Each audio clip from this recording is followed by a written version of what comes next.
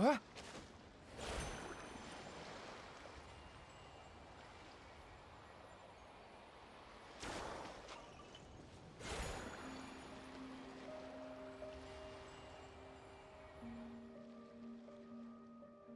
Oh, do you think the others are making good progress? Hope it's all going smoothly. Oh, hey look! They made it back as well! Prince! Llama! How did it all go? All is well, thank you. Nefer and Yehoda had to stay at the curatorium to wrap things up, so they won't be joining us for now. I ran into Miss Anefa and Miss Aino on the way back. Their work is still in progress, so I suspect they won't be back for a while either. You seem rather cheerful today, Mr. Flintz. I certainly am. I achieved what I set out to do and came away with more than I bargained for. Fighting alone can get quite tedious, but I had the good fortune to run into a pair of brave young warriors. We meet again. How have you been? Albedo! What are you doing here? That would be a natural assumption to make. It's also the correct one. These two courageously lent me a hand while I was fighting the wild hunt. When they told me they were Servarka's colleagues, it all made sense. And given how people of outstanding talent tend to cross paths, it's no wonder you're already acquainted. So, who's your travel buddy, Albedo? Why don't you come and introduce yourself?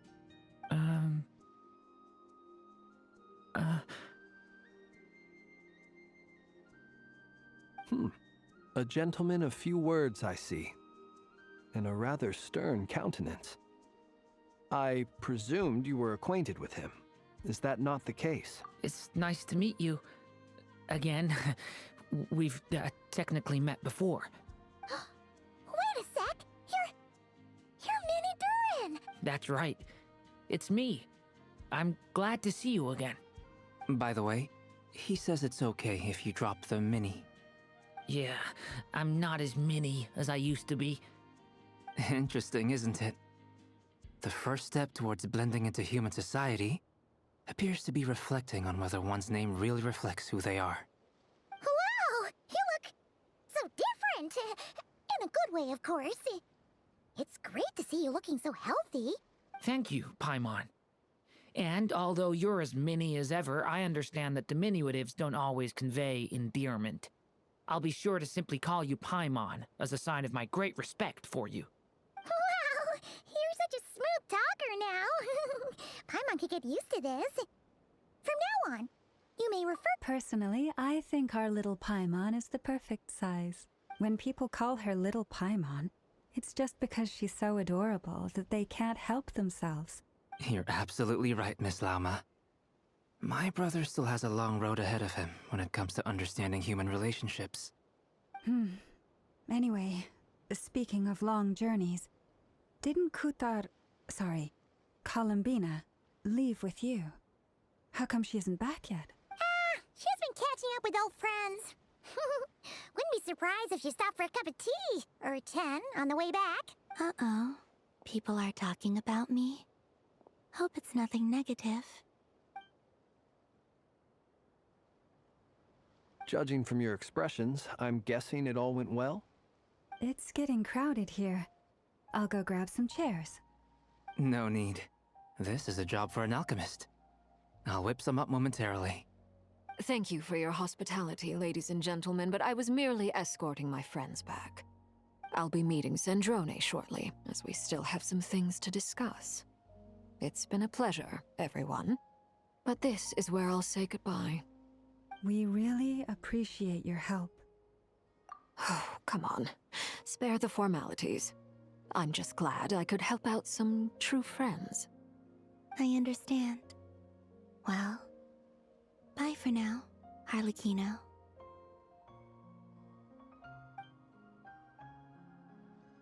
Oh, this place is hopping. It's probably a good thing one of us left. Otherwise, we might not fit all these people in. Are you saying we're about to run out of chairs? As a matter of fact, I am. Come on in and see for yourself.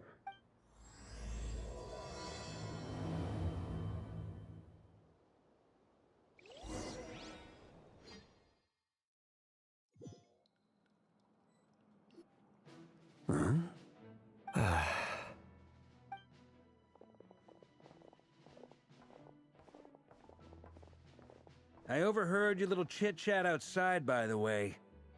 With Miss Columbina's colleague gone, we should be back to the original crew plus the other colleagues I brought in.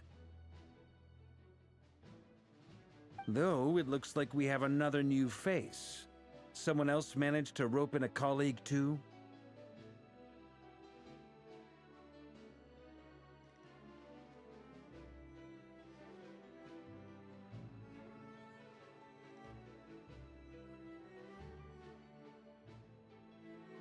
Frankly, you and Paimon are the only people I know here. This here is Deansliff, colleague of Tibet's greatest guide, Paimon, and greatest adventurer, the Traveler. Well, not exactly colleagues, more sort of friends. When someone else jumps in to do the announcing, you know you're speaking to someone important. Let's hear what he has to say. Note to self. Once Paimon knows your name, the rest of the world will soon follow. When he comes looking for us, it's usually something important. Paimon's guessing you've heard about the Wild Hunt, then. From the looks of it, you're about to hold a meeting. If I were to say that the Wild Hunt is our mutual enemy, would that earn me a seat at the table? As the saying goes, the enemy of my enemy is my friend. Mr. Dainsliff, there's a seat with your name on it. Though, I can't promise the same for everyone else. Hey, Albedo, think you can rustle up a couple more chairs? After all this time apart, Grandmaster Varka's first order is to rustle up a couple more chairs. I've missed this. Is he being sarcastic? Hey, he's your brother. Why are you asking us? I've still got a lot to learn about the nuances of human conversation. Trying to decipher Albedo's way of speaking has been like jumping in at the deep end. Oh, good point. Paimon gets you now. Don't sweat it. There are people who go their whole lives without getting the hang of it. I wonder what's taking Nefer so long. Perhaps you should go and check in with her. If anyone can hurry her along, it's you. I just got back from the curatorium. Besides, aren't you curious to see what's taking her so long? Miss Nefer doesn't strike me as the type to share secrets. And since gathering intel is her specialty, I'm guessing she'd prefer to keep her methods confidential. Under such circumstances, would it not be tactless for me to impose? Oh, but it's fine for me to impose. What can I say? You have an unrivaled ability to garner people's affection, Miss Moonchanter. Besides, you have far more in common with her than I do. All right, then.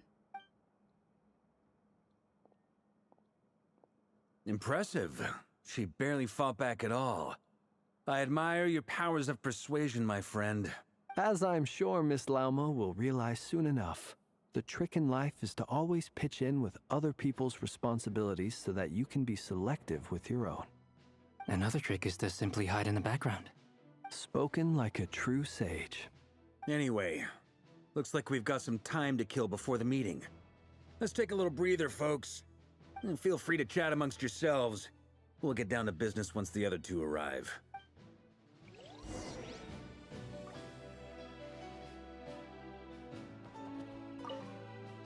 You're both awfully quiet. Why don't I start us off with an icebreaker? Much obliged. Have either of you ever had your portrait painted? If not, I'd be glad to help. That sounds like a lovely idea. You know how to paint, then? I dabble occasionally. He's an excellent painter. Tables, chairs, people, dragons, you name it. He'll paint it for you. I'm flattered. If I ever get the chance, I'd like to give it a try myself. I'll bear that in mind. Anyway, how about you, Durin? What sort of portrait would you prefer? Oh, I'd be fine with anything. Whatever style feels best to you. Very well. Then I'll play it by ear. You can replicate any style I want? I can try. If you show me a sample, I'll do my best to match it. Thank you. In that case, I'll dig up some reference material for you.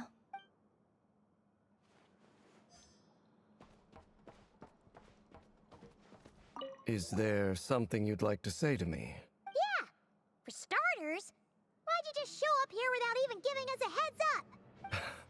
If you think back to our previous interactions, you may recall that that's hardly out of character for me. You do have a point there. Oh yeah! You'll need to find somewhere to stay the night too, right? Wanna tag along with us? You never know. We might get a group discount. Sure, let's do that. Great! Paimon will handle it! And in return, we can get Dainslift to be our very own personal bodyguard. If that's what you had in mind, you should have said so sooner. I'd be happy to help. Oh, okay then.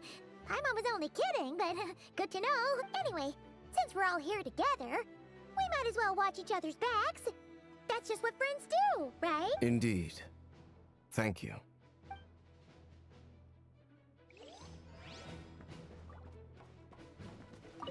Truth be told, I can't remember the last time I was in a meeting with so many people.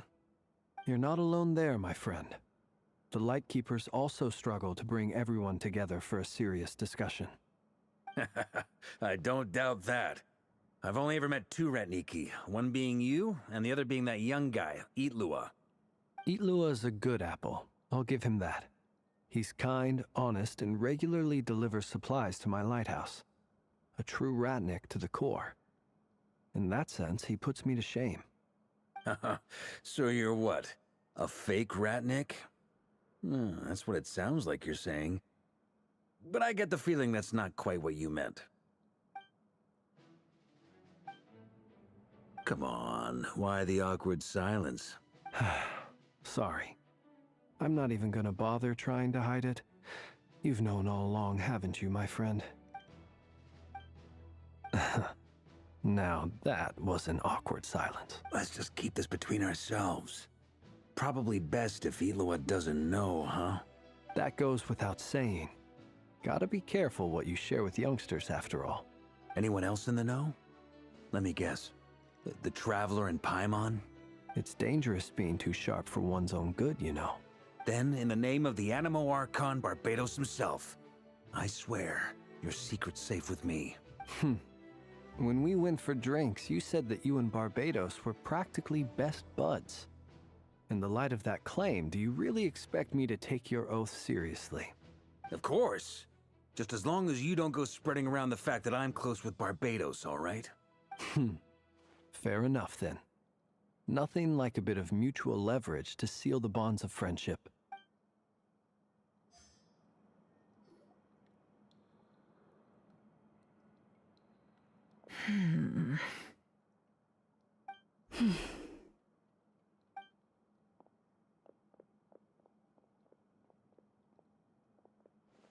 Ah, Miss Nefer. You made it after all. But what about Yehoda? I'm here to give you an update on how things are going on our end. Once this is over, I'll be heading straight back to continue my work. I left Yehoda back at the curatorium to watch over things while I'm gone. Huh. So much for just this once. Shh! Not so loud! We're on a roll here. What if she remembers and suddenly decides to back out?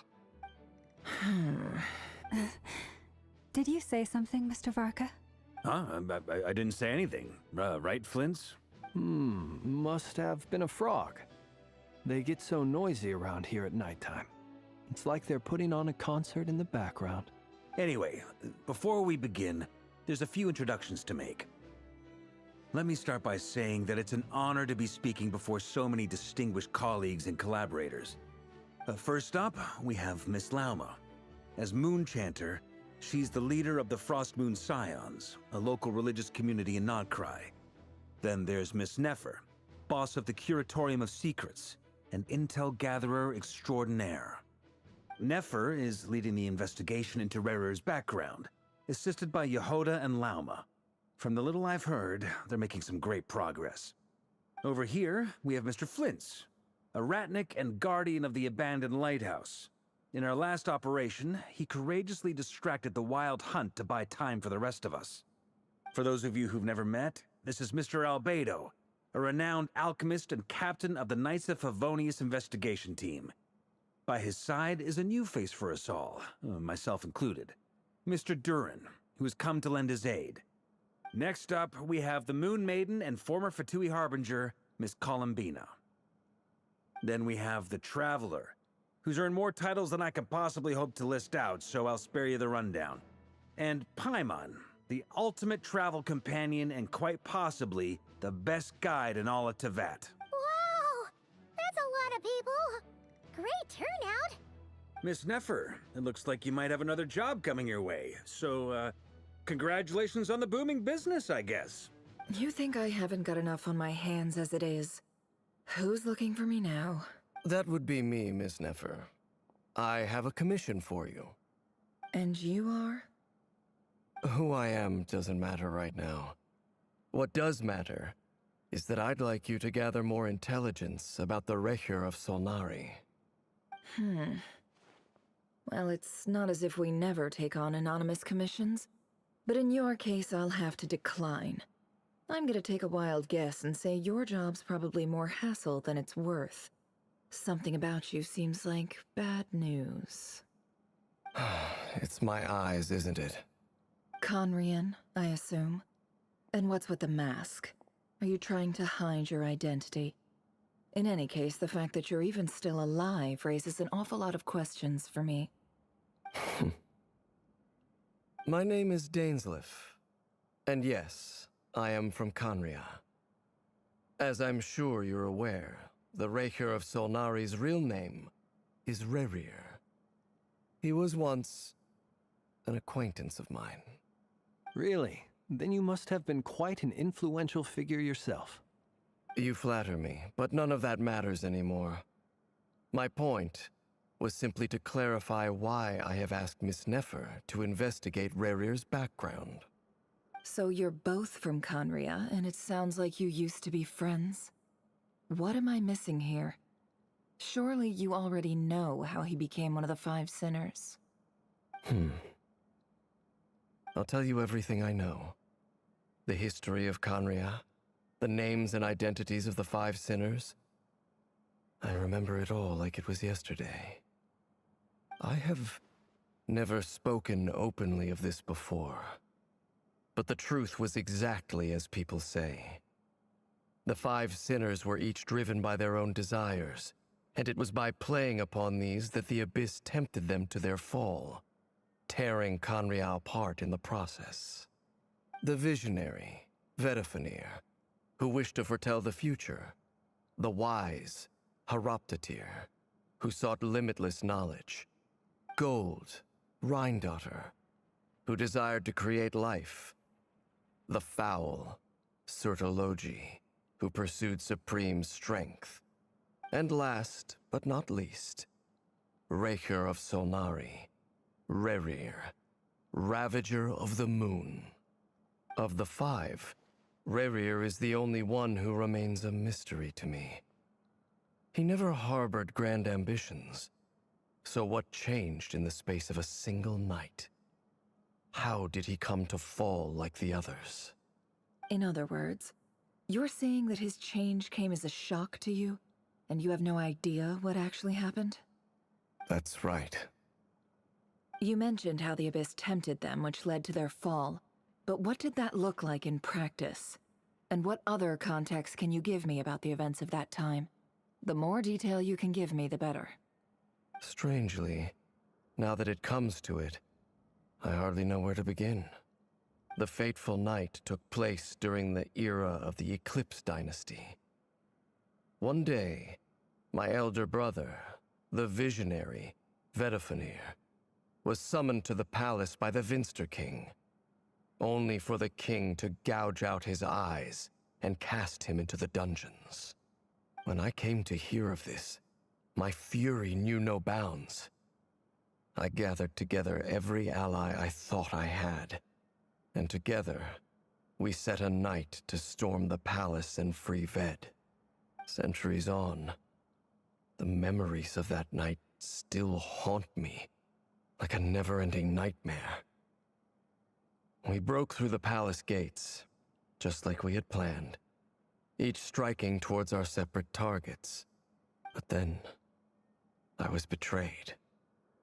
Even Vedifenir, The very person I had come to rescue abandoned me and partook of the Abyss's power.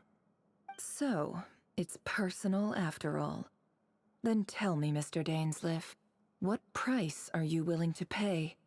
You, of all people, must know that nothing comes for free. I cannot say what price would be worthy of such a commission. But know this. Rerir was not always a madman. Believe it or not, there was a time when he was just an ordinary man, working for the Conrian Intelligence Service. Uncovering the truth of Rerir's past is the only way to unravel this mystery. But before you decide if you will accept my commission, I will tell you more about him. Enough, I hope, to help you plan your next move. Sounds pretty good to me. Feels like we just flagged down a random passerby, only to discover he's actually a master strategist who has a score to settle with our enemy. Can I borrow your halo? It could be useful in the lighthouse. Hey, enough with the wisecracks! Besides, isn't that lamp of yours bright enough already? Relax. It was meant to be a compliment. If that was a little over the top for your liking, I'll make sure to tone it down next time. I'll give your proposal some serious thought, Mr. Dainsleif. Let's speak in private once the meeting is over. Before that, there's a few things I'd like to share.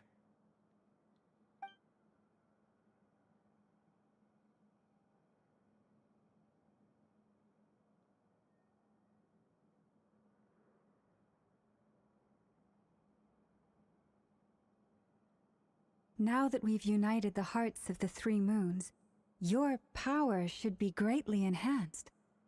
But it seems like that hasn't happened yet. I believe it will take a little longer. You've done so much for me, so I want to be completely honest with you all.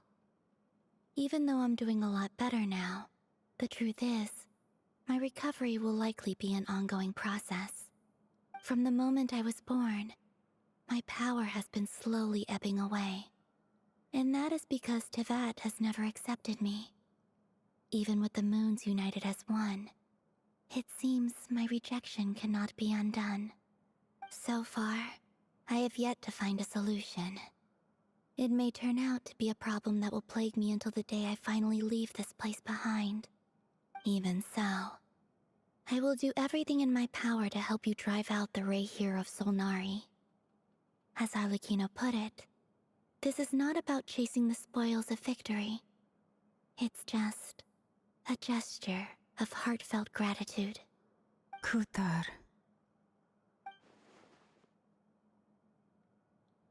Defeating the Rayhir of Solnari will be no easy task.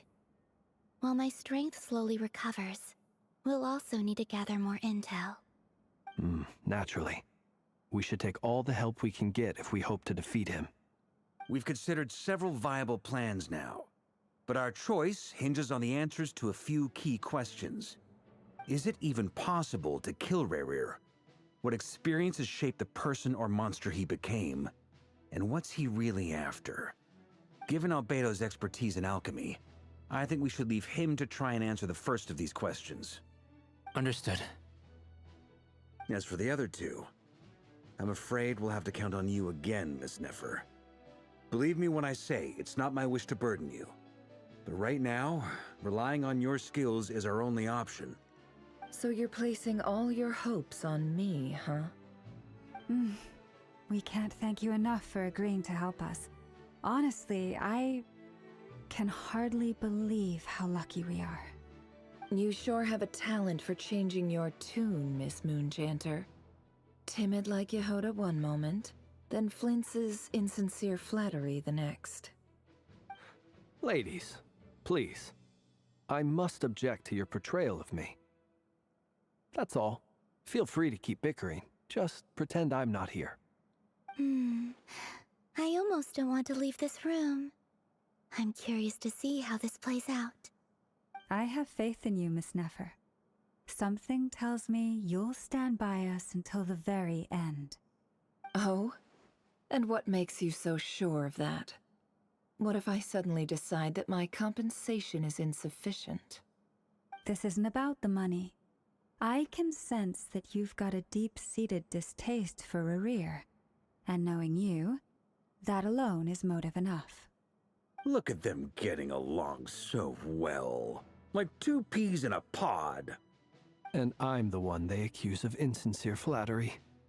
There is no justice. Miss Lauma, you have to understand something. Unlike you, I don't actually enjoy having everyone's hopes on my shoulders. Is that right? Well, maybe the fact that I'm willing to put my hopes in other people says more about me than you. But the fact is, I also trust you. And that's because I know that you're someone we can count on. Anyway, we've got our plan, so let's get moving. Mr. Dainsleif, let's talk. And Traveler, once we're finished, if you've nothing else planned, I'd like you to come with me. This whole experience is teaching me a lot.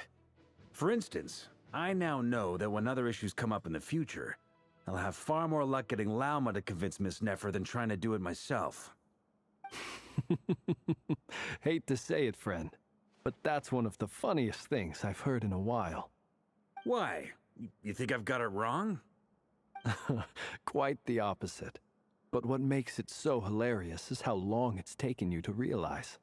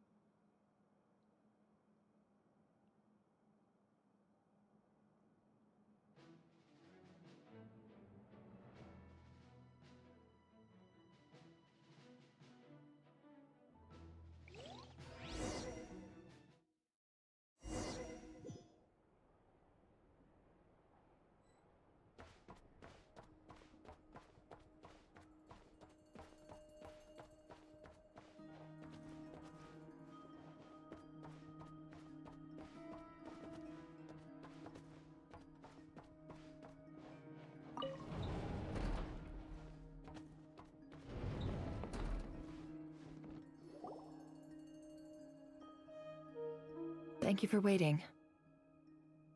It's okay. We actually used the time to help Dainsleif get a room at the hotel. That's very considerate of you.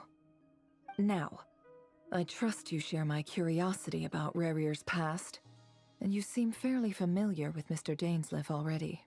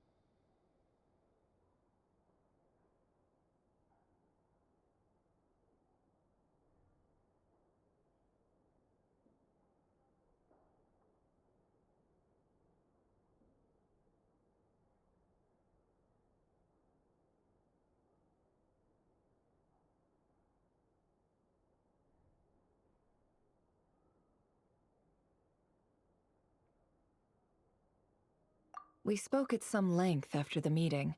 He was the one who suggested I should invite you to join this operation.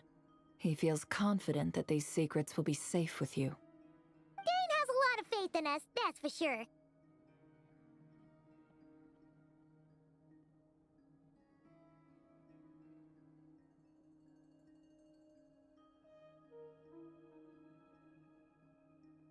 Likewise. I appreciate that you got right on board without interrogating me about why I invited you. It shows that you trust me to explain everything in due course. That's because we know what you're capable of. We appreciate you too, Nefer. You might have been forced to help in the beginning, but this time, it was your choice. That's one way to put it. Another is this, that once a decision's been made, it's set in stone. After that, My only goal is to see it through. Alright, so here's how it is. I'm going to access Rarier's thoughts again using my confidential method. Now, I'm sure you've seen things like this before on your travels, so you're surely well aware of how dangerous it can be. The reason I've gathered you all here is to ensure my safety during the proceedings. I plan for us to enter the fragment of his consciousness together, and once inside, I will focus on searching for information. Think of this as a diving expedition into someone's brain. If I'm the diver, you are my safety equipment, tasked with keeping me alive while I'm under the surface. Once the ceremony begins, we will all be spying on privileged information. But in the interests of safety, you must remain absolutely silent at all times. We will discuss our observations after the ceremony has concluded. Lastly, any individuals of a weaker constitution are advised not to partake in the ceremony. In any case, Paimon has her own job to do, which requires staying in the room but not joining the ceremony.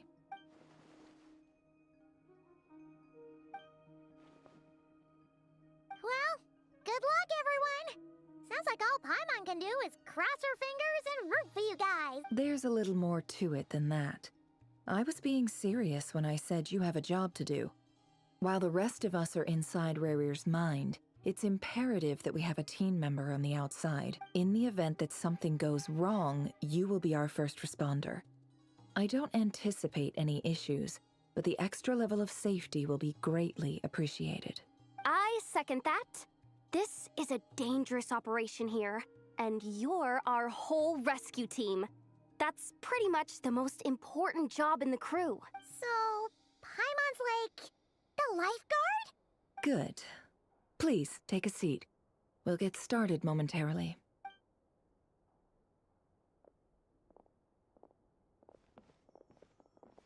So, did Mr. Dainsliff tell you anything else? He told me that he believes Rarier kept some big secrets in his life. He's not sure that they were the cause of his eventual downfall, but he's asked me to uncover what those secrets were all the same. But surely you're not planning to go through with this, no matter the cost. If you think that, you'd be overestimating me. I'm a businesswoman, not a mercenary. But I do have my own professional reasons for taking this job. You think I'd turn down the opportunity to get a first-hand glimpse into Conrian history? No chance. Well, as long as you don't let morbid curiosity get in the way of safety concerns, we're good. We'll do whatever we can to help you. You're such a killjoy.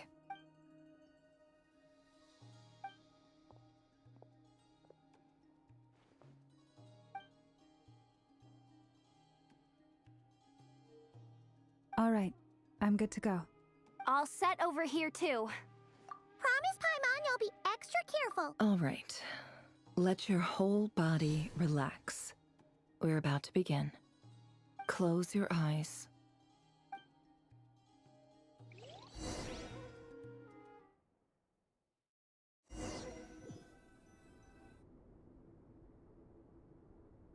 Phew. Could this be his office? Pretty standard setup. Bookshelves, paperwork, files. According to Dainsliff, Rarier used to be an intelligence operative. Chances are there's plenty of top-secret intel stashed away in this room. Is this where you keep your secrets, Rarier?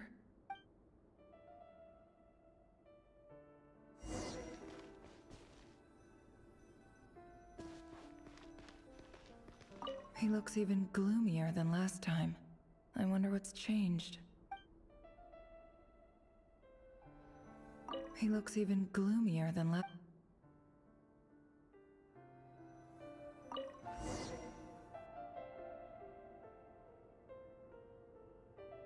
Today's files are in.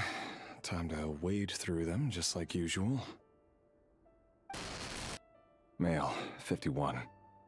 Occupation, cook. Confirmed Crimson Moon descendant. Has maintained frequent contact with other descendants over the past year. Poses a threat to the dynasty. Neutralized on...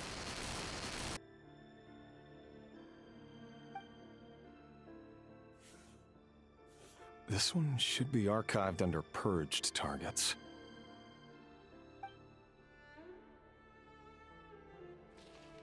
Female, 23. Occupation, office clerk. Confirmed Crimson Moon descendant. Has maintained frequent contact with other descendants over the past year.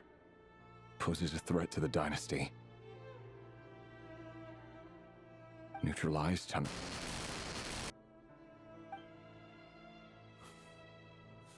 Another one for purged targets. Sounds like she was that other man's daughter. Never mind. What's it got to do with me?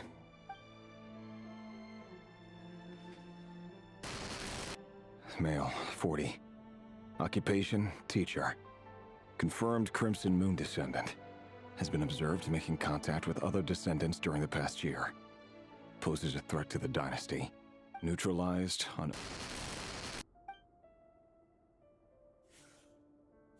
Just another nobody for the archive.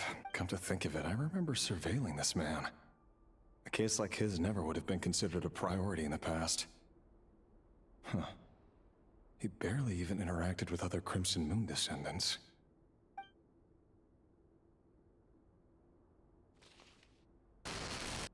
Female, 16. Occupation, none. Orphan and confirmed Crimson Moon descendant. Has been observed making contact with other descendants during the past year. Poses a threat to the dynasty. Neutralized on... Filed. I have no recollection of this girl. None whatsoever.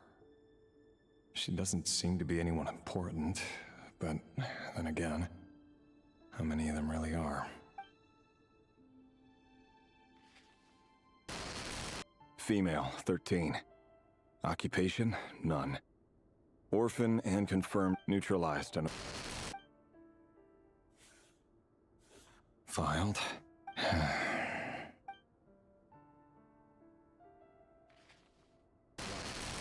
Male, 11. Occupation, none. Orphan, neutralized and...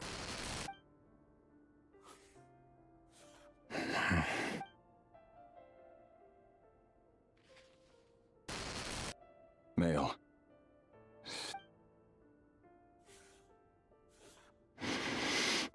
It's funny, isn't it? Your job is becoming both harder and easier at the same time, depending on how you look at it. Sooner or later, the Crimson Moon descendants will be completely wiped out. But as their numbers dwindle, they become harder and harder to track down. That's not how it is. Fortunately, however, most of the able-bodied adults have already been taken care of. The remaining weaklings will be increasingly easy to deal with. No! No.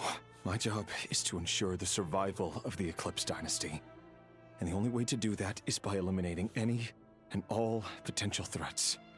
It's a perfectly... Every single one of my colleagues can attest to my fairness. And if my friends were aware of the facts, I know they'd back me up too. Assuming, of course, that they were aware of all the facts.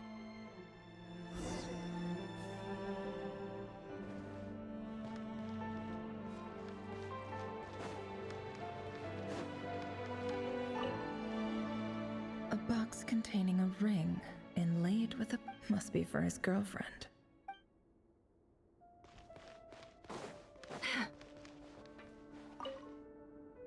A file tucked inside a folder. The title reads, Dear Breakfast Shop Owner. It's a list of names, but at this stage I have no idea who any of them even are.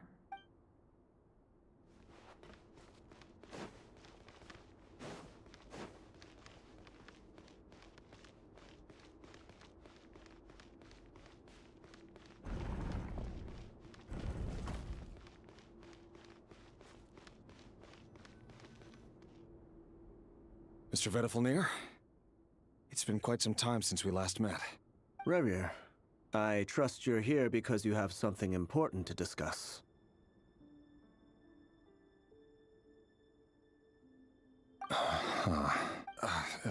Forgive me. I wasn't tuning out, it's just, I noticed you didn't even phrase that as a question. As if you knew I was coming. Tell me, does someone in your position ever feel the need to ask questions at all? It is indeed within my power to foresee certain things.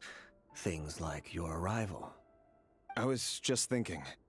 It won't be long before I'll be inviting both you and Dane to my wedding. That isn't a lie, but nor is it a fact as such. It's a wish, isn't it? No fooling a prophet, is there?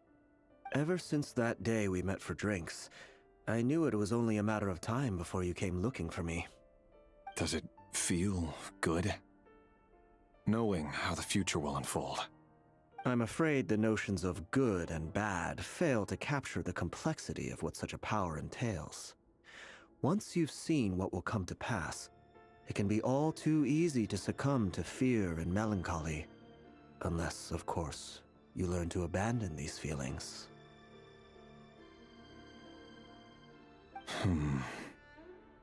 You fear my silence, and long to hear the words I left unspoken that day. That's right.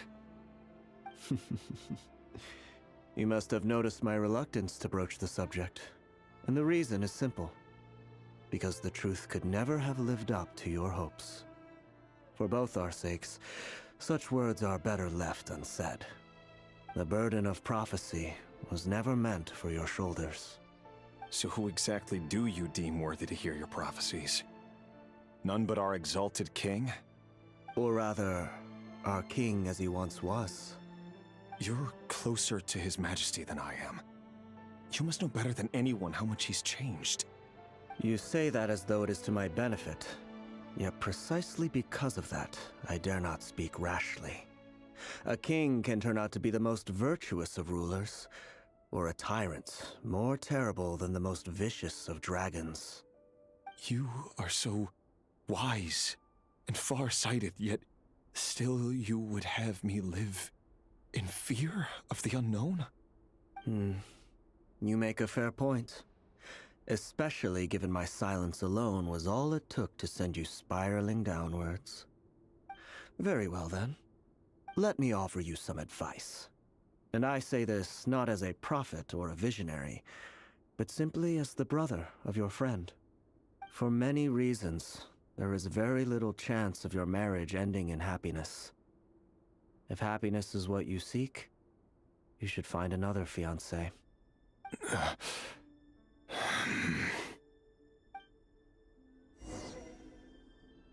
Hold on.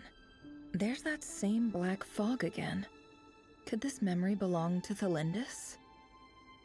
Guess I'd better tread carefully.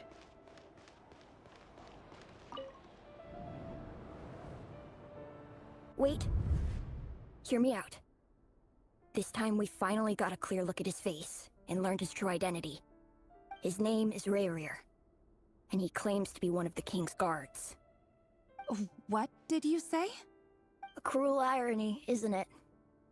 The man you're set to marry leads a double life as a brutal executioner. Why are you telling me all of this now? Simple. It's because I want you to kill him.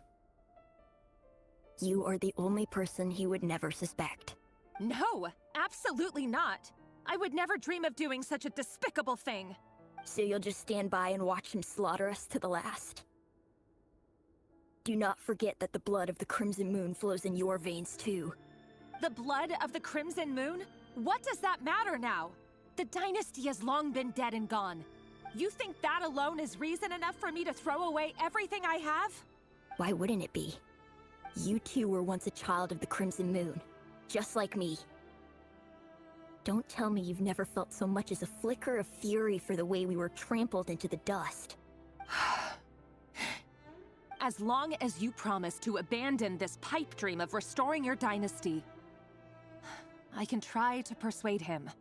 Or have him persuade the Vinster King. Persuade the Vinster King? Do you even know why he's so obsessed with hunting us down? Why he keeps trying to force us to hand over our secrets? Over and over again?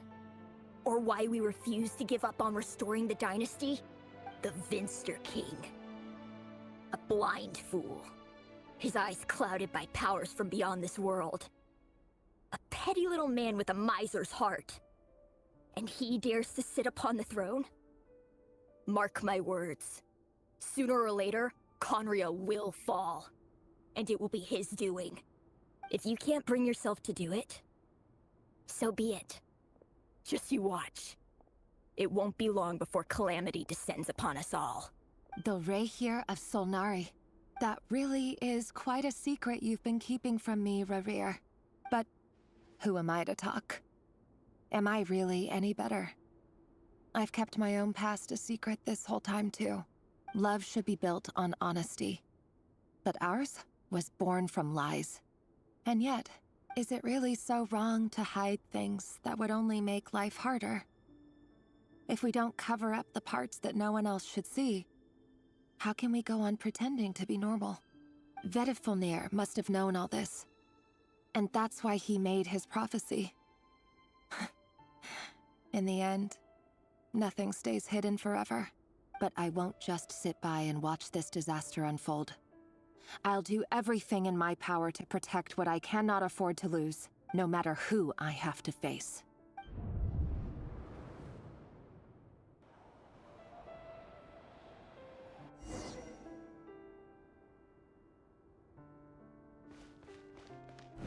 Huh?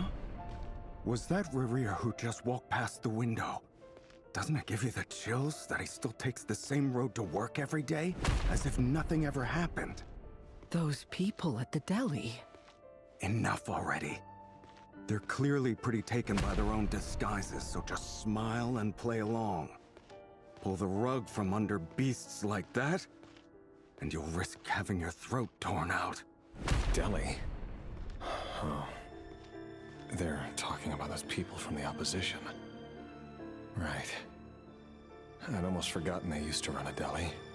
People of no consequence always vanish so easily. And no one even remembers them. But surely you can see he's not the man he pretends to be. So many have died already, and they say that the king's madness grows with each passing day. We're not going to survive this, are we? But why does it have to be this way? Do we really deserve to die just because of the blood that runs through our veins? Felindis, are you even listening? Sorry, Freether. My mind was off wandering. I heard you, though. You're talking about what Rerir said. He's just following the king's orders. He's a secret agent, and it's his job to hunt down rebels and dissidents. By the time you first met him, he'd already taken lives. Maybe he was using you from the very beginning. No. Rerir has no idea I have anything to do with the Crimson Moon. My family are only distant relatives of the main lineage, and besides, my eyes are perfectly ordinary. Truth be told, apart from my teacher, pretty much no one knows I have any connection to any of it. It's been a long time since my family severed ties. But as Orlog said, who could possibly talk sense into that raving lunatic of a king? I'll work something out. Trust me, I'm with you all. But for now, you need to keep yourselves hidden. Don't let anyone find you, anyone at all. Don't forget that Rerir is an Eclipse operative. You need to be extra careful when he's around. And when I am too. For now, don't come looking for me. And if anything happens to me, just act like we've never met. If even you can't escape this, what hope do the rest of us have? But after all this time together, surely he wouldn't lay a hand on you. I won't speak in his defense, nor can I give you a clear answer to that question. But I'll do everything I can to put an end to this. Here, hold on to this. If an opportunity to escape presents itself, take it. You'll be glad you took some spare change. You call that change? But what about you? I've got a job, and there's still money coming in. But you can't go anywhere right now. Please think about yourself for once.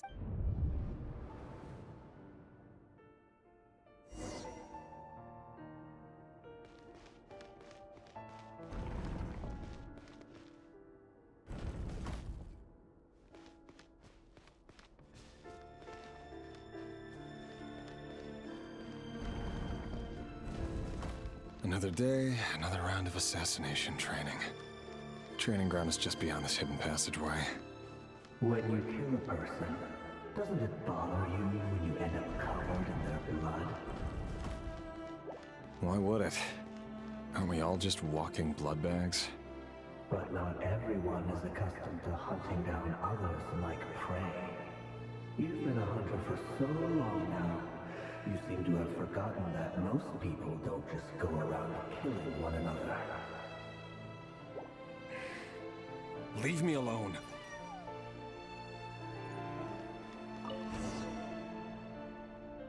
Make sure you have a firm grip on the handle. Then choose your angle well. Keep your movements light and brisk. And the prey won't sense a thing. I doubt that. I'll bet no one ever died a quiet death at your hands. I work clean. No traces.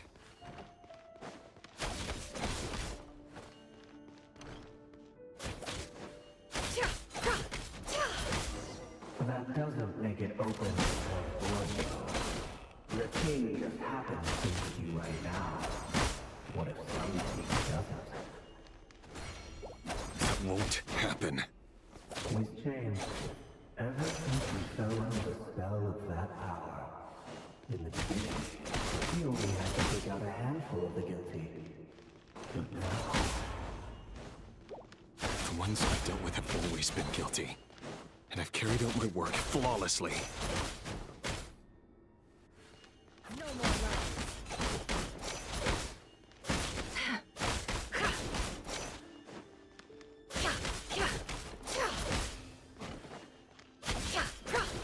It all adds up.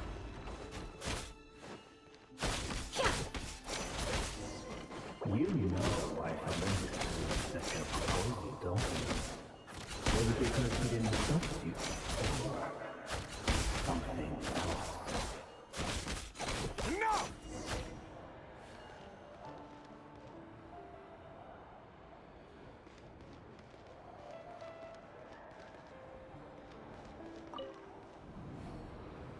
Delindis, do you still remember Orlog? Orlog. The boy who was pretending to sell flowers. You spoke for quite a while, didn't you? Yes, we did. What about him? He was arrested 2 days ago. Chances are he's already dead. He... I just don't get it! After everything he's done, why do you still stand by him? Or does it mean nothing to you that people keep dying? No, that's not... Just hear me out. I need to go now, Thelindis. They're looking for us. You take care too. If you ever need a place to hide, come find us.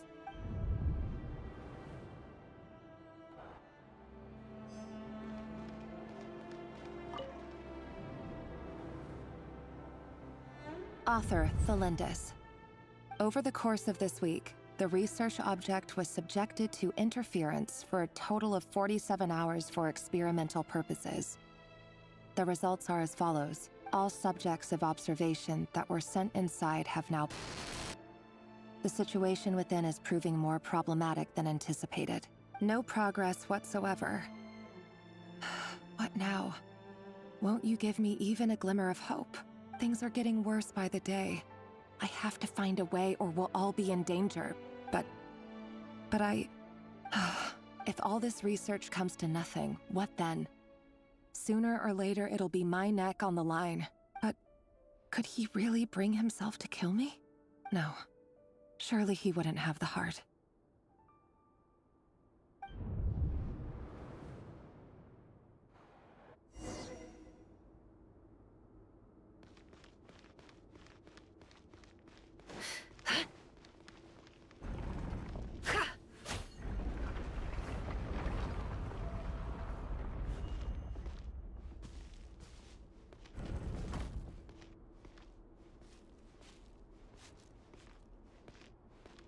Why won't you just let us go? We don't even know each other. All we want is to live ordinary, peaceful lives. You want to live?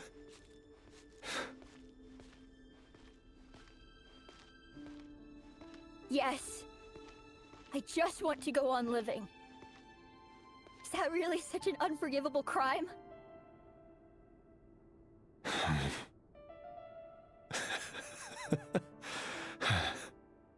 You want to go on living. I want to keep living too. To keep living forever.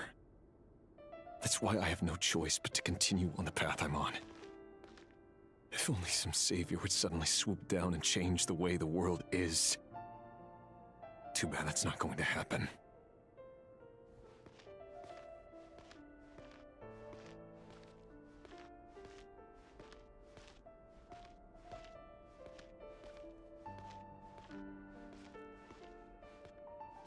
Imagine that.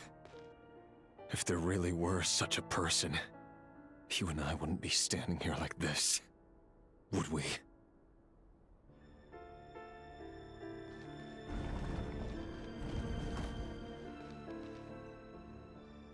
Today's files are in. Time to wade through them just like usual. No, I don't get tired of it. It's my job. And not only am I lucky to have it, I'm good at it too.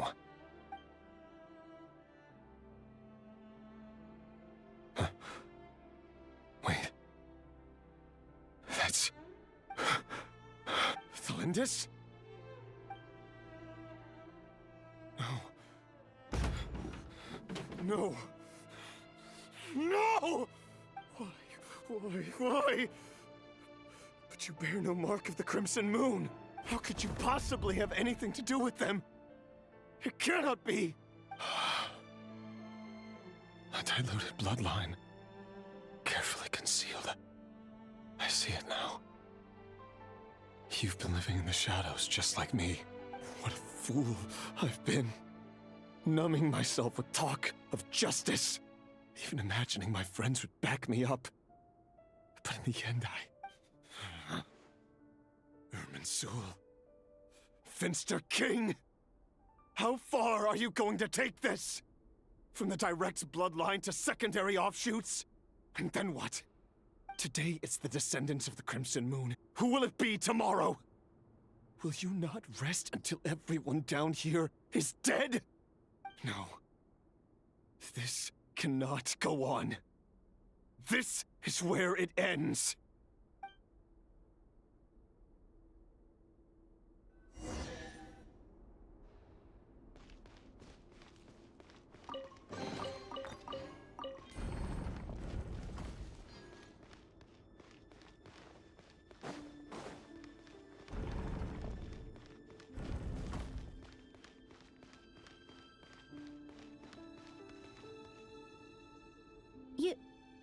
You're really letting me go? I am. As long as you can guarantee that no one will find you. Don't worry, I'll be extra careful. No one will know I was here. But... what about you? Me? If you let me go, you won't be able to complete your mission, will you? Good point. In that case, maybe you should stay. No, please! I just want to see the outside world again. To... Go on living? Yes. I know you're a man of your word. So please, just let me go. If I let you leave, what will become of me? Just kidding. Go, now. But remember, don't let anyone know you were caught. We'll be seeing each other again very soon if you do. Even shadows in the dark must live by a code. But you can't save everyone. You've been whispering in my ear for days now, Vedivulnir. What are you trying to do? Break me down? I only say this because you long for an answer to your problems. Let her go, Rerir. or you risk losing everything. I will not abandon Thelindis. Then you'll need a little more vigilance and a lot more power. The world is changing, Rerir. Keep your eyes peeled for your moment of opportunity. That voice used to be so unclear, but now I know exactly whose it is. It's Vedalfnir. He won't tell me how to actually resolve any of this, but he keeps trying to manipulate me like a puppet. Tell me then, what will this moment of opportunity look like? And no answer. He's like a ghost. Always disturbing me when I'm on edge, but never answering when I need him most. So, the Eclipse Dynasty was purging, well, massacring the descendants of the Crimson Moon. And it seems like it was all connected to the Vinster King's research. The King's obsession with abyssal power left the future of Conria hanging in the balance. No wonder every aspect of Rerir's life was so unstable. And it looks like this Thelindis, Rerir's would-be fiancée, herself belonged to a sub-branch of the Crimson Moon Dynasty's descendants. It almost defies belief that a couple like them could hide the truth from each other for so long. If the Vinster King hadn't intervened in such a drastic way, they might have gone on deceiving each other for the rest of their lives. And why does Vedalfnir, Dainslif's older brother, keep talking in Rerir's head? This guy kept more secrets than I ever imagined. The human mind is like a vast desert of shifting sands. When you follow the flow of someone's memories, you only ever see the parts they're willing to let surface. Time for something a bit more creative. We've been inside Rerir's mind this whole time, building up a picture of his psyche. There's already enough clues on the board to start reading between the lines and mapping out the rest. Now, we can finally begin to put the pieces together. Sure, it'll only be a reconstruction, part simulation, part reasoning, but it's usually pretty accurate. Once we've built up a cognitive profile, we just need to cross-check the logic behind his actions. And then we'll be able to take a sneak peek at whatever it is that Rerir has really been hiding.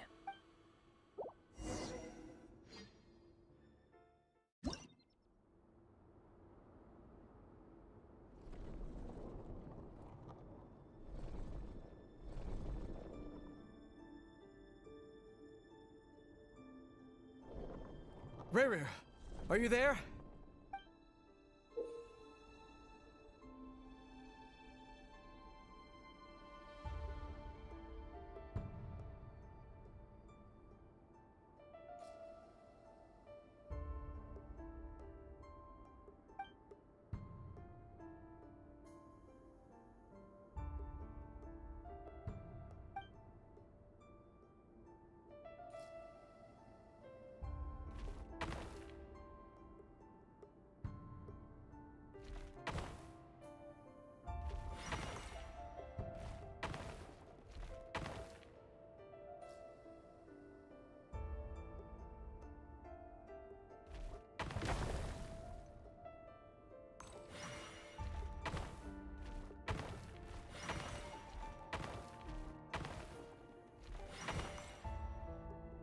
Hey, Rerir! Come out, it's urgent! Dane? What's wrong? Quick, come with me. I'll explain everything once we've met up with the others. Okay. I'll come. But the Lindis is still over at the Universitas. I'll need to leave her a note. All right then, but make it quick. I've never seen Dane so worked up before. Whatever this is, it must be big trouble.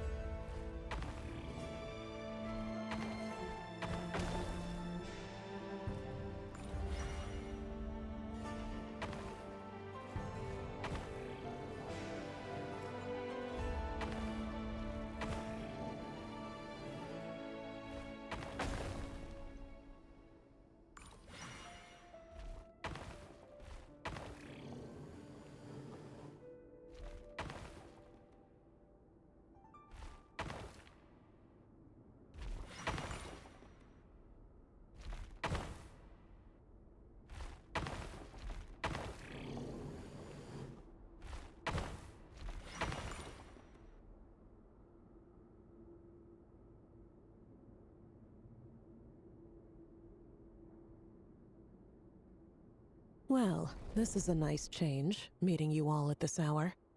When men and women of ambition can speak face to face in broad daylight, I say that's a big step forward for our dear Conria. Don't be ridiculous. We do not fear the day. Why would we seek refuge in the night? You might ask your blade that same question. I'm told it prefers the cover of darkness. The word on the street is that Sir Elegy only strikes when he has an unfair advantage. But that is patently false. I see you're missing an arm and a leg. Surely only a fair fight could explain that. If this is your way of offering me replacement limbs, believe me, I'll take them. Oh, we can certainly discuss that.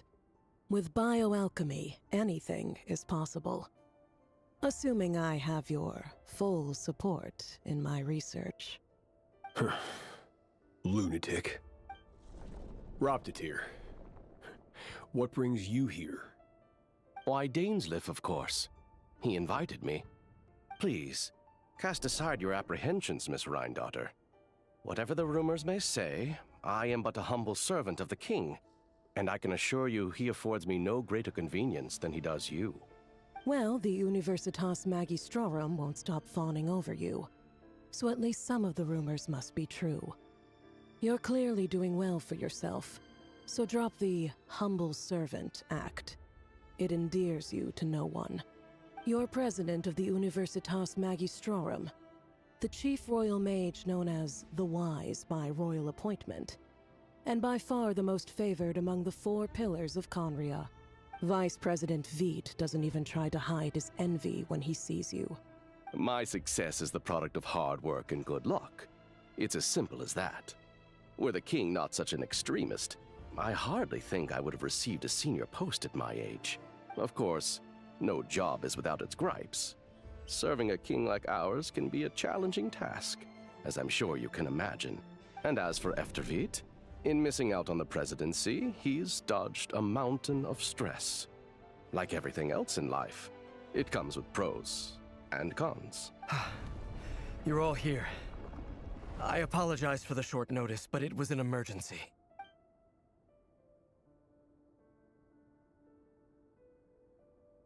You must be Rerir.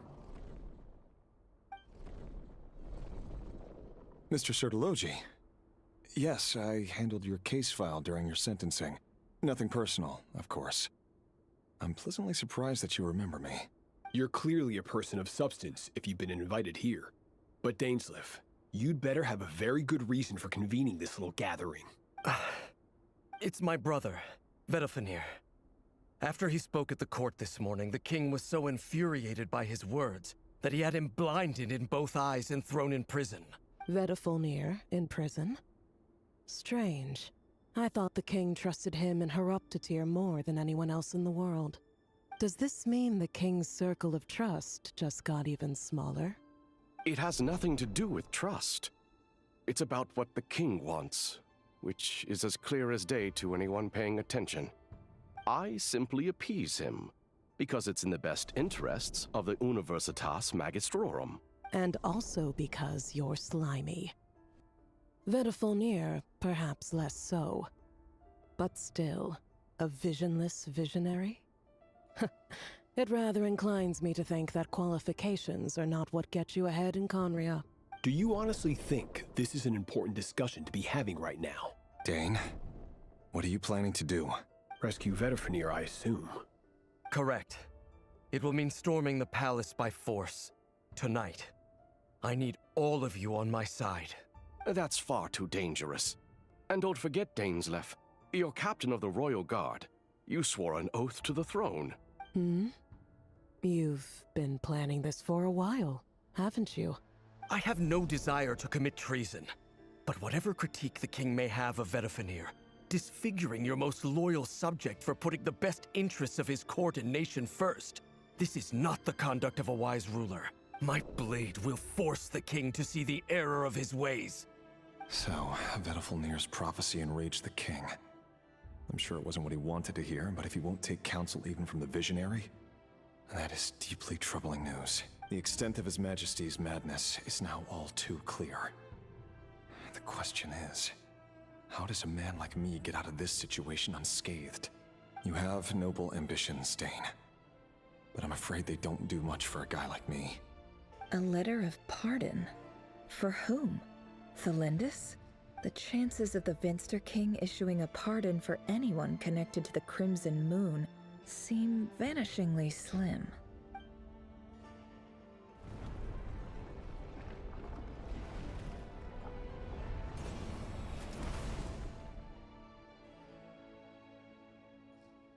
This black fog over the board must have some connection to Thelindis. But why is it taking this form?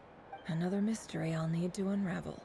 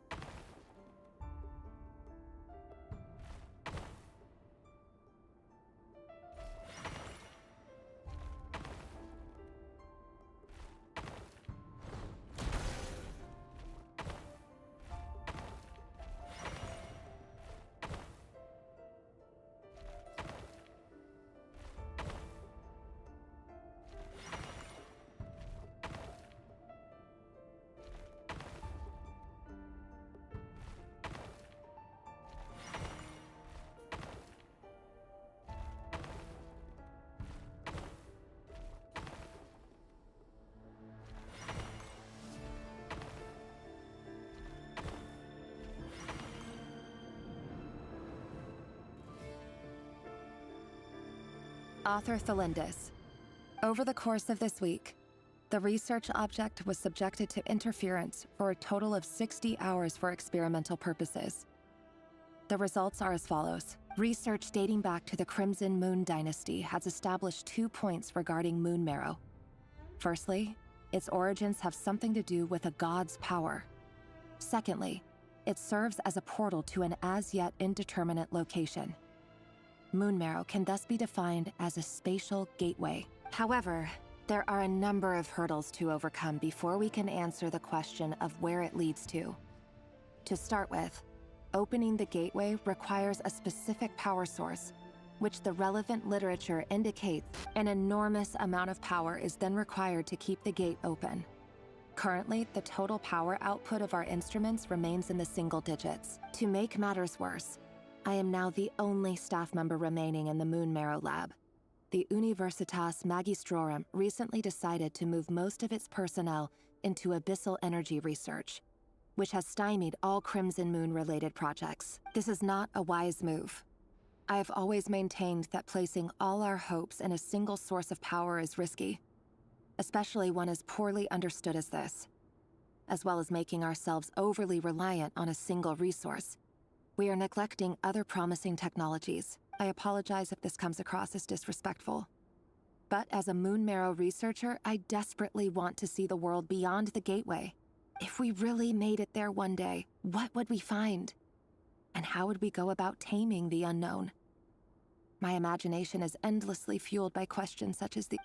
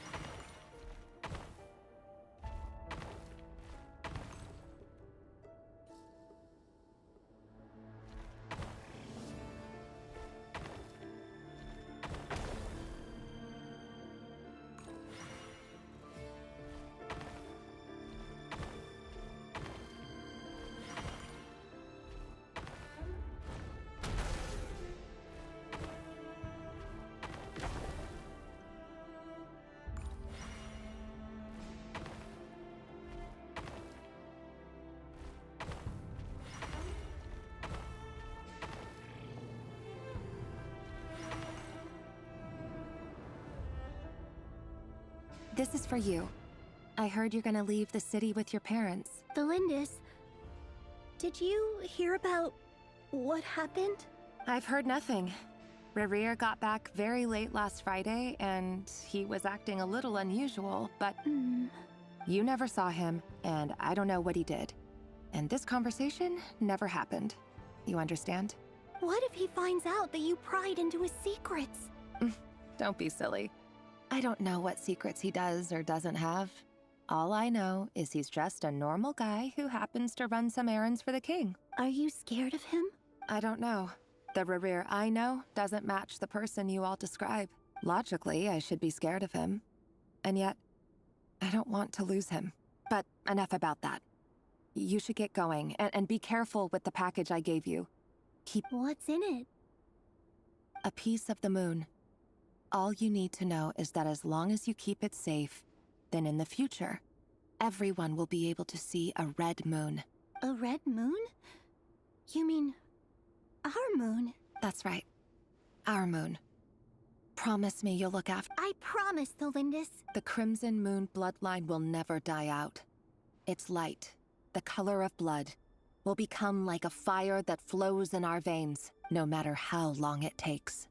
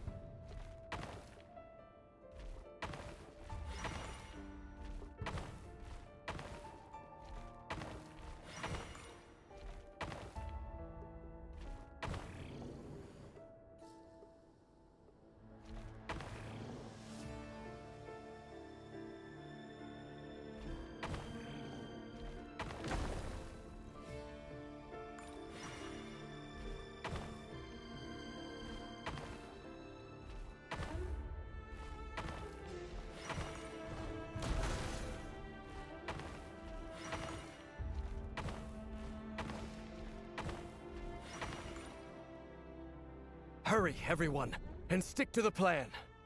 Sir Dainsleif, what are you? Is this treason? You know what happens to those who betray the throne.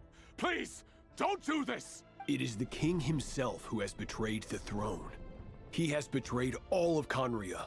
If you have any love left for justice in your heart, you should join me. It's showtime. Dane and his group will handle the troops in the palace. Then Hraptatir and Rheindotter will disarm the security measures. My job is to enter the prison and rescue Vedifalnir. Stay safe. Wish me luck. Look after my brother. Draw your blade. It is time for justice to prevail.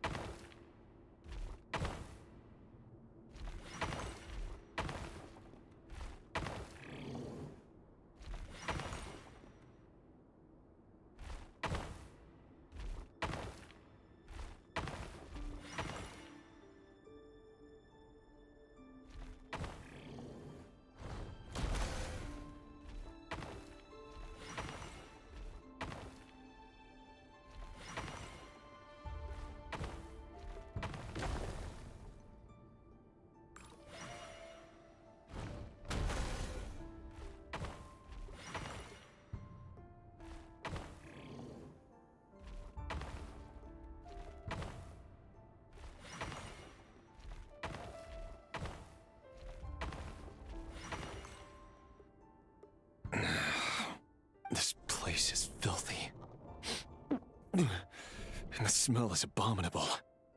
Clearly, the king doesn't allow his prisoners a single shred of dignity. This is dire. Found you. Hello, Mr. Vedafilnir. Ah, it's you. Surprised? Oh, wait. I guess surprise isn't an emotion that prophets feel very often. I certainly felt some surprise in the moment when I was blinded. Surprise at the king's sheer ignorance. Surprise at just how unfairly this world responds to words of earnest remonstration. I'm curious. What did you prophesize this time? It wasn't a prophecy. It was a word of warning. Someone had to say it. The king has forsaken all reason in pursuit of his obsessions. I simply told him that if he continues on this path, Khaenri'ah will surely fall. But he didn't listen. Worse still, he stabbed you in both eyes and locked you away. Dane asked for my help. The court is in complete chaos now, but I'm sure you predicted that. Everything is transpiring as I foresaw, yet I am powerless to change it.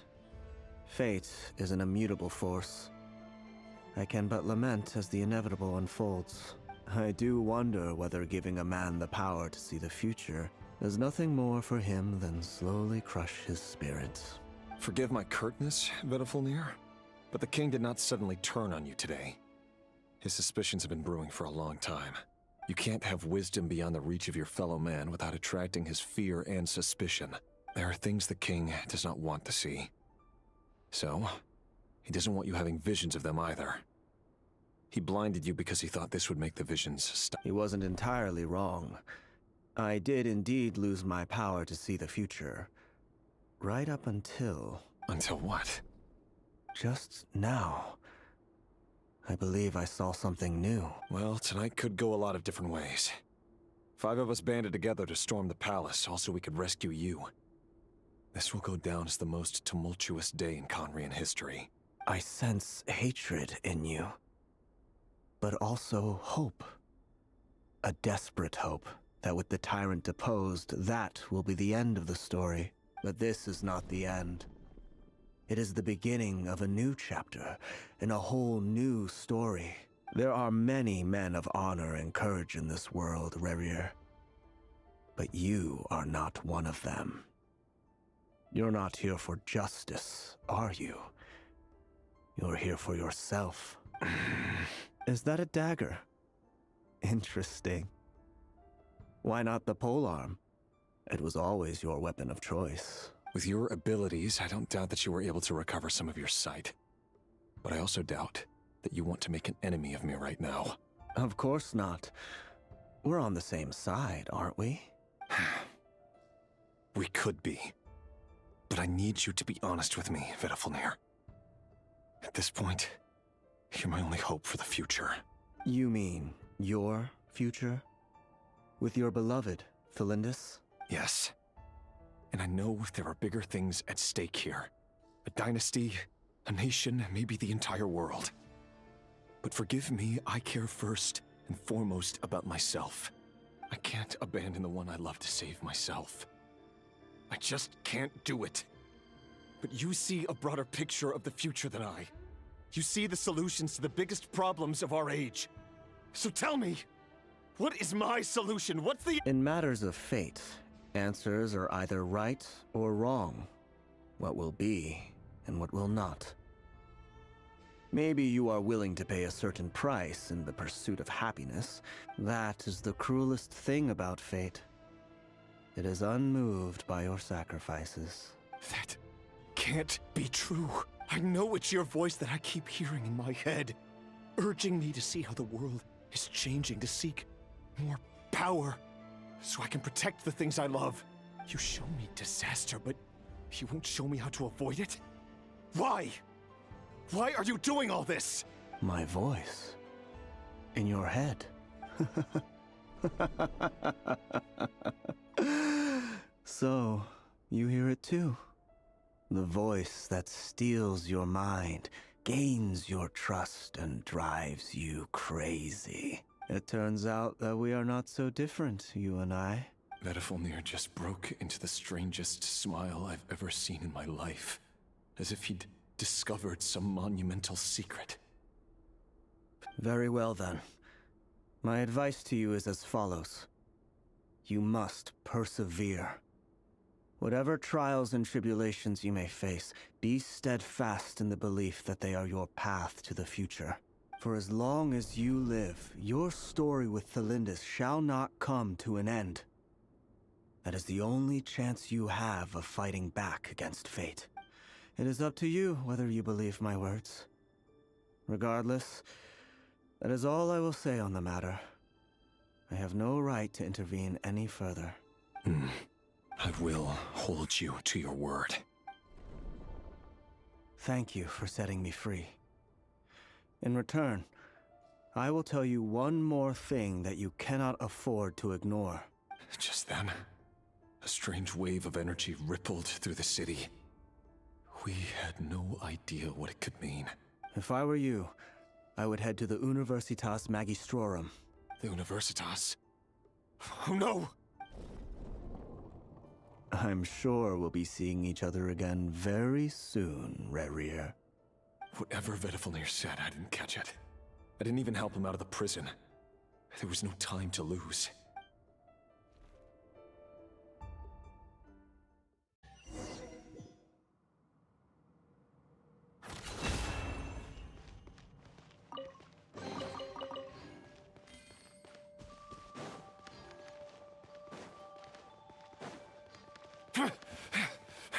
Monsters? Is this Granddaughter's doing? Or the Universitas Magistrorum? Out of my way!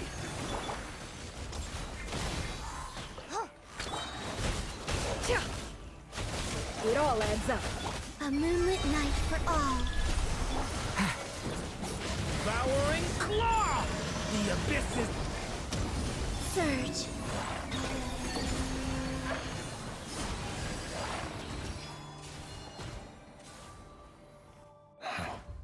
The Universitas. That reminds me of a rumor I once heard. Allegedly, the king installed secret mechanisms in the palace and around the city. No one knows where they are or what kind of power they hold. But if they were ever going to activate, it would probably be on a night like tonight. Help! Help! Hold on! Don't let them anywhere near you! Save me! I can't! That sounded like an explosion. So, the rumor is true? The king really went through with it. What other means does the king have at his disposal? They must run on power from the Abyss. And given it's a major center of Abyss research, anyone over at the Universitas will be in grave danger.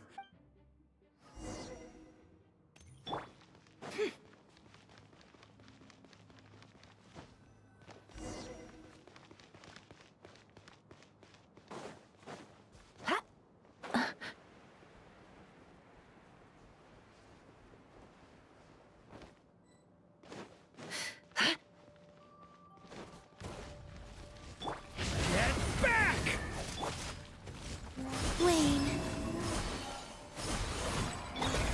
Lash it! Finder's kick! Can't hide the truth. The deception ends here. Not doing so well. A new moon rises.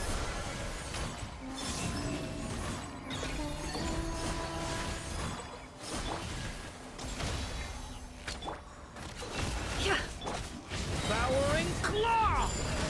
Element for the...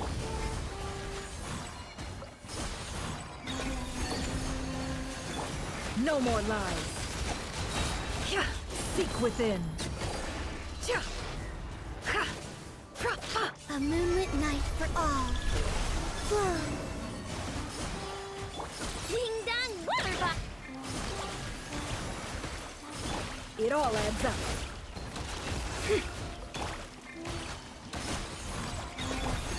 Stay back! You're not going anywhere.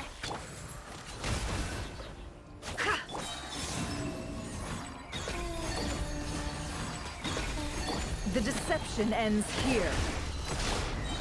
Three moons converge. Lash it! Turning point in... No more lies. I saw this coming. Watch out! The moon has waned.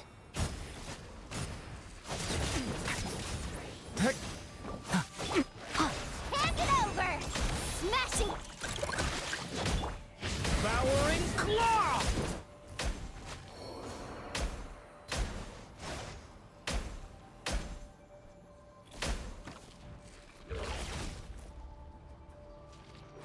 Inefa! I'm cold. My debts are settled.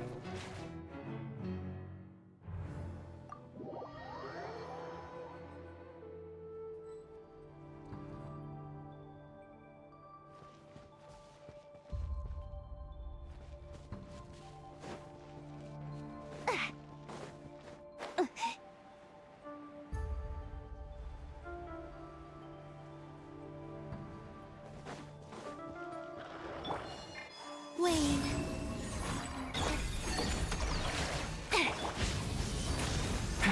Can't hide the truth. It all adds up.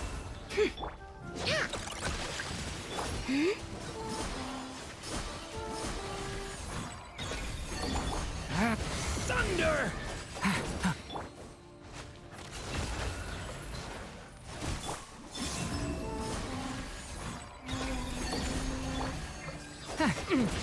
I can go on. Decay! New life! The mystery unravels. A moonlit night for all. Stay back! No more lies. It all adds up.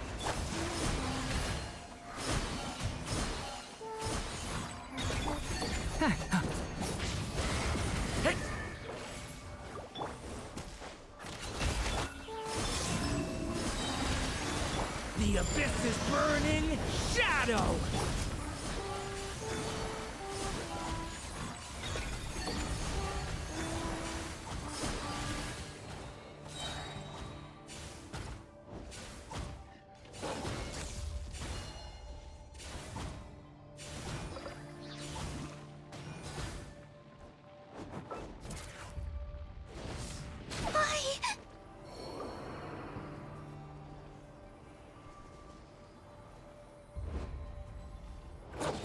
Does this make a good ending? No more lies. The deception ends here.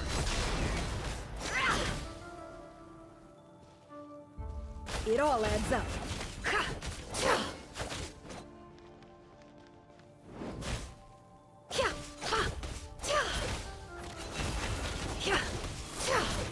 The sands of time.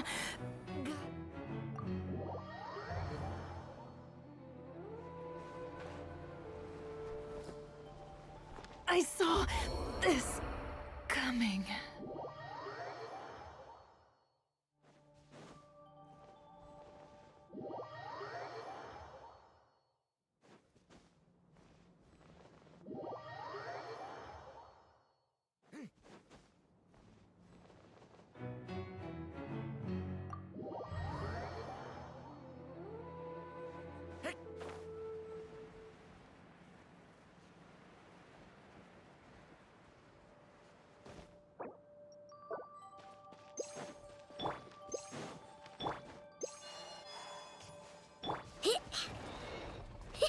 Chew on this! Devouring claw! Surge. You're not going anywhere! No more lies.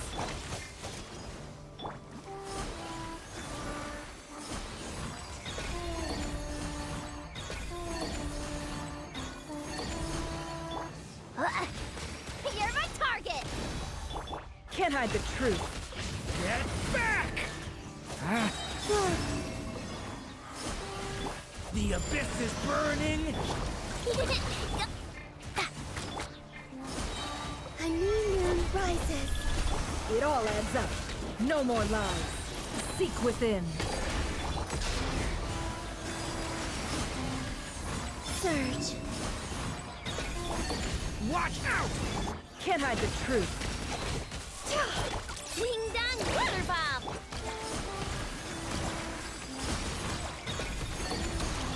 No more lies. Leave it to me! Three moons converge.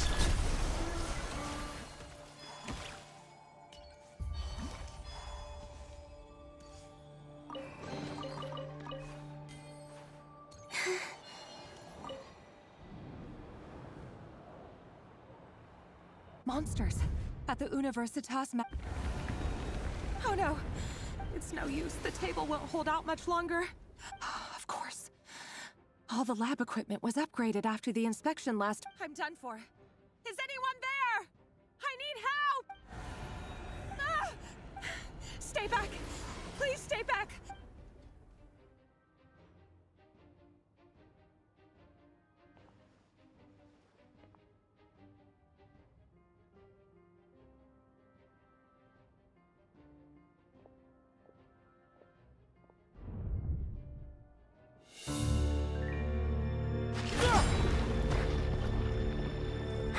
What's that? Rear. So the rumors about your work are true. What? No! Listen, something happened at the palace tonight. We have to leave! You don't need to lie to me anymore. What do you mean?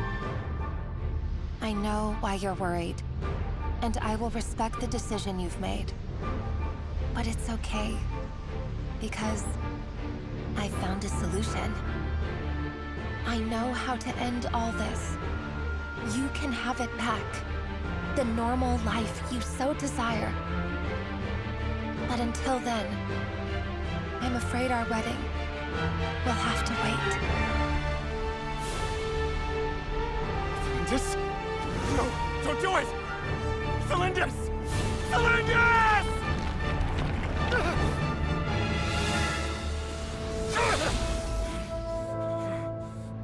I told you, Rerir. Let her go.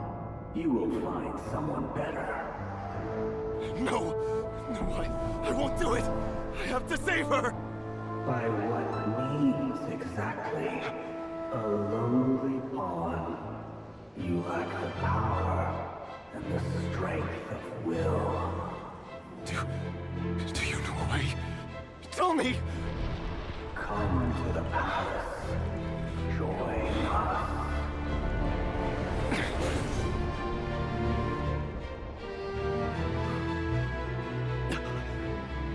Rerir, thank goodness we... Step forth and take your share. You made it. Not you too.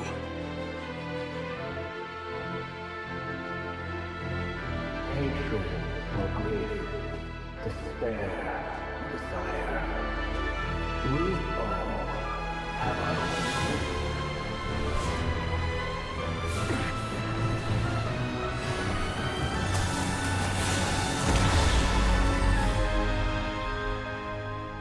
Rerir. Rerir. Celindus? Were you daydreaming?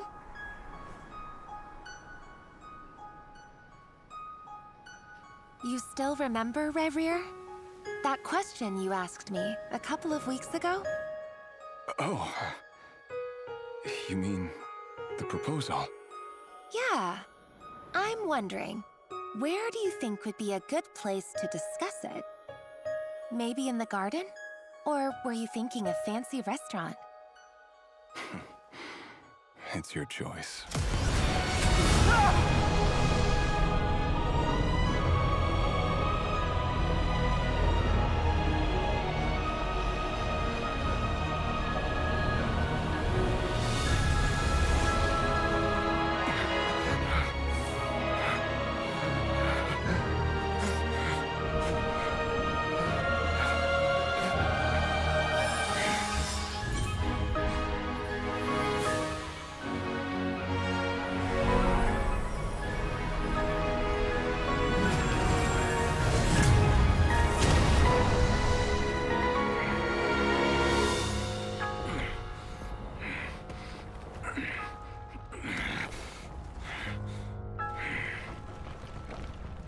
I will find you. And then, you can give me your answer.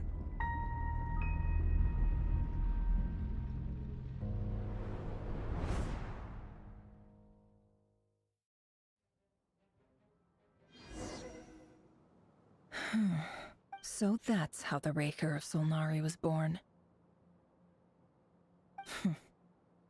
A monster created by circumstance is a monster all the same. Viewing other people's thoughts for too long can get uncomfortable. In a nutshell, the story of Conria is what happens when the truth falls by the wayside. Everyone tells little white lies, and before long, you have a huge pack of lies that... His past is filled with sorrow, but the tale of any fallen civilization is one of endless tragedy. Cruel as it may be.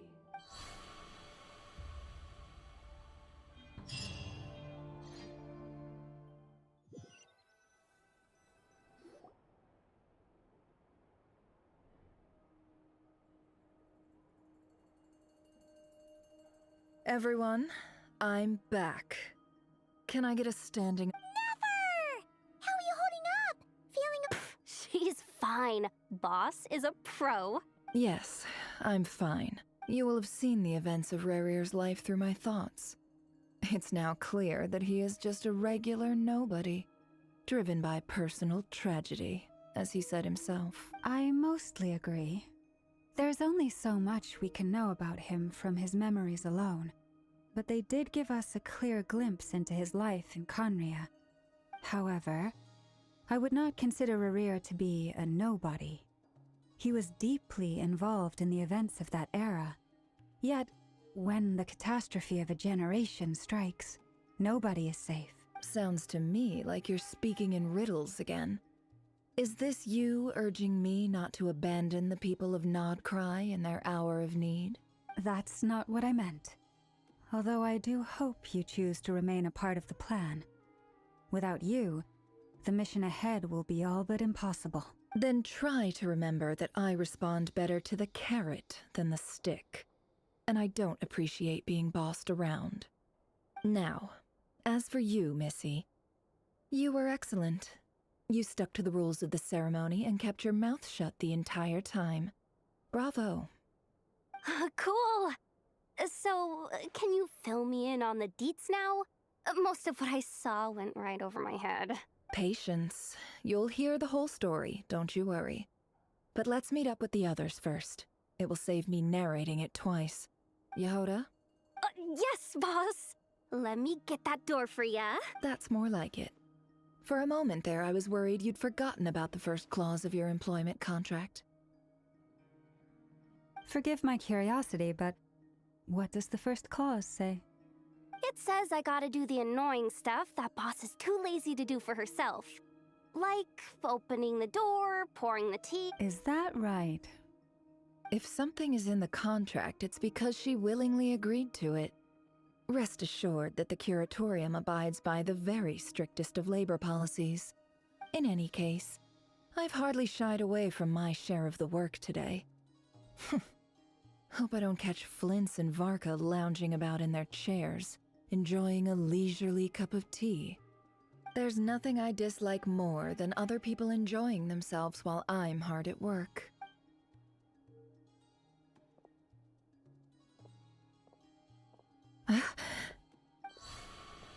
Oh no.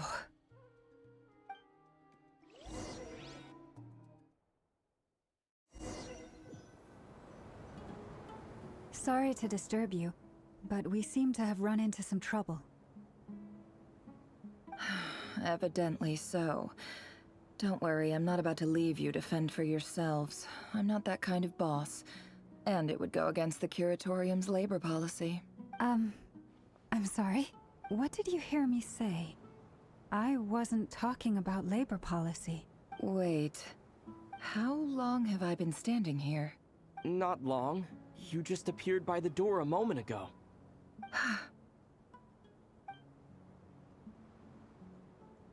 Boss, what's wrong?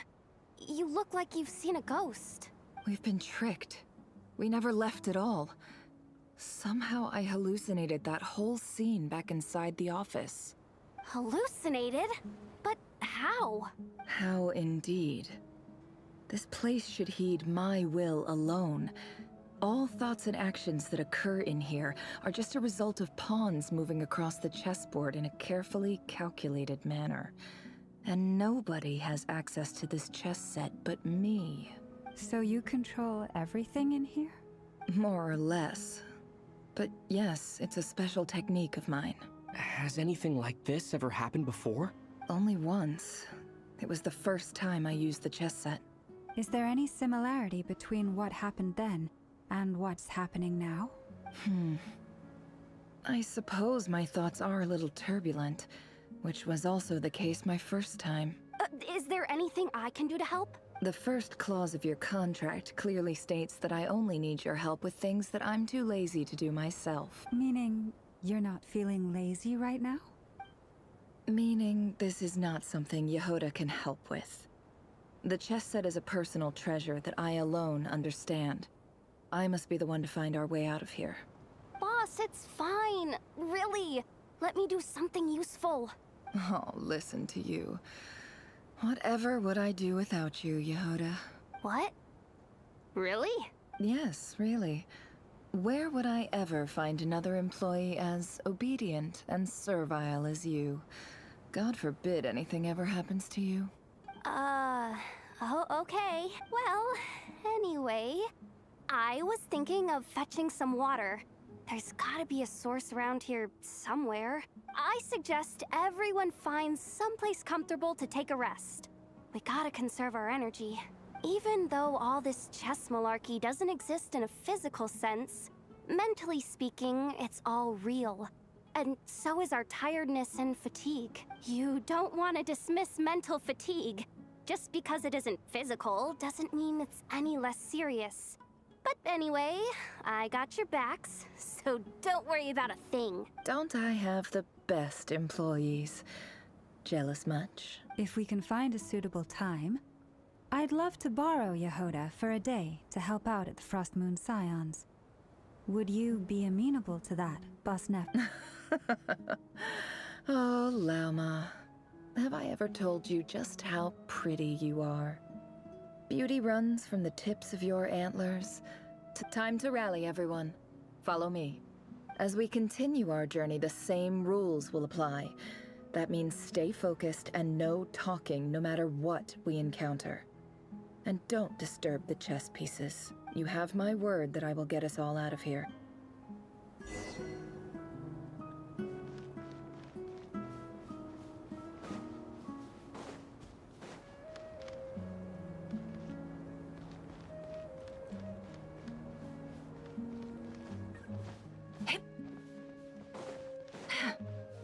This place looks familiar.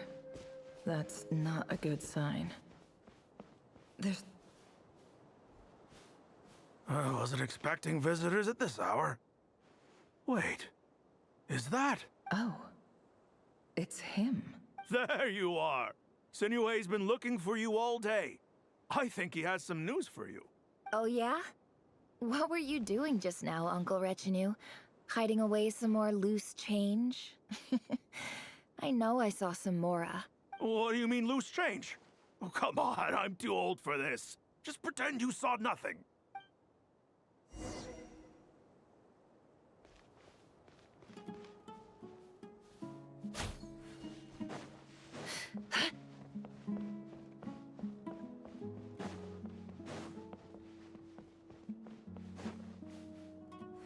Hey, kid.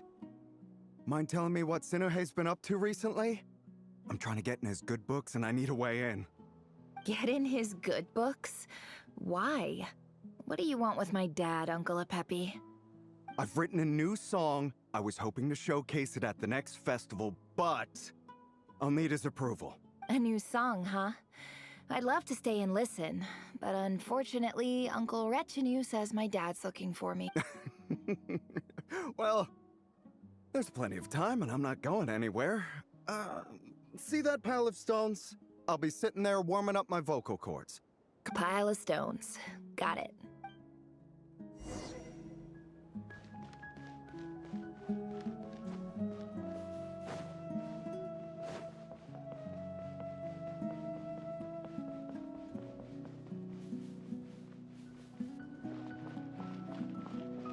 Hi, Dad.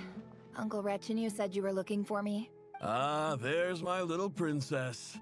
If you'd gotten back just a little sooner, you could have shared the spoils of war with me. Spoils of war? Who were you fighting against, Dad? It was just a figure of speech.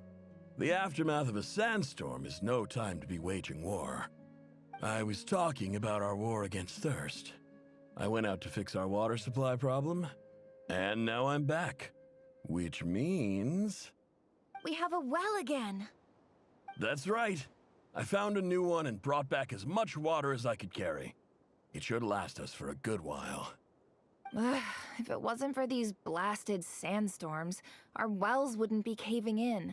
You wouldn't be spending all your time out searching for new water sources. As the chief of our tribe, I'm supposed to be leading us out of hardship and poverty, onto better things. You know how prosperous our ancestors were. I've told you all the stories.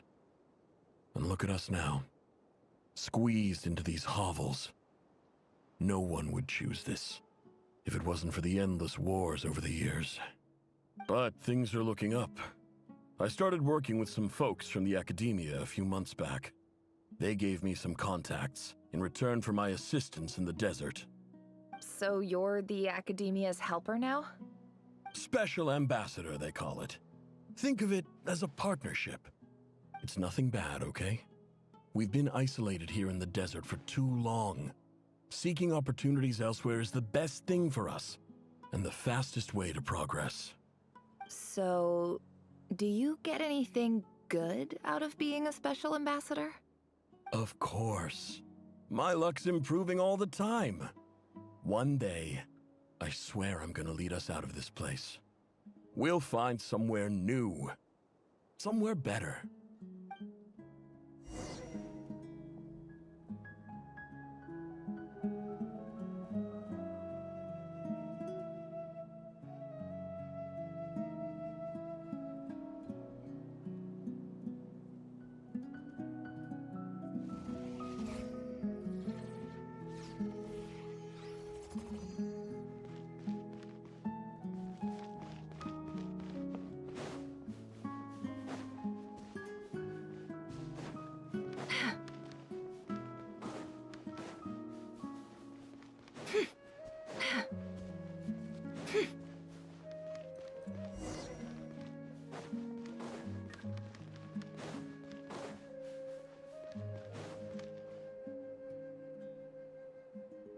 That's our well, and you know it.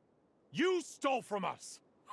Well, you've gone from chief to thief, and now you have to face the consequences. Did you really think you could take our water without permission and get away with it? You're either brave, stupid, or both. And that special ambassador act? Yeah, nice try. We spoke to the academia. They said it was all news to them. You're a liar and a cheat!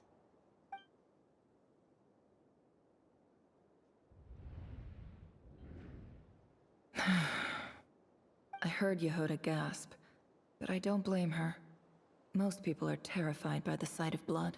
Corpses strewn across the ground. The wounds are clearly from scimitars and daggers. The desert dwellers' weapons of choice.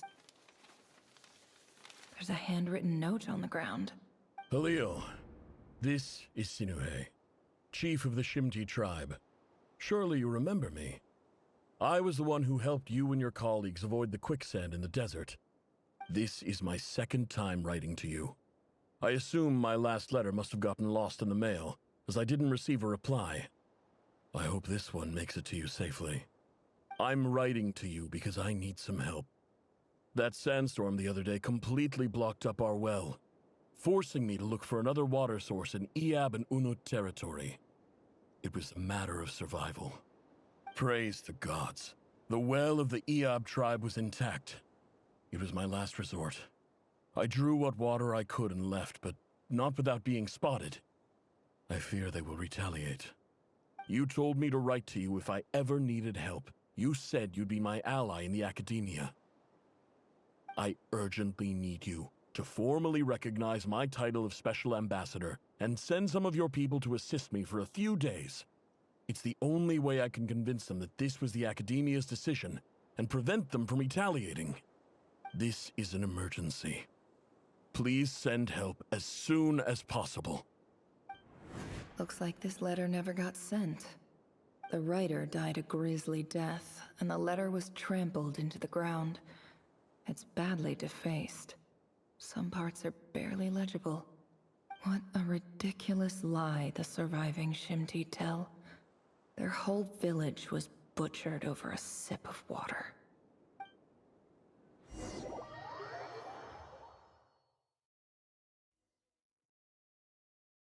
Ah, officer. Welcome. Welcome to our humble village. I thought you would at least have the courtesy to provide some respectable libations. This is the finest wine Aru village has to offer. I promise.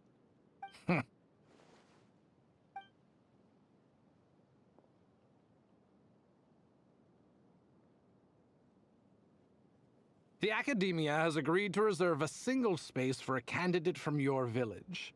But I remain skeptical of this entire endeavor. I highly doubt anyone in this desert possesses serious academic potential. Please, have faith. If not in us, then in our god. The child we found shows great promise. I beg you, take her away from this place. Give her a chance. Don't let her talent go to waste. I don't recognize her. New arrival? She showed up here a few days ago and we took her in. She's a really bright kid. Please help. I'm begging you. So, where are you from? Nowhere special. Just a sand dune. What about the rest of your family? How many of you are there? Just the one. It's only you?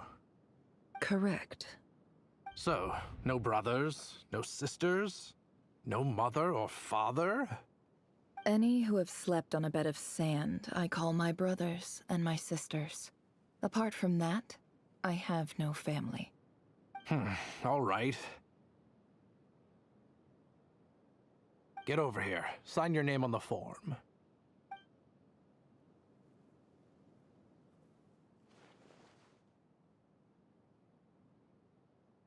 Never? You're rather fair-skinned for a desert dweller.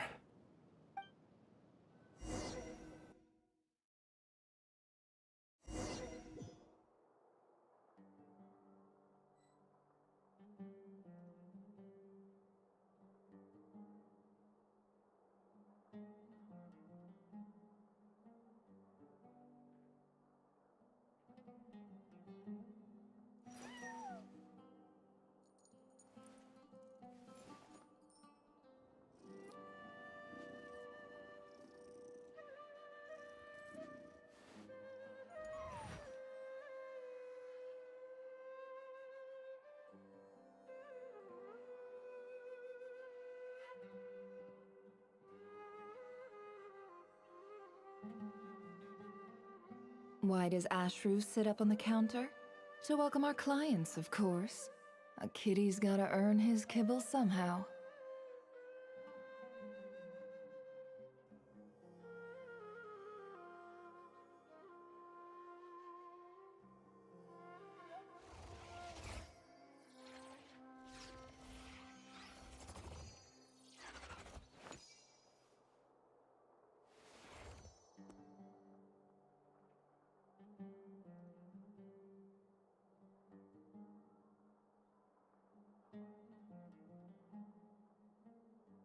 Don't trust your eyes uncritically.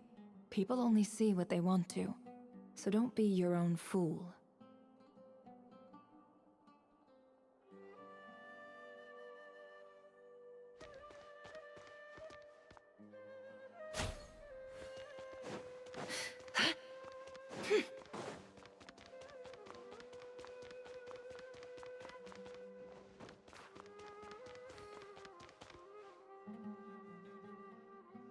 Nefer, this term's assignments have been issued already.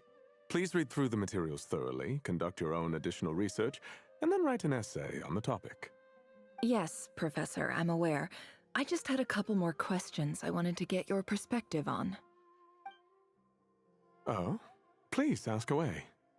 Well, I saw the other students' problem sheets, and I couldn't help but notice that my assignment is much easier than theirs. Do you really think I'm a weak student? A weak student? Goodness, no. Quite the opposite. You have a sharp mind. Almost too sharp. I think what you're saying is, a weak student wouldn't have noticed the discrepancy. And if they did, they certainly wouldn't complain about the lighter workload. You see, sharp as they come. You see things the way they are, and I'm sure you know why they're like that. Because of where I come from. Because I'm different. I'm sorry, Nefer. I don't like it any more than you do. It's just... Anyway, you said you had a couple of questions. What's the other one? I wanted to check. If someone sent me a letter to the academia, where do I go to collect it? Ah, your family wrote to you. Well, as long as they put your name on the envelope, someone should hand it right to you. Not exactly. It's not even a recent letter. I was just curious where the mail would end up if no one collects it. The House of Dana, I expect. I know there's a box for unclaimed mail somewhere in there, probably sitting on a shelf. Whatever you're looking for, that'd be the place to start. Okay, got it. Thank you, Professor. Oh, don't mention it. Honestly, I feel like I failed you. I'm supposed to be your teacher, but I haven't taught you anything. Hey, don't say that. You're a great teacher, and you do your best for all your students. But the rules are the rules. You're not allowed to teach students like me. It's not just the academia either. The whole world bends over backwards for the successful, and leaves the losers to suffer and die. Oh, my dear child. Don't tell me you've given up on life already. I haven't. I just think that if you want to make it in this world, you have to find a way to become successful.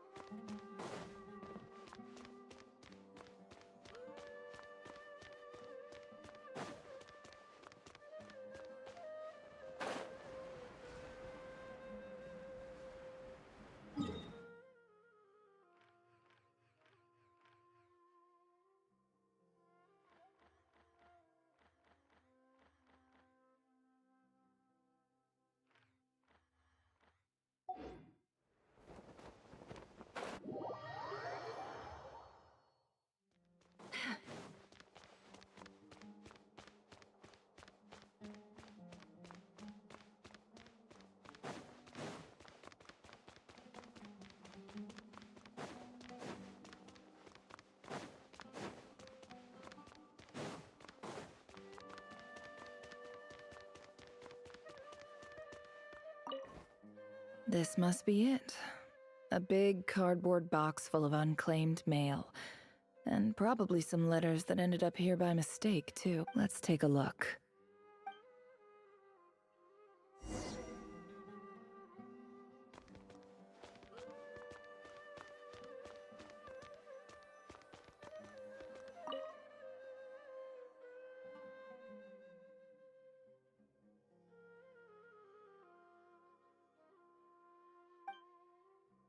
A dilapidation survey from Port Ormos. Looks like it's from a Core of 30 representative. What a strange thought. A bunch of mercs losing sleep over rundown buildings. This one was never even opened. I guess the recipient didn't care what the Core of 30 had to say about anything. Who was it addressed to? I don't recognize the name, but it must have been a Kasharawar professor.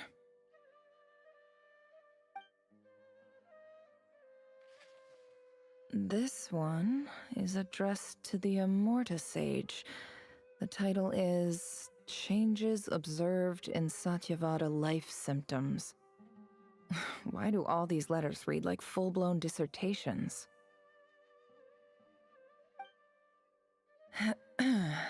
Guided by the incense, we became lost somewhere in the forest.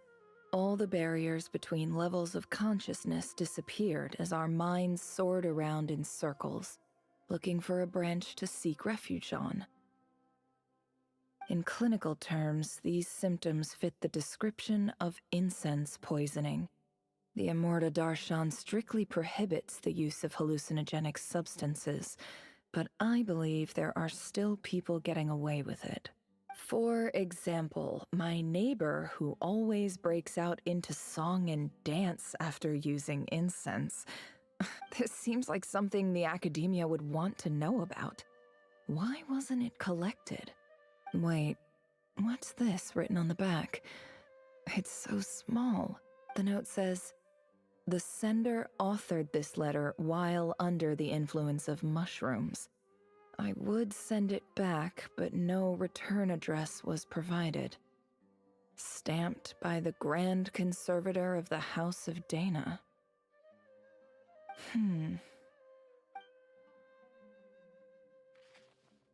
This next one is addressed to Grand Sage Azar.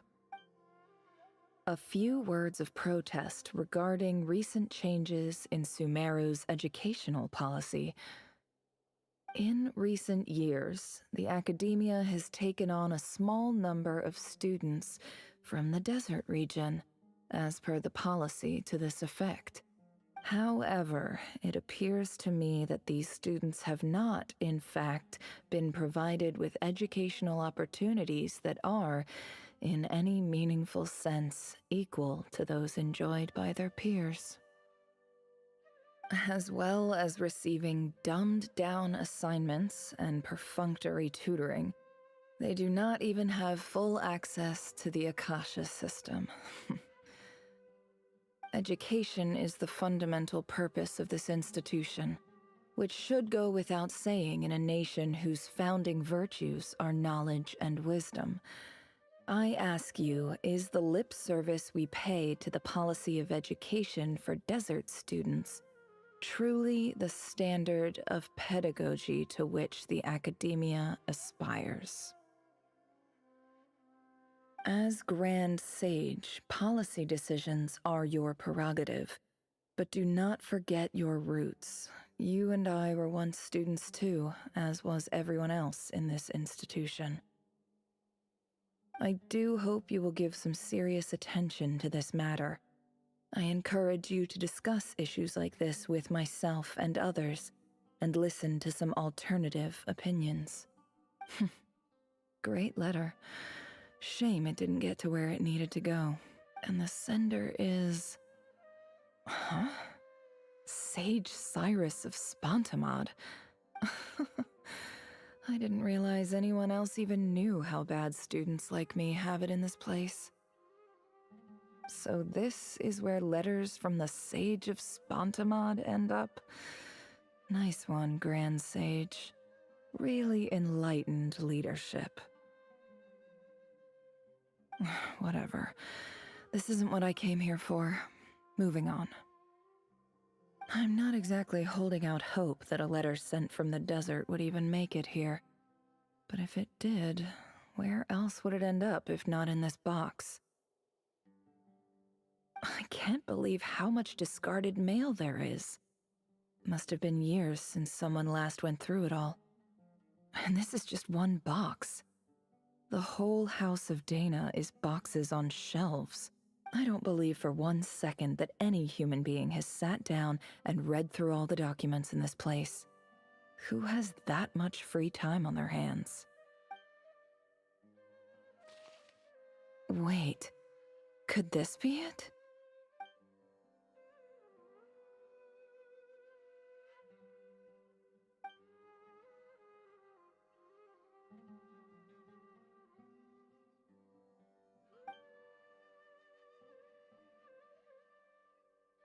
Greetings, Halil.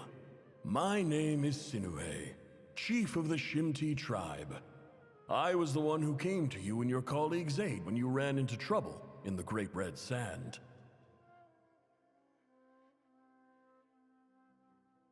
I don't know how well you remember it now, but I brought you to safety and gave you some water and other supplies. You seemed very pleased and told me your name. In my tribe, learning a person's true name is serious business, and I therefore see you all as friends. You were kind enough to leave your contact details, so we could stay in touch. The Shimti tribe lives a harsh, nomadic existence in the desert. You were sympathetic towards my plight, promising to make me a special ambassador of the Academia and help us find a way to make a better living.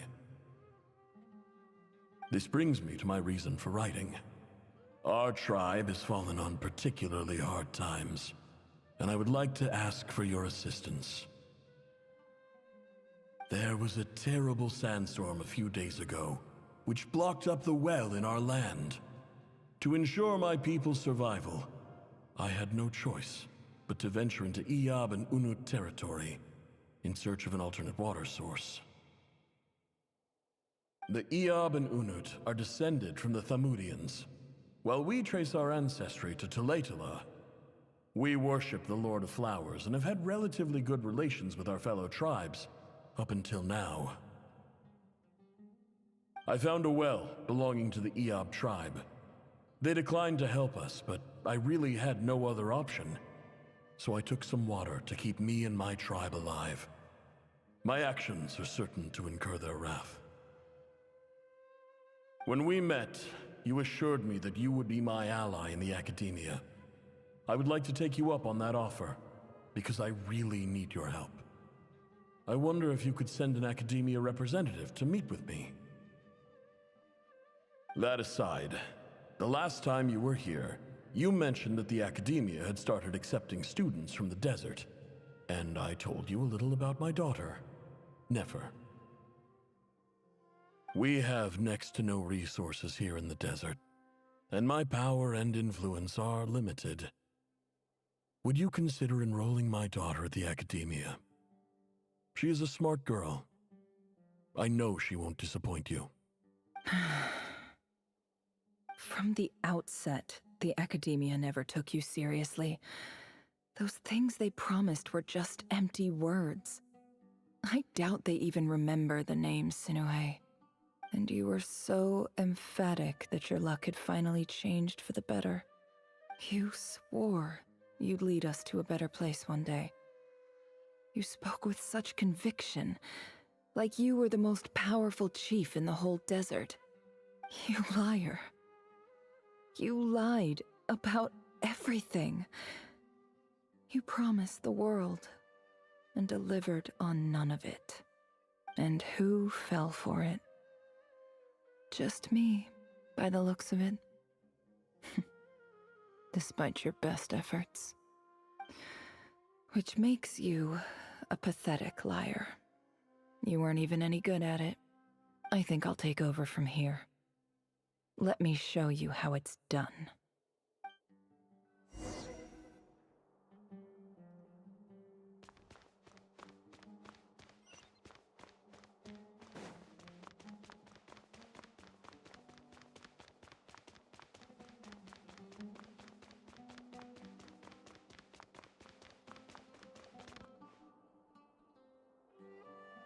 I just came to say goodbye.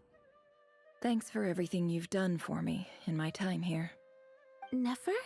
You packed your bags. Where are you going? I'm quitting. Something's come up in my hometown. Gonna head back and deal with it. Huh? But this was a hard-won opportunity for you. You know that better than I do. It was. But it doesn't matter. I have more important things to deal with, and they can't wait. Oh, and I didn't want to overfill my bags, so I left some incense on your desk.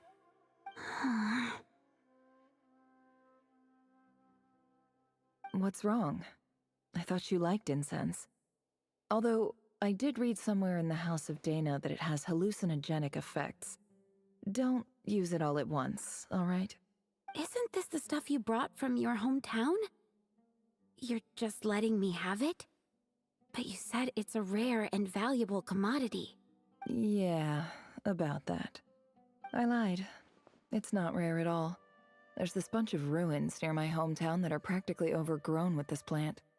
It's not worth much. Keep it, it's fine. But never... Alright, that's all from me. You take care.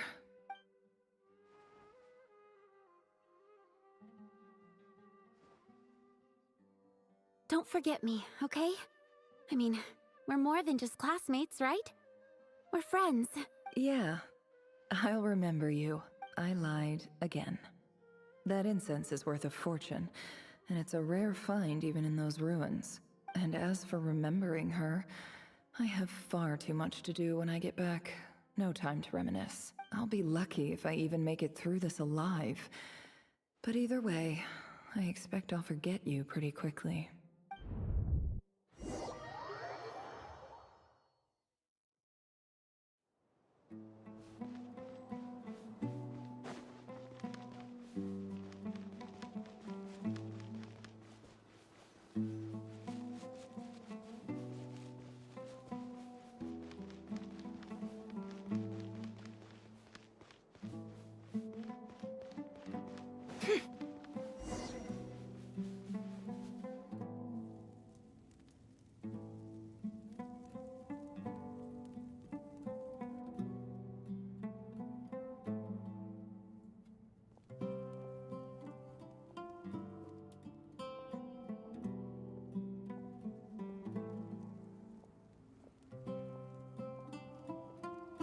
It's a pleasure to meet you, Mr. Arif.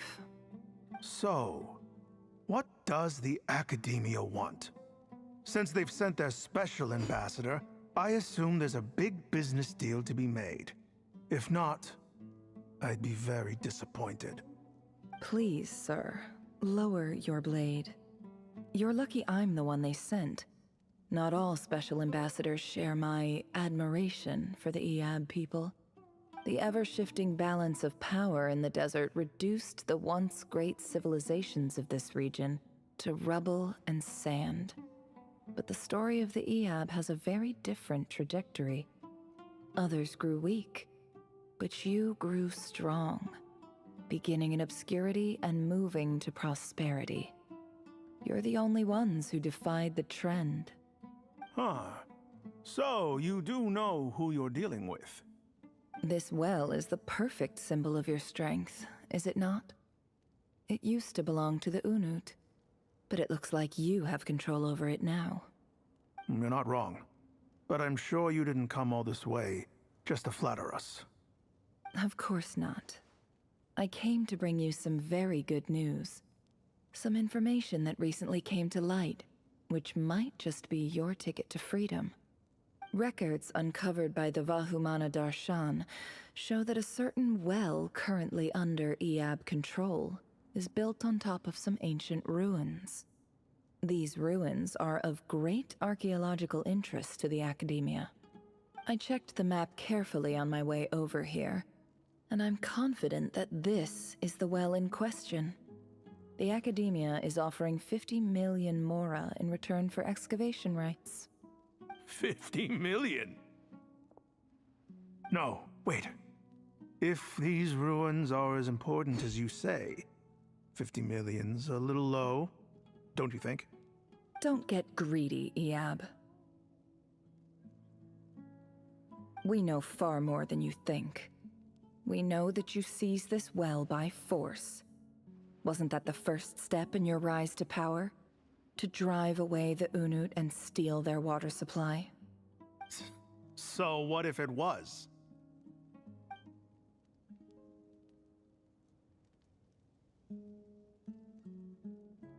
Don't worry. As unscrupulous as it was, it's something we're willing to overlook. The Academia is only interested in dealing with the de facto power holders in the region. I hope I am making myself clear. And I hope your words are the truth. If I find out the Academia is trying to play me, I'll hunt down every one of your people and make you watch as I cut their heads off one by one. I assure you, Chief, that would not be in your long-term interests. You don't want to make an enemy of the Academia. You see how I'm dressed, don't you? I appreciate that you've never been to the rainforest, but surely even you recognize an ambassador's attire when you see it. And what does a barbarian like you have to lose anyway? You really think the Sumeru Academia would bother to come all this way just to lie to you? We have more important things to worry about. All right, I take your point. The Academia is the highest authority in the land. I'm sure you're trustworthy people. In that case, we have a deal. We will sell you the excavation rights. I'd like to thank you, Ambassador. This is good news indeed. Excellent news. In fact, it calls for a celebration. Would you do us the honor of staying a while and enjoying some EAB hospitality? Gladly. I am partial to wine myself, and I trust you are as well. So let's indulge in a few drinks together, in celebration of this momentous occasion.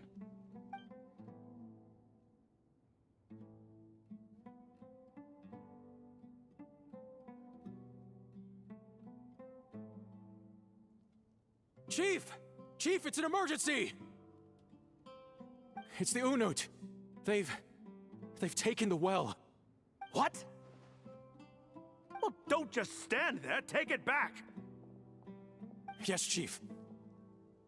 I have every confidence in the EAB's military superiority, and yet... Well, what is it? The Unut's response was alarmingly fast.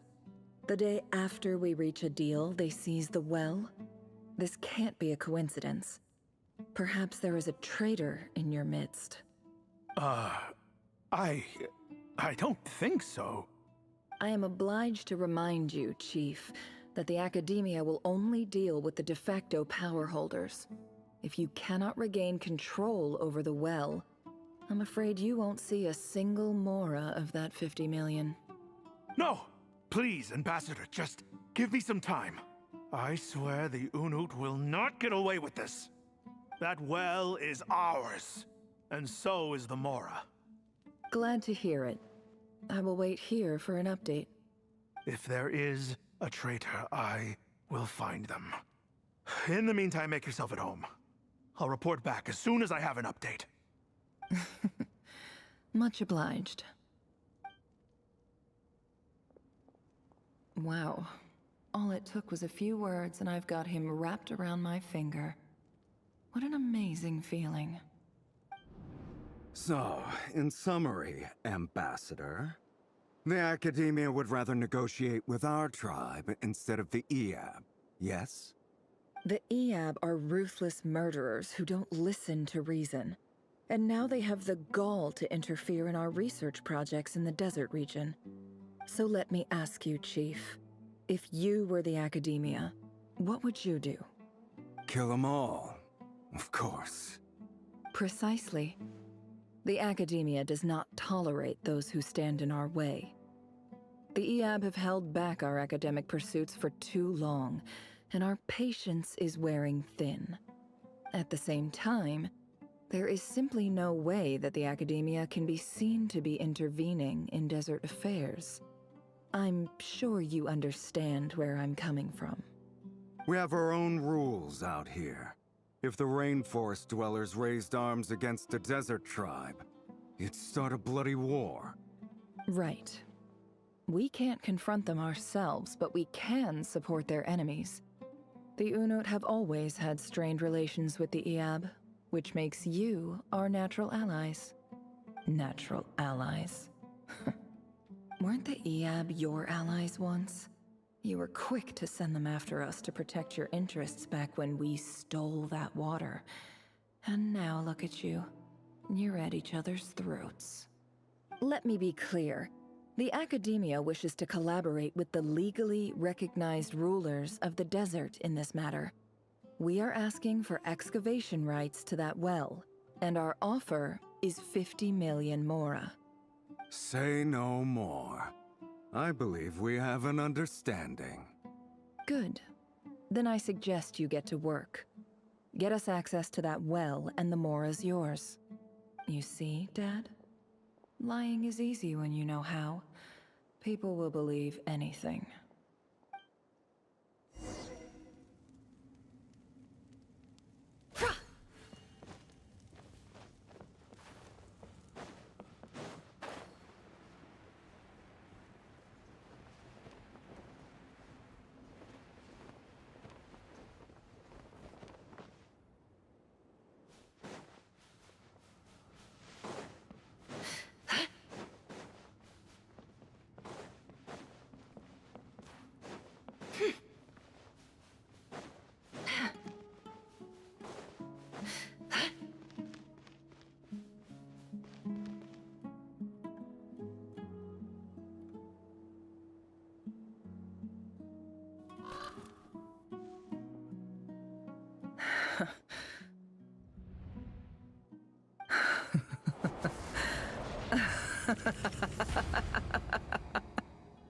Look at yourselves.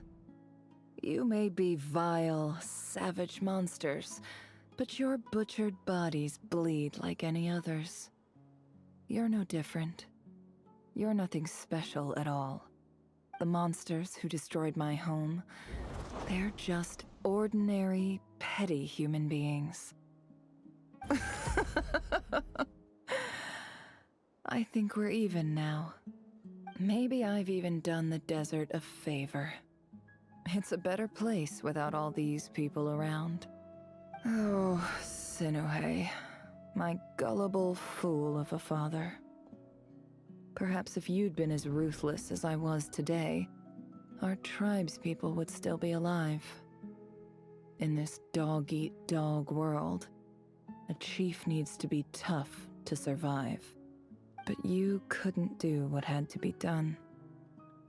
So I did it for you. Nefer, it's okay. All of this is in the past now. I believe I remember you promising to remain silent. Yeah, but even so... Yehoda, is there anything you can do to ease the tension?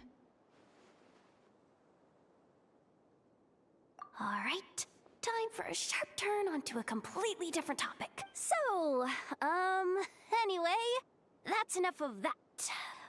When are we getting out of this place? Feels like we've been walking forever. I'm getting pretty tired. Oh, Lauma, you tired? Yes. If we can find somewhere to sit down, I could certainly do with a rest. It's not far now. There should be a temple just up ahead. Yes. Really? I guess that's how things go in the desert. Desert dwellers can never escape their destiny. Or so everyone says. I never wanted to believe it, but looking back now, I'm as desert as they come. You mentioned a temple. My biggest trade secret of all. Ah. Then I'm guessing it's where you got your power from.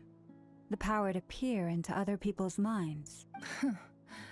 I didn't know you were clued up on any other religions. I'm no expert in the history of Sumeru, but since you come from the desert, I would imagine it has something to do with King Deshret. Sounds impressive.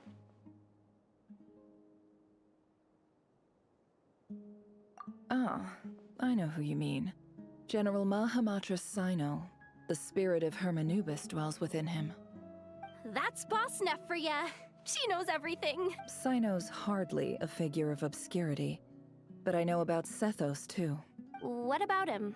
Is he a big deal or something? Well, he's not a small deal, let's put it that way. Please, this is the bare bone basics. Save the flattery. Thanks for your patience, everyone. I'm sure it's been a lot to take in. With any luck, that's our exit just up ahead.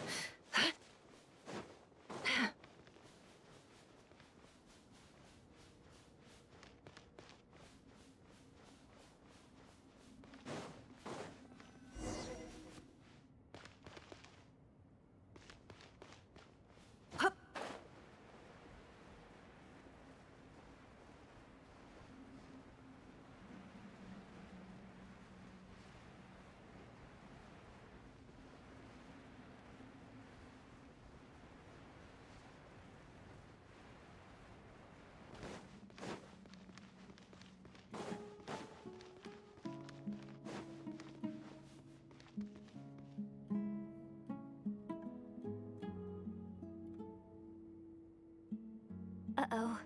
Uh-oh. Uh-oh. I'm totally out of my depth here.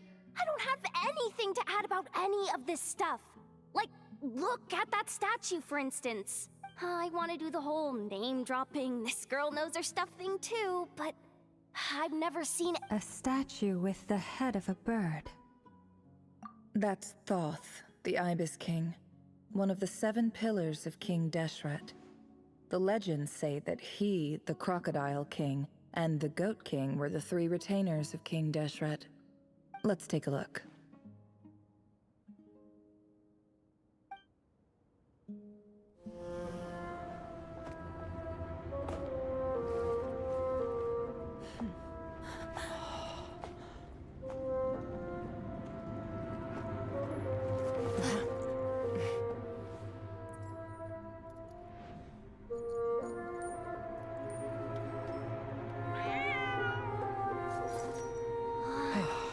It's just Ashru. So, all is well?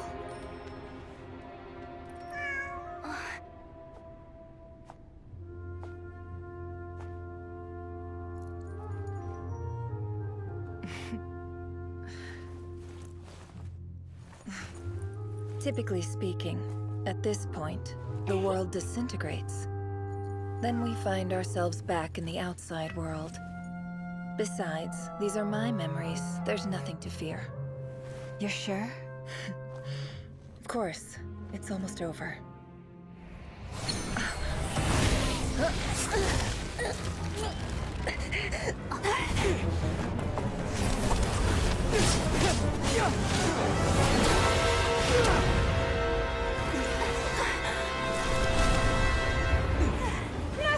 Hold on!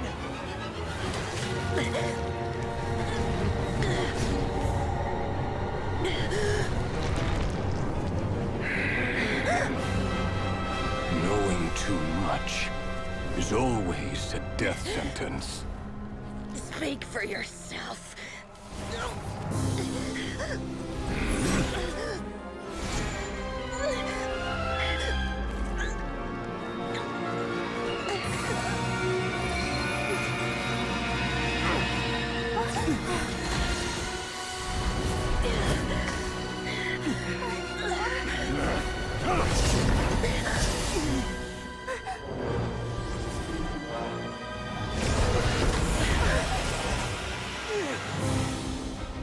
How repulsive.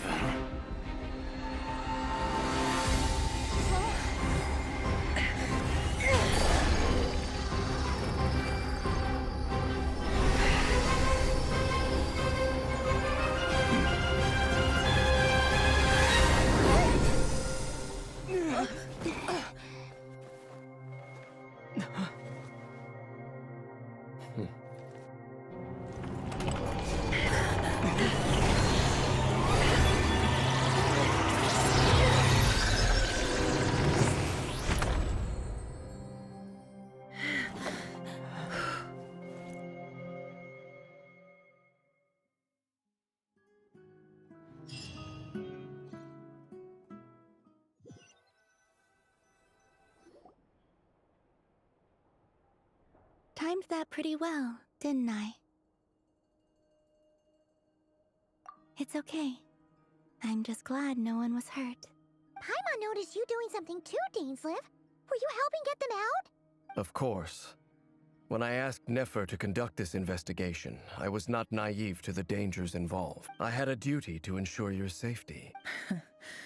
Good to know your sense of justice is still intact after all these years. I take that to mean that you saw the truth. That comes as a great relief. I certainly did. And thanks to your help, I also managed to trap Rerir inside the chess set. Whoa, really?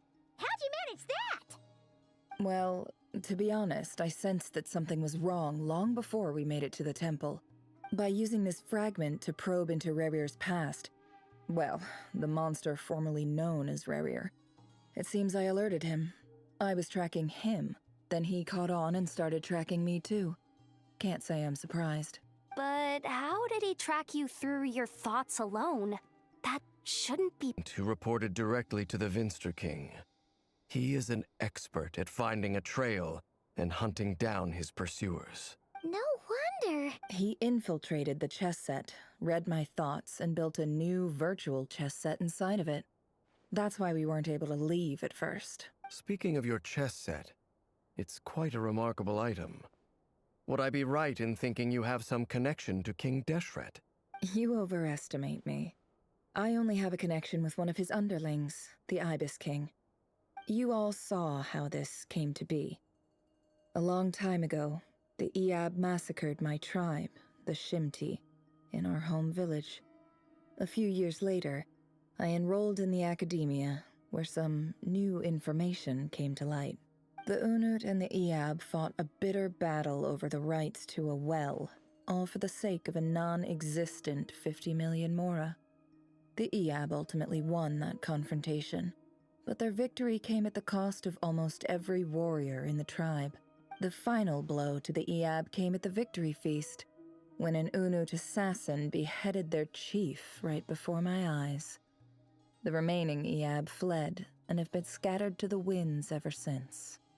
Having gotten my revenge, I returned to my hometown, where to my surprise, the nearby temple was still standing.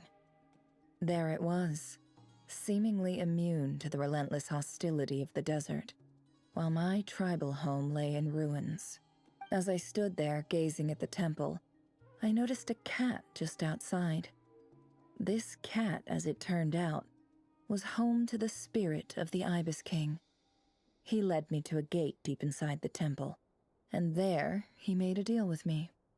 This chess set is my gift from the Ibis King. The chessboard within is made to the same specifications as the one in the mausoleum of King Deshret, and represents his power of piercing analysis. With this chessboard in its container, I gained a certain ability to perceive hidden secrets. Now, you could conclude that the Ibis King simply wanted to give the people of this world the power to seek the truth, but I don't believe that's the full story. Every god plays favorites. Their hearts are as fickle as any human's, full of secrets, perversions, egotistical tendencies. But precious few gods are willing to admit this. It is the same with all powerful forces, including fate itself. Their gaze falls preferentially upon a select few. As you rightly point out, this is an act of favoritism.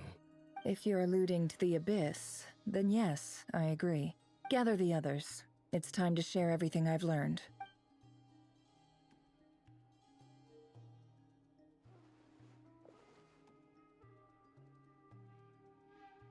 Thank you all for being here.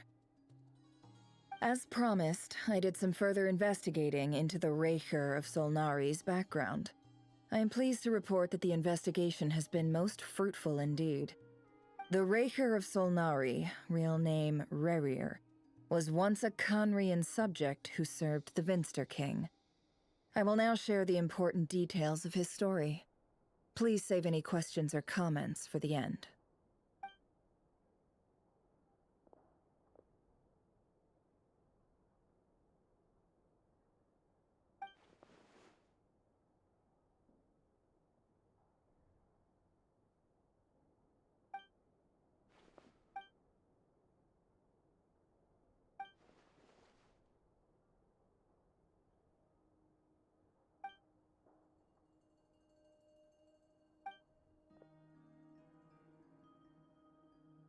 So that's why he's so obsessed with the moon.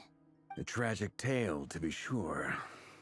But it does not excuse his many transgressions. No matter how much Rerir suffered in the past, the fact remains that he is what we know today as the Wild Hunt, wreaking havoc upon innocent lives in Notcry. He becomes more dangerous with each passing day. If left unchecked, it is simply a matter of time before all of Tevat suffers the consequences. This is a threat that the Knights of Favonius cannot ignore. A question for Miss Columbina. Forgive me if this is presumptuous, but have you ever seen the spatial gateway that appeared in Rerir's memory? Never. But I have heard stories of something called the Moon Gate, and this seems to fit the description. Miss Lauma, any thoughts on this? In the lore of the Frost Moon Scions, the moon is believed to hold many secrets. Some sources speak of ancient knowledge, others of a gateway to the unknown. The term Moon Gate is one I have heard before. But as is the case with all of our legends, there are no records of any first-hand witnesses.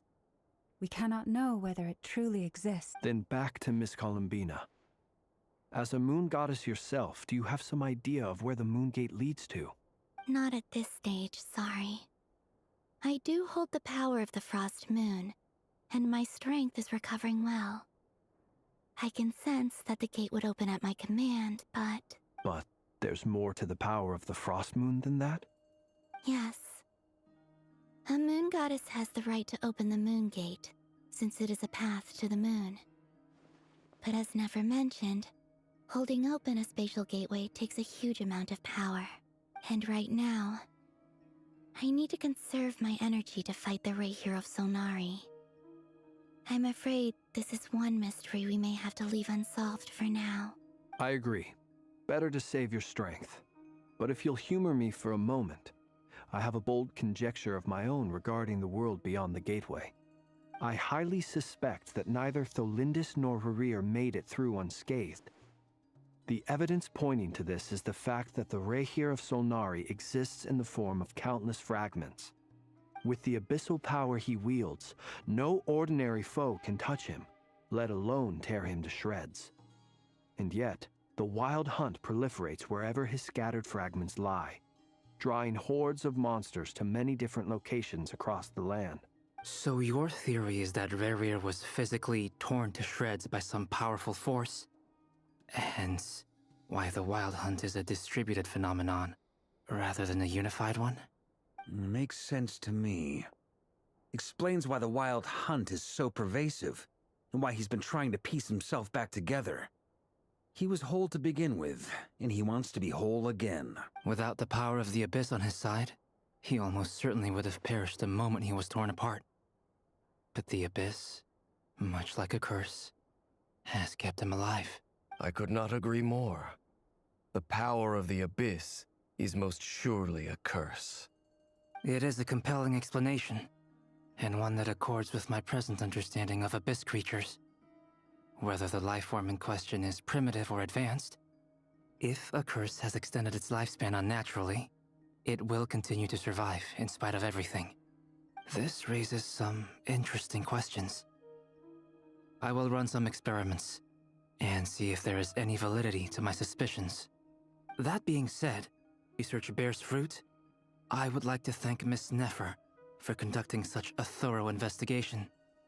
Already, it has greatly enriched my understanding of the entity we face. My pleasure, Mr. Albedo. I too hope that the information I have shared today proves useful as we look to formulate the next stage of our plan. Hey! What is it, Dainsleif? You look really upset! It's just... when I think of the man I once knew as Rerir, I struggle to understand why things had to turn out like this. The two of you used to be friends, didn't you? I don't know if these words will bring any comfort, but my heart goes out to you. Mine too. We can never know all the hows and whys of the way things are.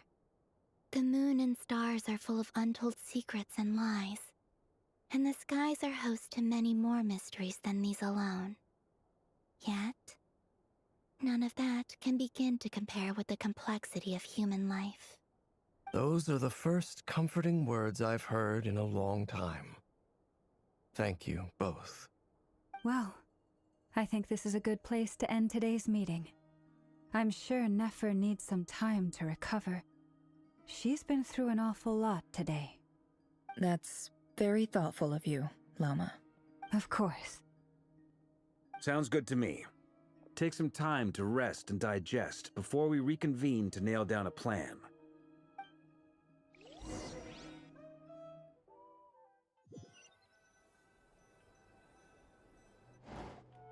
Hey, is this a bad time? Hope I didn't kill the conversation.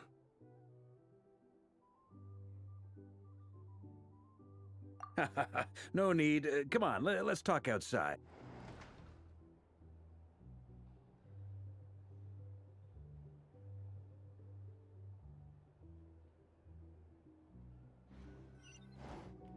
Hey, is this a bad time? Hope I didn't kill the conversation. No need. Come on, let's talk outside.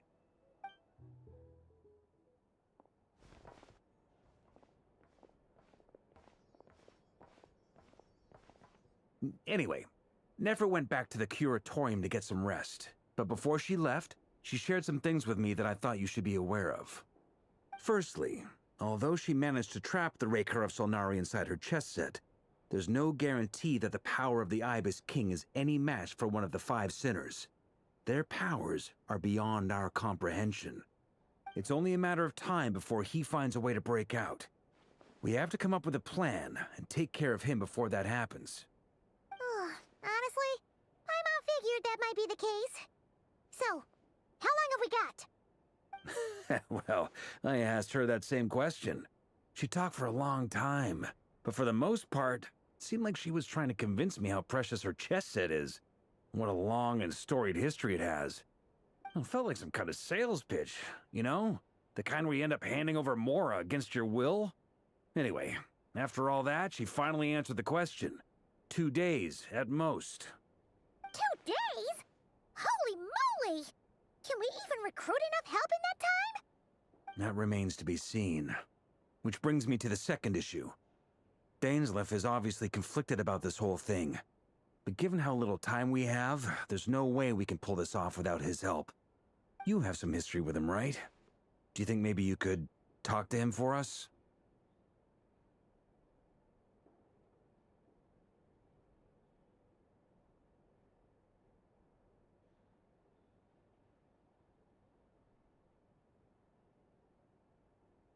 Great.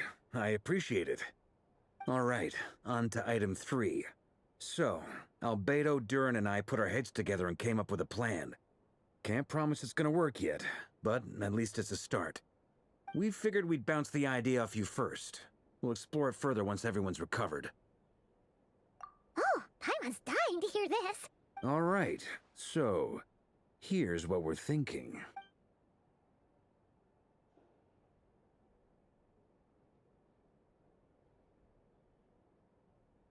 We felt a little uneasy about roping you into this. I mean, firstly, you're not locals, and secondly, none of us are your boss. You're well within your rights to refuse if you so choose. Roping us in? Why would you even say that? We know the stakes here. It's all of us against the Reher of Solnari, or none of us stand a chance. I choose my words very intentionally, I'll have you know. I like to think there's an art to striking a down-to-earth tone even when the stakes are through the roof. Sir Varka, I have a few thoughts about this plan. I'm all ears. I think we can be more flexible with how the roles are allocated. In my view, the most sensible lineup would be like this.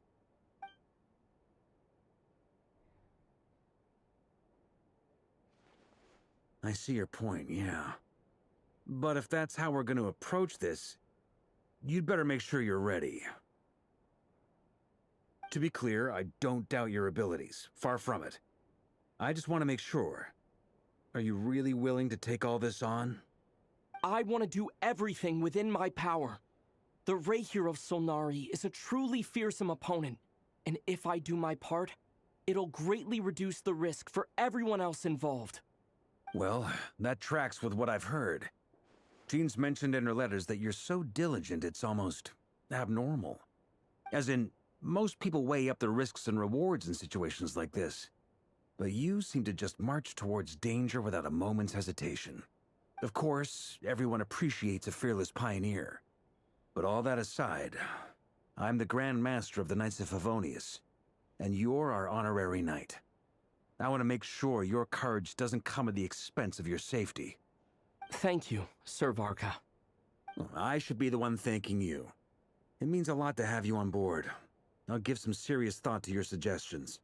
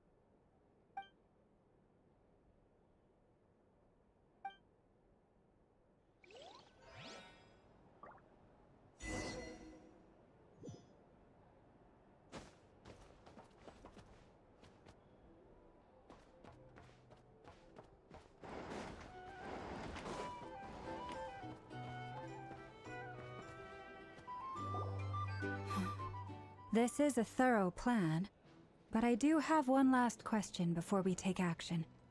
How can we be sure that our enemy won't leave the designated area? Great question. Albedo's been hard at work analyzing Rarer and the Wild Hunt's behavioral patterns. His conclusions are as follows. Firstly, from the earliest known confrontation until now, Rarer has never displayed any ability to manipulate the dimension of space. So it's unlikely he has any power in that domain. Secondly, he seems to have a particularly strong vendetta against our group. If we put him in a fight-or-flight situation, he'll choose to fight every time. Thirdly, finally, and most importantly, he is consumed by hatred, both for the moon and for his enemies.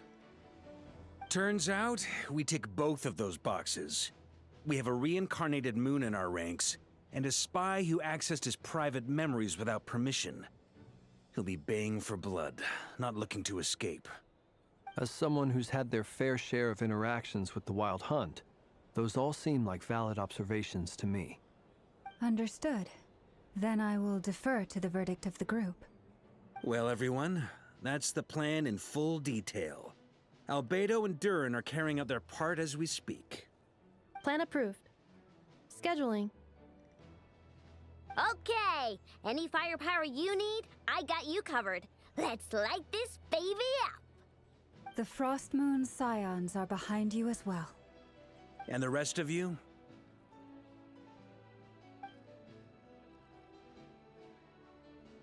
No objections? Wait, we can still back out of this?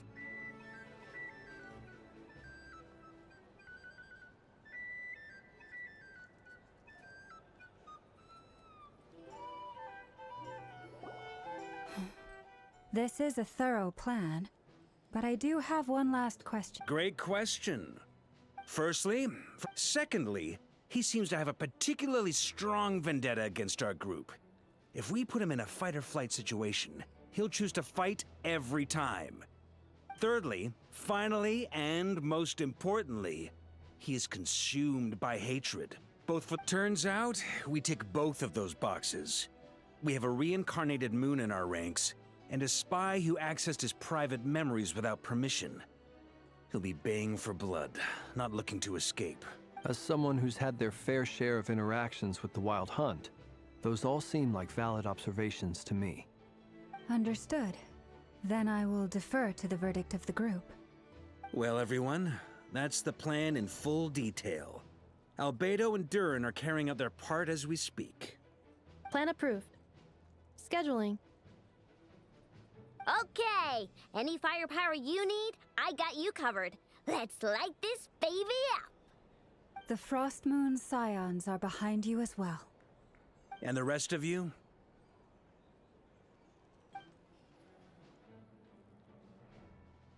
No objections? All right. Then it's settled. This is the plan we're going with. Next up, an old tradition of mine. Anyone who wants to back out, now's your chance. Wait, we can still back out of this? Everyone says things they regret, right? I don't want anyone feeling trapped because their mouth said yes before their brain had time to think things through. A very people-first approach. I hear that's common practice in the Knights of Favonius. Heh. Who'd you hear it from? D-Luke? Shh. We don't use people's real names at work. This contact will be known only as Owl, please and thank you. This plan can only work if everyone does their part. Flint's and I will absolutely support. We shall indeed. You'll be glad you accepted our help. Also, you are the last person I expected to see here, Miss Dory. It's not often I get called Dory in a work context. My peers usually call me Lord Sangama Bay. So, the longer your name, the higher your net worth. In that case, Mr. Flint's here must be worth a fortune.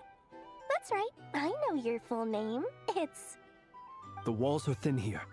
I'd appreciate you keeping that a secret. Okay, fine. I'm actually only here as a favor for someone else. Do you have any idea how much it would cost to hire me otherwise? Oh, does this mean someone out there actually has the power to boss Dory around? It most certainly does not. We have a long-standing and mutually beneficial business partnership. She's actually the mom of a friend of yours. Said mom supplied me with a great little trinket, but now that lady's ruined everything. If I don't start building a little goodwill now, my whole business in Nodcry is gonna go down the drain! Okay. So what exactly is so special about this pendant? It's a lucky charm that a great mage made for me. We have a business relationship, and she was worried that something bad might happen to me. So, she wanted me to have something that can store power self with. I finally got it all fully charged up with Kuvaki, and then never went and used it all up at once! Never lost so big in my life! You're right. It was all my fault. I didn't mean to drain all the Kuvaki in the pendant, but I'll make it up to you. You will? Well, in that case, how about you give me your chess set? And we call it even. I knew you'd say that. Well, it's yours if you want it. In fact, take it now, and I'll even throw in a free Raker of Solnari. Deal? You're putting me in a difficult position here. It's a very useful thing to have around, but I have a funny feeling it won't be around much longer. I guess we'll see in a couple of days. Looks like bankruptcy for me.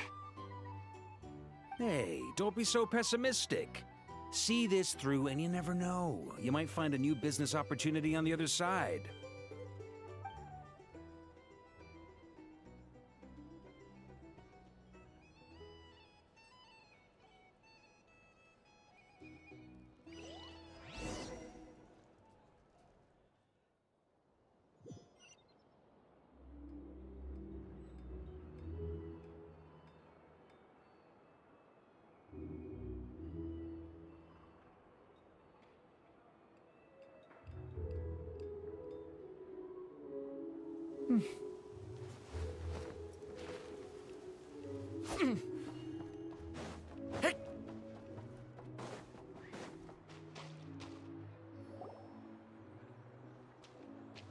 Dory! How are things going? Oh, I was born ready. We only have 2 days. You think Lord Sangama Bay would let an opportunity like this slip by? Don't forget, when something's in high demand, the people with the goods on hand get to charge the highest price of all.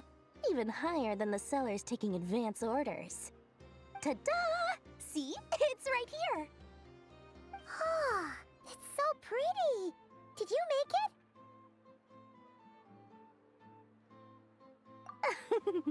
No, I have a supplier. We go way back, so he made me a very attractive offer. Aha! No wonder you were were talking about lucky charms at the meeting. You've been getting Kaveh to make them for you. That's not the full story. It actually started a while back as a project between me and the Dendro Archon. Mage Alice once warned me that this world won't stay safe forever. There may come a day when everyone faces a great crisis. I passed this on to the Dendro Archon, and she secretly brought together a research team made up of Sumeru's top scholars to invent a technology that could keep people safe. I won't go into the details because it's all very complicated, but if you want to know more, you can ask the Dendro Archon about it sometime. Anyway, point being, it was the Dendro Archon who asked Kaveh to build this little contraption. As one of the top Kashara War talents, he was the obvious choice. Took him long enough. He stressed over it for ages. Must have gone through at least a dozen designs before producing a final product. But that's Kaveh for you. Marak delivered it to me a couple of days ago, along with a letter from Kaveh. Could I ask why I'm sending this technology to you? And what's your proposed use case? Has it been approved by the relevant authorities? So nosy. My fault for sending him the research permit to begin with. Surely Nahida must have told him you were involved in this project. He was probably just nervous because you're always so secretive about your business. Could be, could be. Anyway, I just replied, let's hope there never has to be a use case, because it would involve grave danger. Fair enough.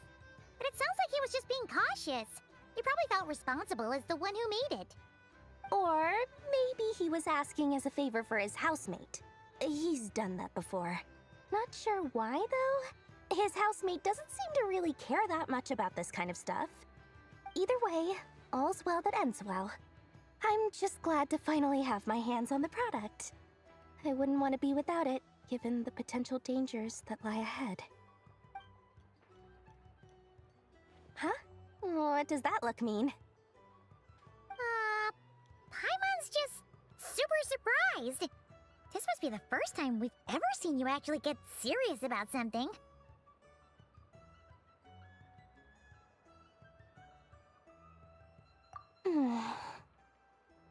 Well, a long time ago, I made a promise to myself. I promised that I was gonna live every day of my life with a big beaming smile. Obviously, Mora plays a big part in that. But there are always gonna be times in life when you have to give something back. That could mean paying back a debt, returning a favor, or showing some kindness. Alice has been a huge help to me over the years. She was the first investor I ever had. And I want my investors to know that Lord Sangamabe is the best in the business. And more than that, no one knows what the future will bring. Whatever happens, I want to make sure the Dendro Archon and all of Sumeru is prepared to face whatever comes.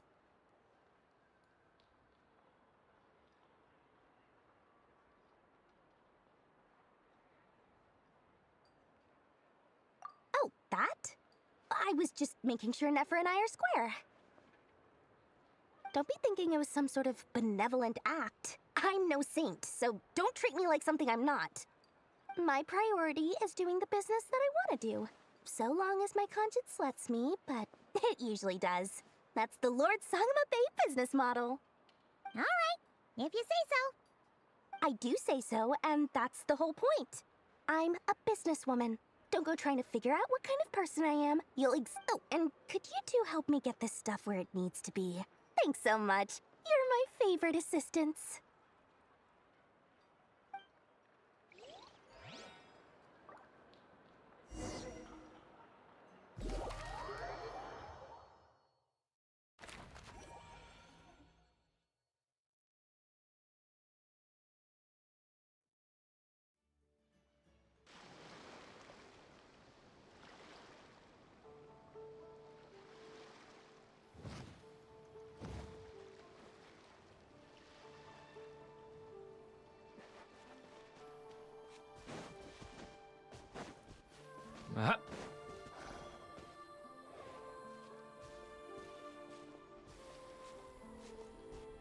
Traveler, Paimon, it's good to see you.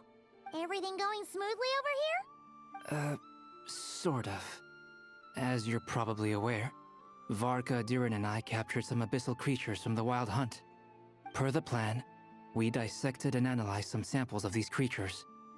The process went very smoothly. What? You can actually dissect the Wild Hunt? That depends on your definition of Wild Hunt and dissection. Harmless, lifeless. These words are... The Wild Hunt is an interesting phenomenon. In and of itself, it doesn't seem to possess anything akin to a human personality. But taken as a collective, the medium through which the Wild Hunt is summoned does appear to have a soul. Master griped a lot about the wise Horoptotire, and seemed somewhat fascinated with the Faust Elegy. But I don't think that was because of his lower social standing, though. Anyway, it's a pity. I should like to hear her thoughts on the nature of the lifeform he has become today. It's a strange mix.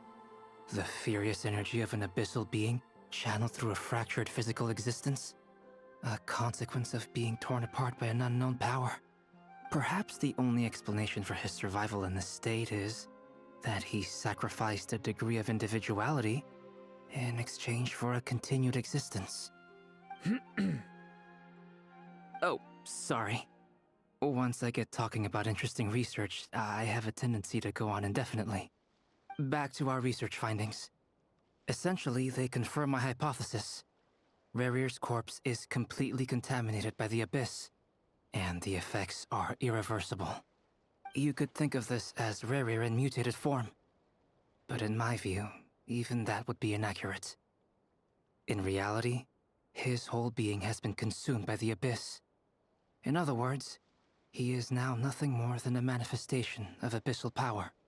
Unfortunately, at present, we have no means of completely eradicating abyssal power. Hence, we cannot fundamentally destroy the Rerir of Solnari either. Oh, that's terrible news! So, that's it? We can't defeat him? Not even if we get the power of the Three Moons? Miss Columbina's situation is a difficult one. She can never achieve wholeness when the world does not accept her presence. It's as if her creator banished her to a place she can never be accepted. It means she spends most of her energy just on her own survival. Given the circumstances, it's only natural to despair. But we must see this plan through to the end. Time to kick off the backup plan. Oh, Paimon almost forgot! This is for you. Dory asked us to bring it. Ah, how wonderful.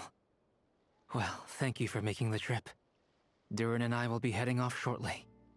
I'm sorry I won't be there to protect you in person this time. Please be careful.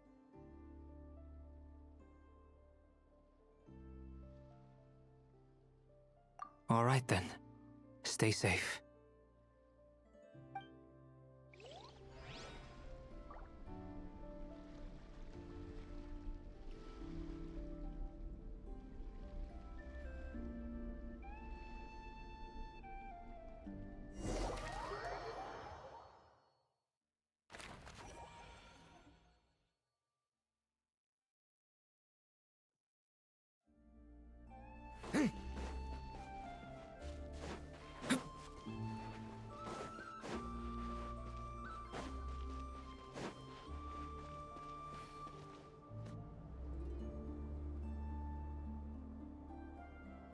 Miss Lauma, is everyone here?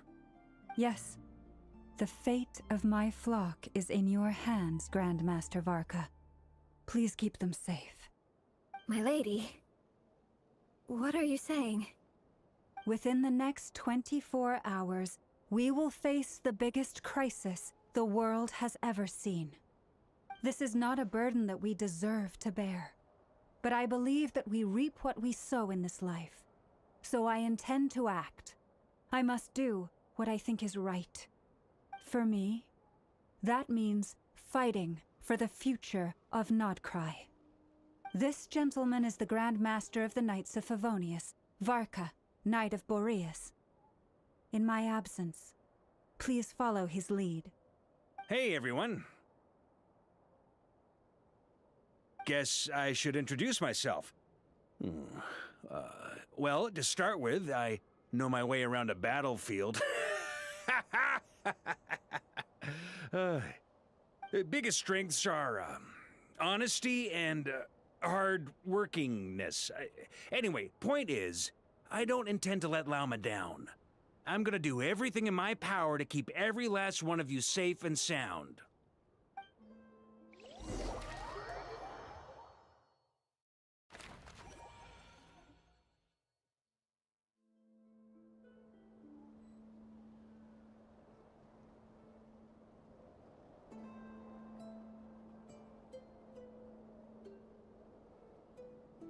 Each day is a new page in my story.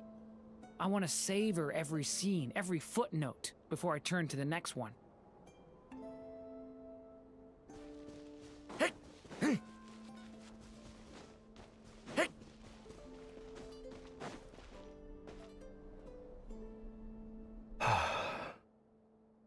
Something on your mind? Miss Columbina, was it? I believe that's how the others addressed you. That's right. Names are funny things. Have you always been called Dainsleif? Yes.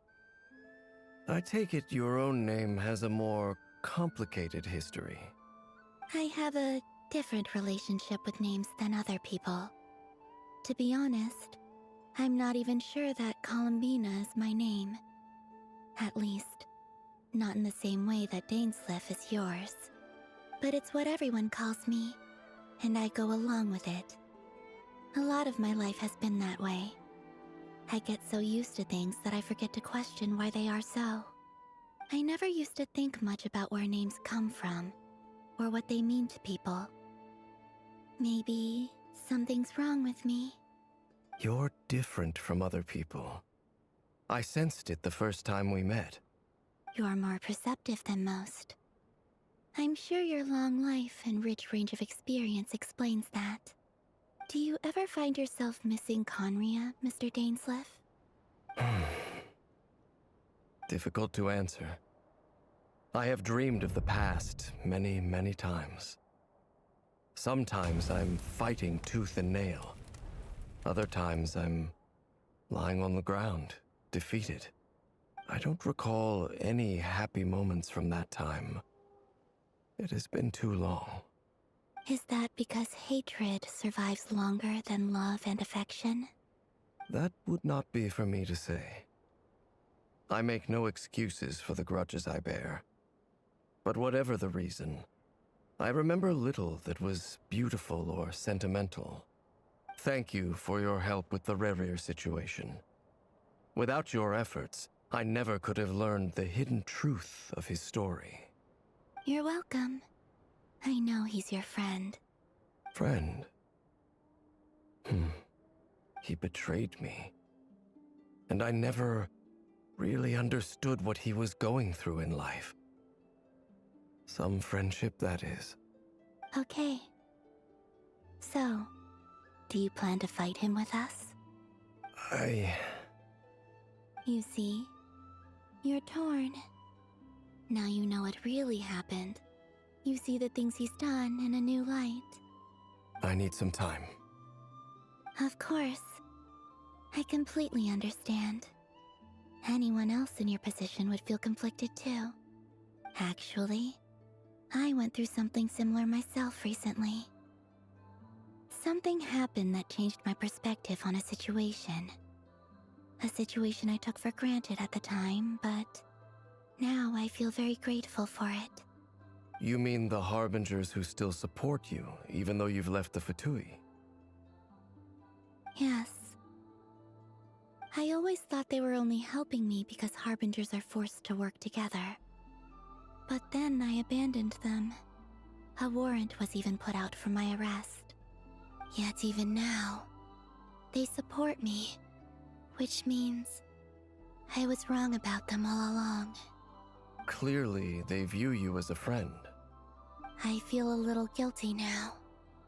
I regret not seeing their help for what it was, and not treasuring it. I see the guilt that you're feeling now, because I feel it too. Hopefully, talking about it will do us both some good. Have you noticed that the Traveler and Paimon are over there? I think they've been listening. Huh.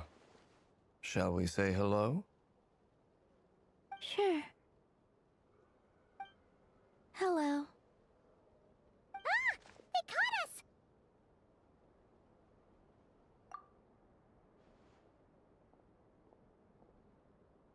I apologize for making you worry. No doubt you wish to know where I stand on the plan to take down the Recher of Solnari. I'm afraid I need a little time, but I will seriously consider joining you. You will? Oh, thank you so much! Everyone will be so grateful to hear that! They needn't be. This was something that I was going to have to face up to eventually. That doesn't matter to them. They're grateful to you regardless. You can't control their gratitude, so just accept it. And then, have a think about whether you're willing to join us.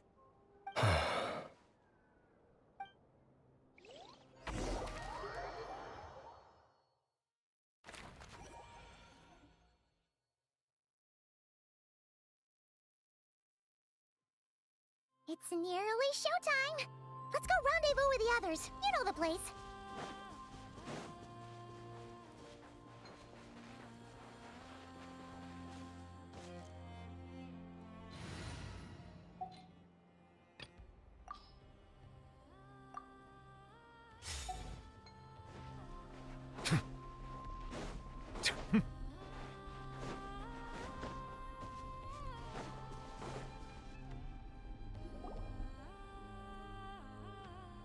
Ah, you're earlier than I expected. Hey, Flint's! Been waiting here long? Not too long. I came a little early so I'd have some time to think.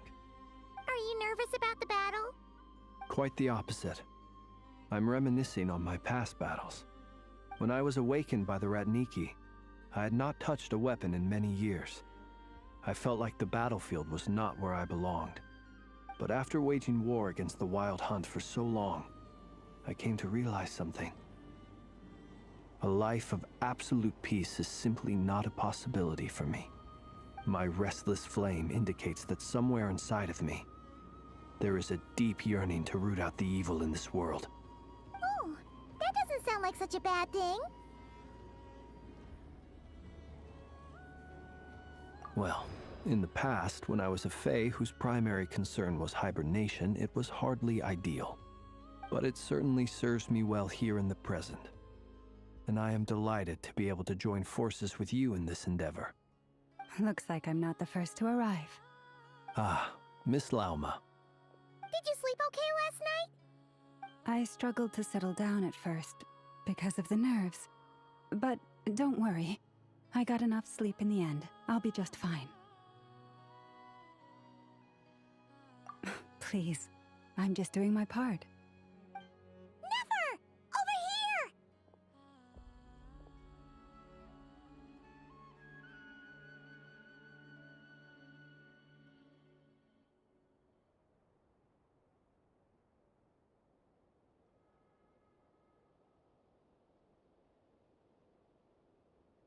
Aino asked me to relay a message. She said Anefa will be on high alert and keep a close watch over all secondary districts where defense is required, providing support as necessary. Meanwhile, Aino herself will provide range support to us directly, using her latest invention. Excellent. My thanks to all involved. The chess set's looking a little unstable. It won't hold him much longer. We should be prepared to engage at a moment's notice. No sense sitting around waiting. Let's make the first move while we still have the option. I agree. Paimon, find a safe hiding place. Got it! Be careful, Traveler! I will.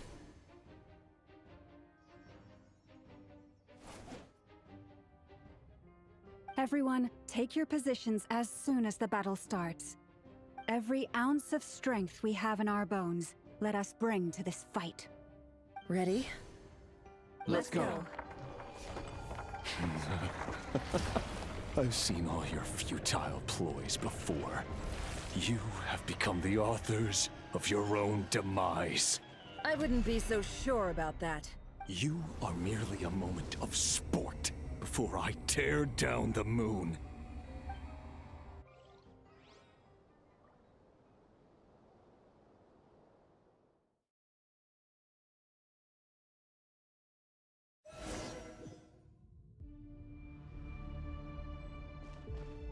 Stay on your toes. Moonlight betrayed Yep, you too. Hunt them down! Can't hide the truth. Leave this place. Close your eyes. Be silent. You. Let me help you guys. It's Futile.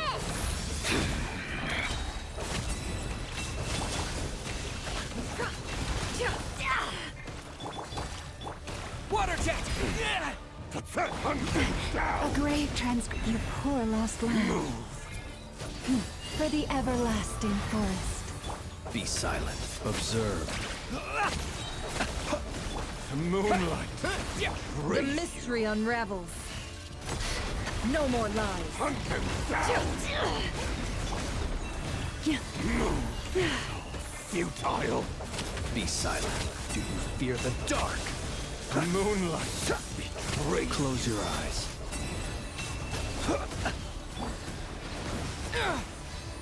Bombs away! Hunt them down! Can't hide the truth. The deception ends here. Forest, protect us. By the frost moon of old. Moonlight. Pathetic. Hunt No them more lies. down. Absurd. Futile. Hunt them down. Do you fear the dark? Can't hide the truth. Pathetic. You. Stay your hand. Keep your distance. Moonlight. Observe. Be silent. Night falls. With one heart, we pray. For it, Absurd. It all adds up. Seek within. It began with the moon, and so shall it end. the moon will protect you. Leave this place. Betrays you.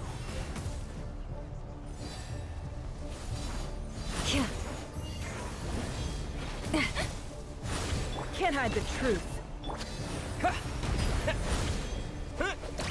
Observe. Close your eyes. Do you see now?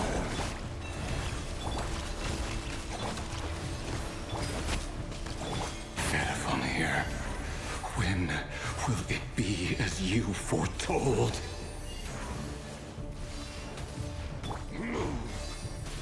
Be silent.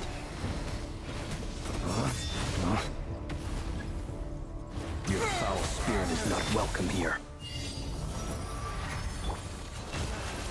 The mystery unraveled. Water jet! Yeah!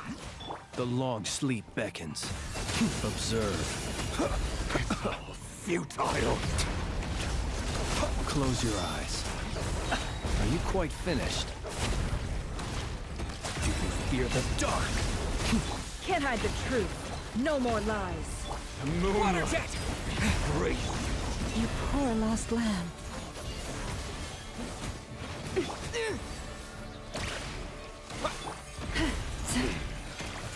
Hunt them down. Futile. Hunt them down. The deception ends here. For the everlasting forest. Bombs away! Be silent. Night falls. Forest, protect us. It all adds up. No more. Go!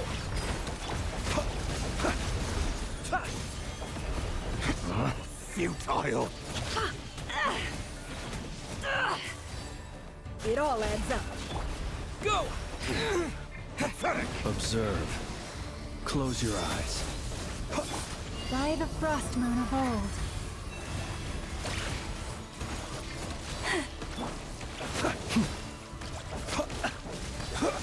Moonlight.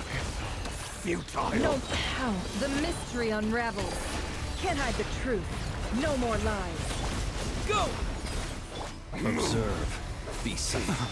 A grave transgression. It all adds up. Moonlight. For the everlasting Great. portal. Your little game of heroics is over. Who wants to go first?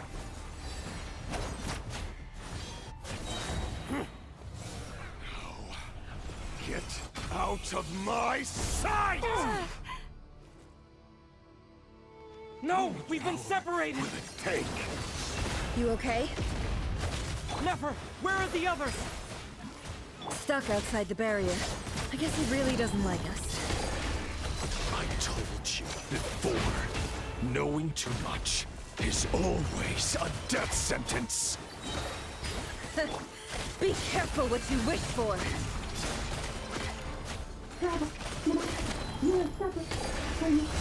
Lama! Can you hear me? Hold on, Ryan. High silence. The voices are gone. But at least I know they're still there. I need to focus. Stick to the plan.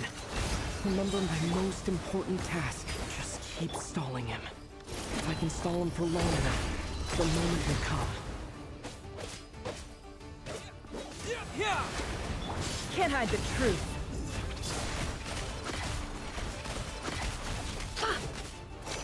It all adds up. It all falls into place. The mystery unravels. Can't hide the truth.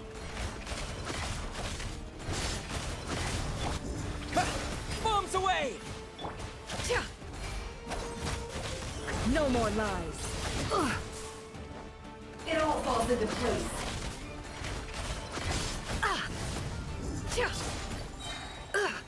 Seek within.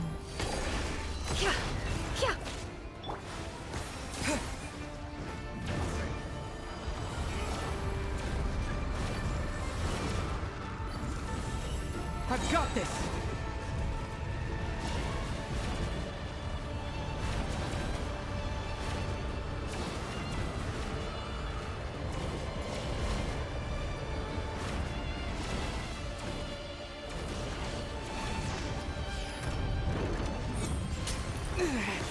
The shield's broken. I can't keep this up. Don't push your luck. Death is within my grasp.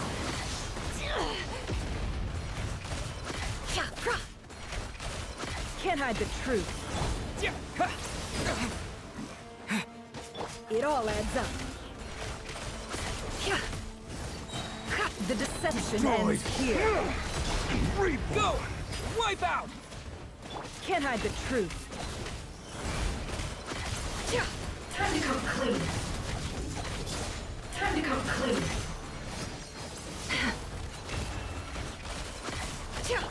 Go!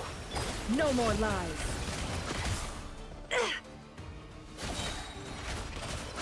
The mystery unravels.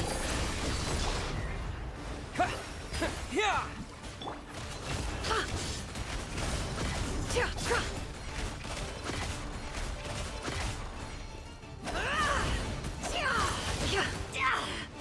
Can't hide the truth.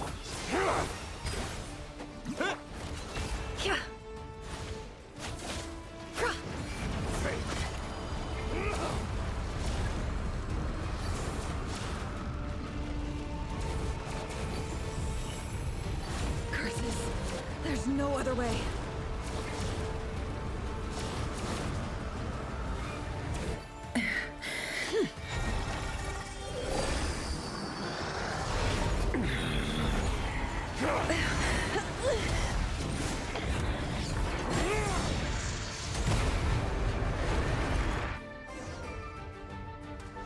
The only way to defeat Rarer is to borrow his own power.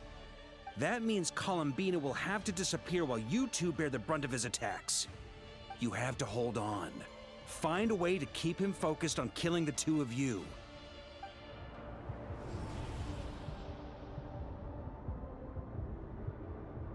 Never. Your eyes are bleeding! Soon you will be powerless to resist. And then, I will reduce you to dust. But that dust will plague your memories. Come on, keep holding on. Any other tricks up your sleeve? Let's see them. As entertaining as they are, you've backed yourself into a corner. You don't fool me. I see your fear clear as day. I have to stoke his rage. Make him unleash everything. You fear what you could never defeat. You fear the thought of never being able to save your beloved.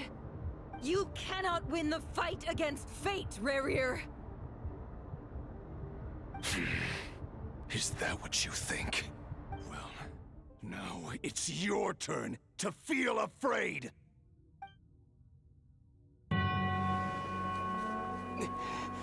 You fear the sound of your own name? Is it us you hate? Or is it what you've become? Let's see what becomes of you!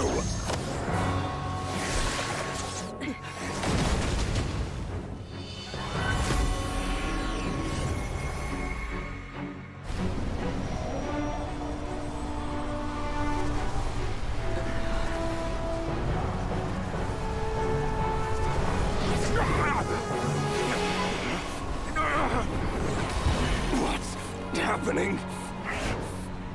That power. I've seen it before.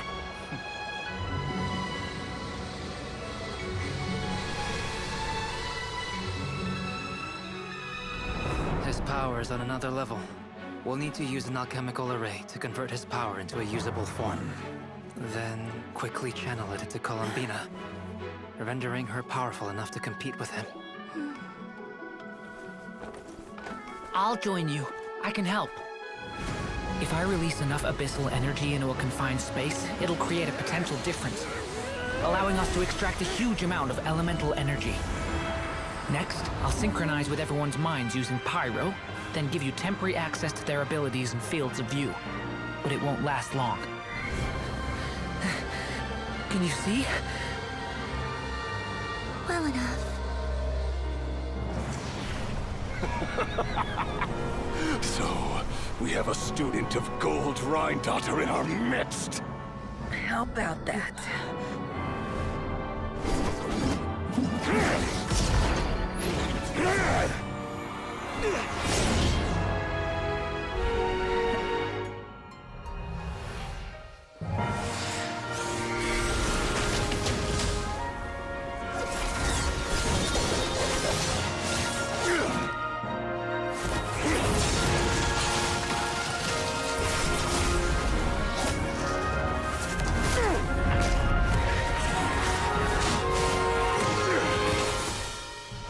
You use my own power against me?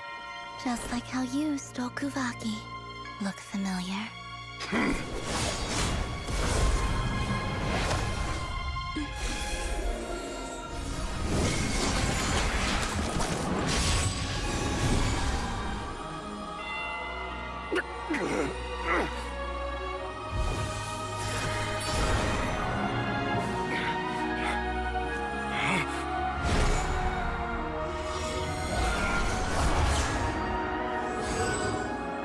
Don't you realize? You don't have the power to hold that gate open. I don't, but someone else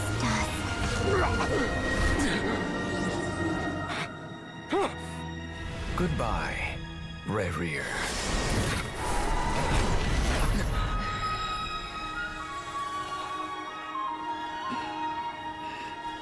We won.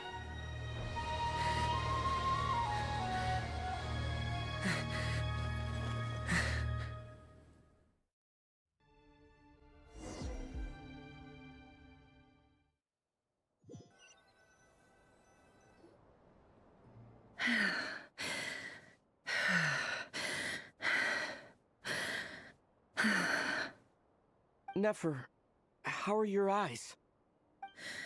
They're fine. Apart from the blindness, of course. It's not too late. Let me handle it.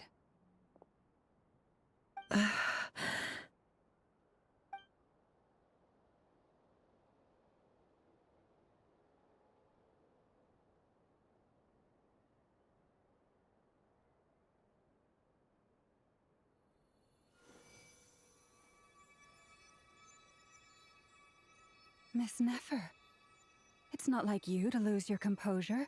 That was the most reckless thing I've ever seen you do. Reckless how?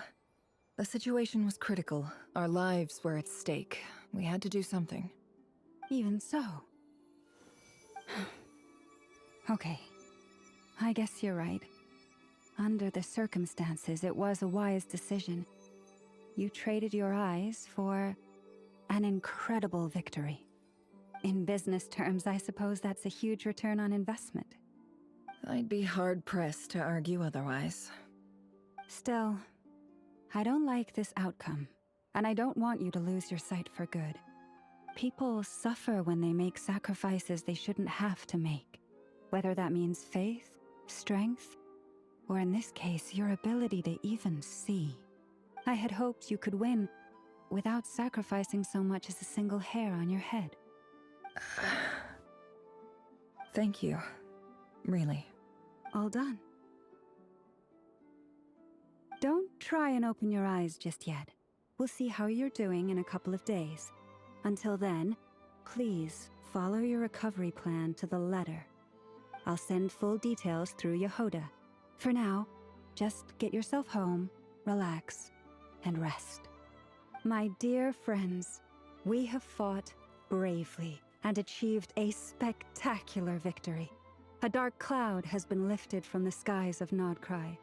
All in this land will be grateful for what you have done. The moon will remember this day. Thank you both.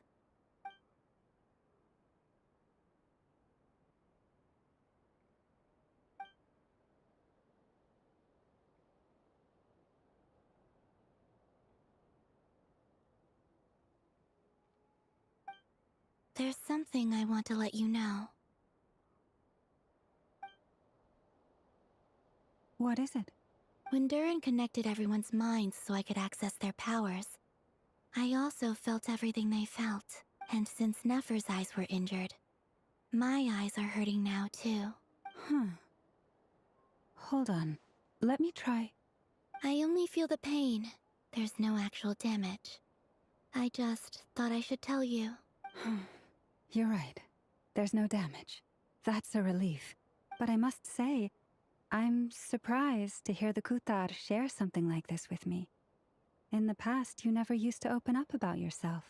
Things are a little different now from how they were. I'm learning to share how I truly feel with my friends. Friends? You have no idea how glad I am to hear that.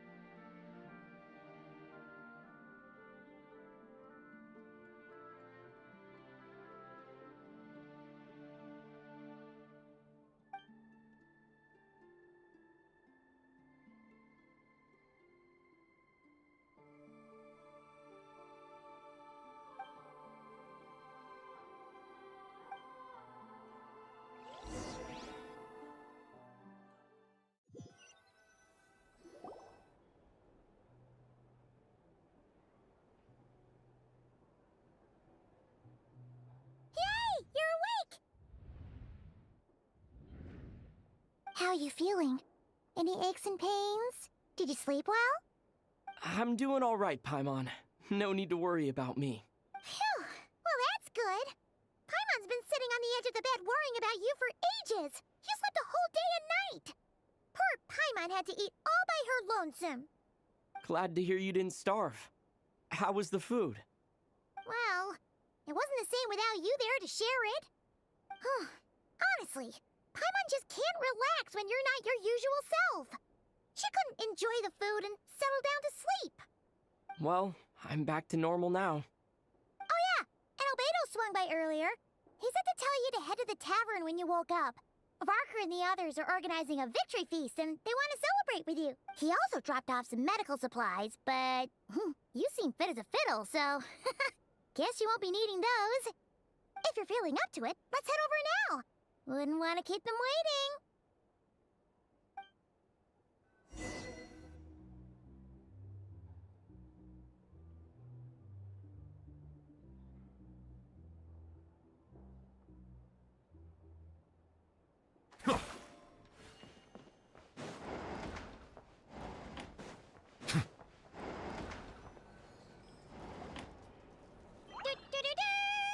We're here! Traveler and Paimon!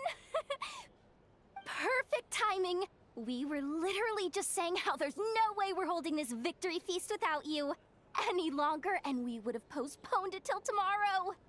How are you feeling today? Much better. Thanks.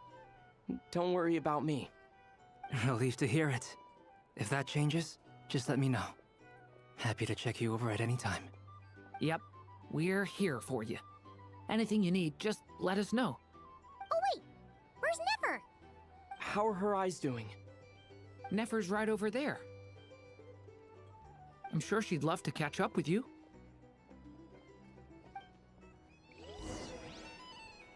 Our drink recommendations? For starters, I recommend you drink less. Nefer! Traveler, Paimon, are you recovering well?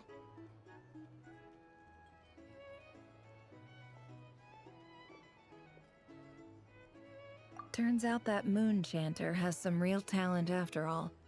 My eyes were mostly recovered after just a couple days' rest. I can actually open them again now.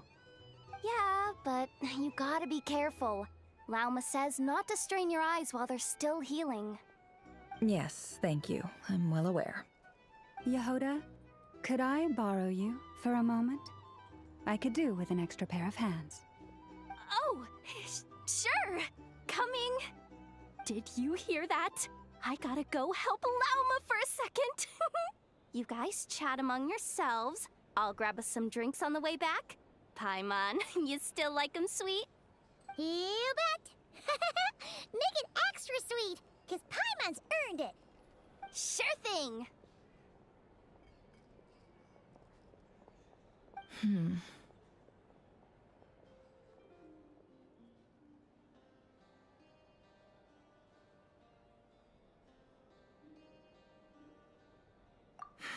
The Raker of Solnari. Kind of a snake, don't you think? No, definitely a snake. A poisonous one who spewed his venomous hatred everywhere. Anyone who seeks revenge out of hatred for other people has become a snake. That's something my dad used to say.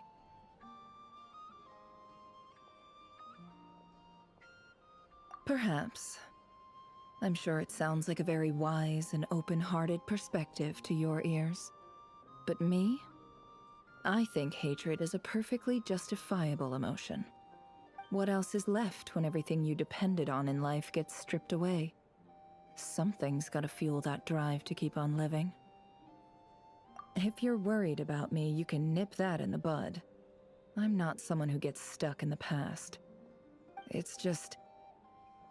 I suddenly feel like I was wrong to call my father a liar. He was just a fool. That's why the Academia turned their back on him, and why the other tribes ganged up on him. Oh, Father. How much better things could have been if you were a skilled liar. Look at the Ibis King. Thoth is a fiendishly cunning liar. And yet, strangely, he feels more like a father to me than my real dad ever was. He's never brought it up, but I'd bet he feels the same way. Why else would he give me the power to perceive the truth, while at the same time training me in the art of deception?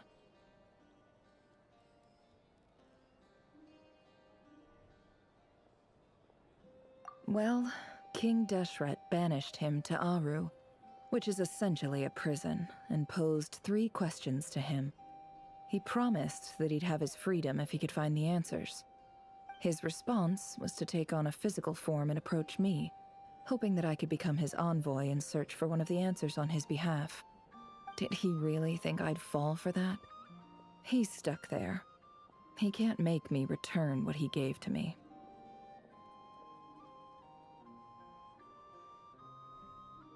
So that's enough for you to decide he's nice, is it? He's a prisoner, and he was scared. So he decided to perform some good deeds to win people's approval. He lives in fear because he's a deceiver. How is Rerir any different? You can't work as a spy your whole life and expect a happy ending. It's preposterous. Yet I can't say I don't understand it. Liars live in the darkness of their own making, but it's still human nature to want to go on living. They say that a liar's soul is the most worthless thing in the world. What do you think?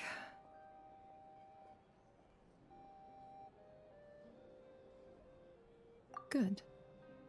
If you understand that, it means you're smart, and you see things objectively.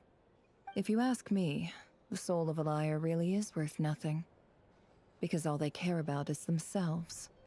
For example, when something good falls into my lap, I don't go sharing the news around. Stops other people trying to steal it from me.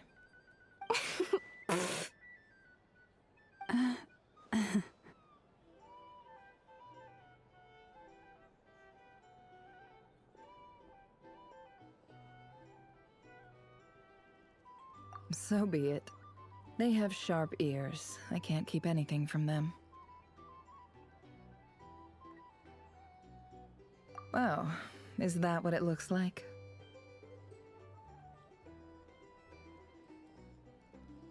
Well, you all know my past now, and I can't simply eliminate everyone who knows too much.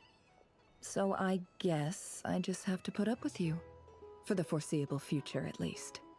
When you find yourself in a situation you can't control, the safest play is to keep calm and start monitoring everyone involved like a hawk.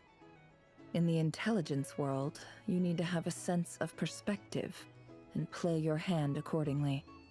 If you understand what's at stake, please ensure my secret is safe with you.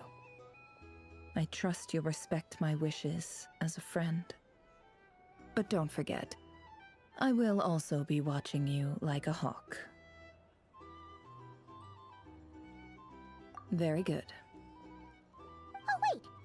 Now that the panic's over and we've all calmed down, Paimon suddenly remembered something.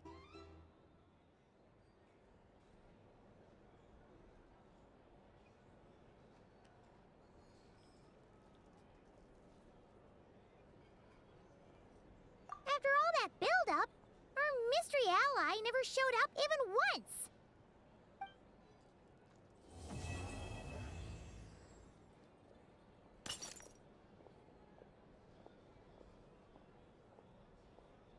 Huh? Am I imagining things?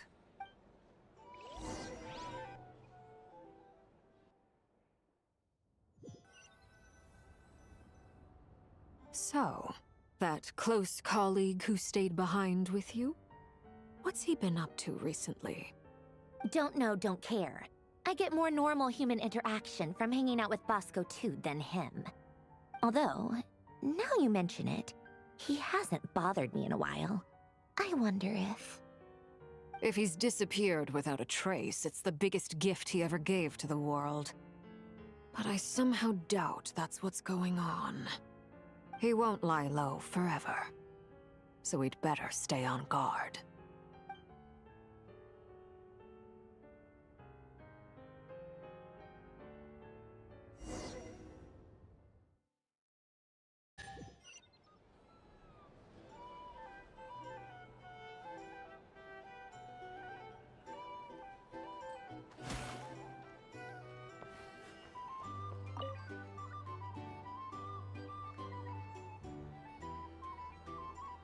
Ah, Lord Sangama Bay.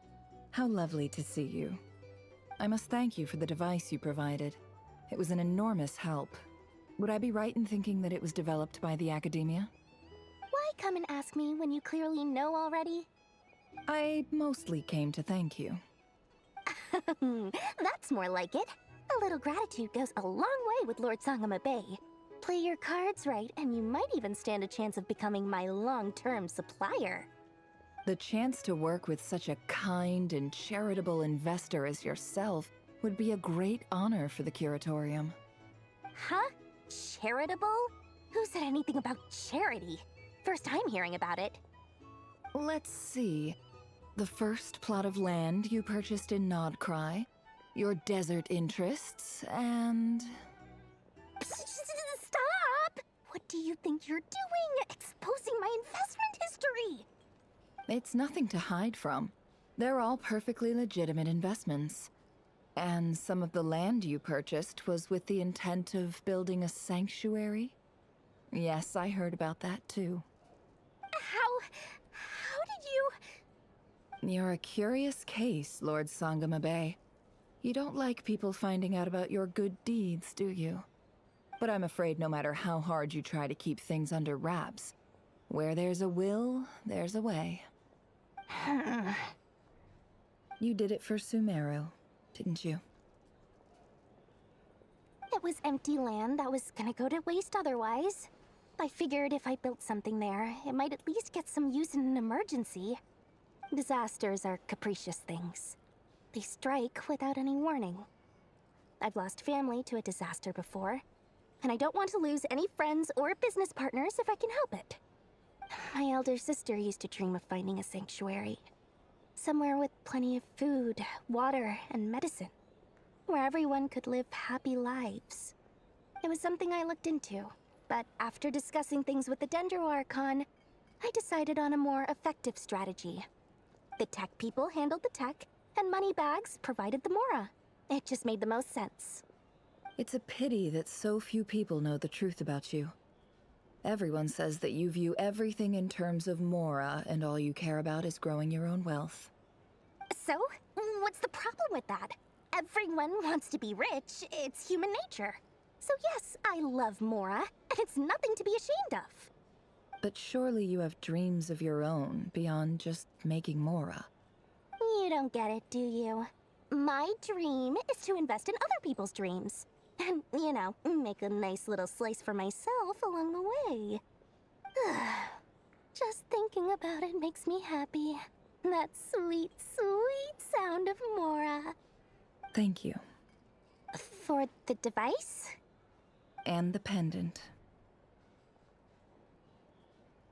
Oh, that. I was just returning a favor. Don't worry about it. Seems like we've both been away from home for a very long time. Yeah. So long that I barely remember what my family even looked like. That would be your mother, father, and sister? Yeah, though it's been years since my sister passed away. It's not like I want to forget them, obviously, but memory can be even more ruthless than the most calculating business person. Beyond a certain point, if something isn't helping you, it just gets rid of it. My sister can't help me now. Slowly but surely, her face is fading from my mind's eye. It's become a vague impression. Not everything will fade. When loved ones pass away, the beautiful memories are the ones that last the longest. Yeah, that's true. If you ask me, that's the one silver lining in all of it. Well, that, plus, I'm sure that life is much better now than it was back then. Oh, absolutely. I have tons of Mora, a big beautiful house, business is booming, and I'm as happy as can be. You've got a lot going for you too. Boss of the Curatorium of Secrets? I'm sure there's plenty of Mora to be made in that line of work. I appreciate the vote of confidence.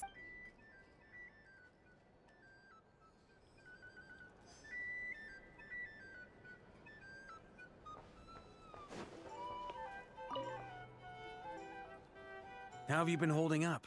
Any adverse reactions? If you start to take a turn for the worse, make sure you tell me right away. You don't need to worry about me, Grandmaster. I'm fine. I mean, I barely did anything, so... What? You're too humble, young man. You played an indispensable role in the battle for Nodcry. Sometimes, when people praise you, it's because you deserve it. The best thing is to accept it calmly and with grace. Let's do a quick demonstration. Albedo, that was an incredible feat of alchemy. The pressure was on, but you worked flawlessly at lightning speed to get the job done. Thank you. I can't take all the credit, though. Durin played a big part in forming the alchemical array. See? Did you catch that? A masterclass in how to take a compliment. Okay, yeah. I did work pretty hard to help prepare for the battle.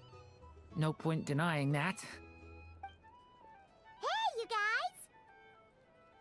Hey, look who's bounced back. Looking good, Traveler. Seems like you've recovered. You won't need to take any more medication. Can I get you a drink? Huh? You know how to order at a bar now? You've sure learned a lot recently.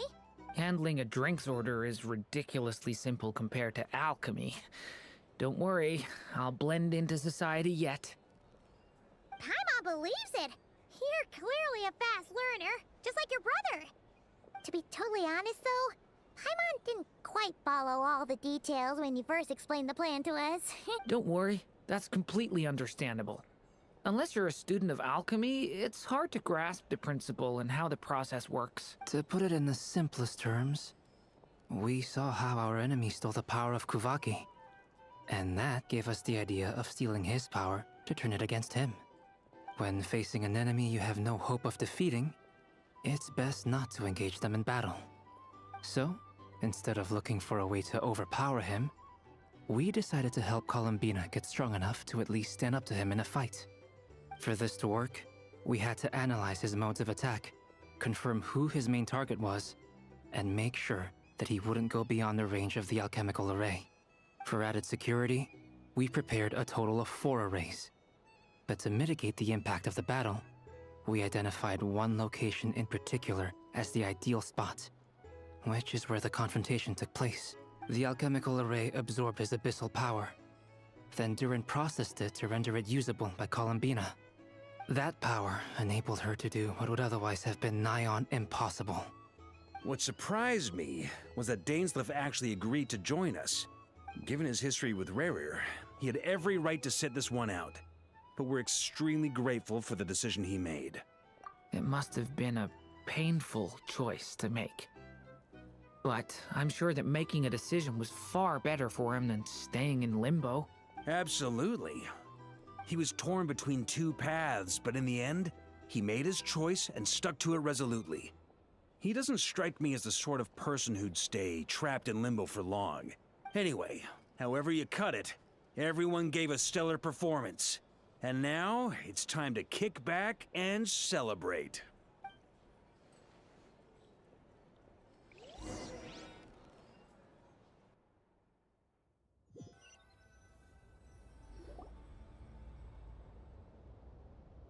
That's the only reason you're here. Yes. I've thought a lot about it. And I've realized that you, me, and Arlecchino should be friends. I think this is very important. So I felt I had to come and tell you. Well, this is a new one. I'm so moved. I can't even hold my teacup. If that's all, you can leave now. Do you not want to be friends with me? Or is it that you prefer being co-workers? What is this, Columbina? Are you deliberately testing my patience threshold? Right now, my politeness module is active. But if you say another word, I swear I'll shut it down. If your politeness module was active, wouldn't you say the word please at some point? Polonia, please see Lady Columbina to the door. Will you still invite me to your next tea party? What? Yes, I think you will. Bye-bye, dear Sandrone.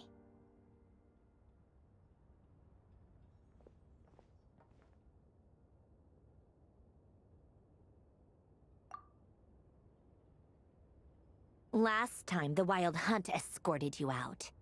Would you rather I handled it myself this time? We just wanted to, see how you were doing now that it's all over. Why? Out of concern for my safety? I hope you didn't seriously think that the Rayhir of Silnari would be able to lay so much as a finger upon me, given how prepared I was. Mostly because you kind of helped us out, so we just wanted to check you were okay. Looks like all your robots are fixed, huh?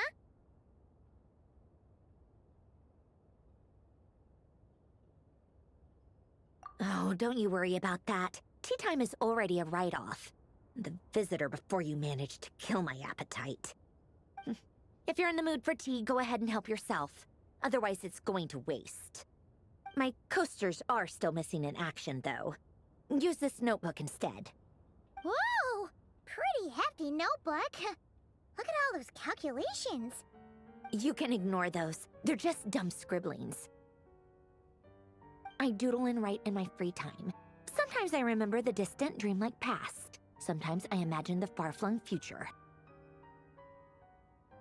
And other times, I grit my teeth and note down all the crazy nonsense going on in the present. Some people do the crosswords in the newspaper. This is my equivalent of that. Trying to predict the future is like daydreaming, and writing about the present just makes me furious. The past is my favorite.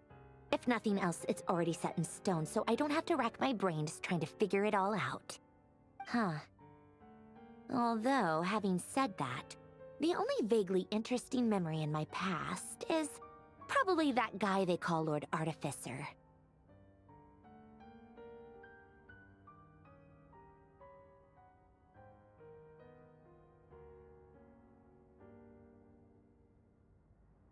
Who else? Pretty much all the mecha in Fontaine are his personal handiwork. Wait, are you saying you know him? Like, personally? As a friend? I mean, I guess we were friendly enough.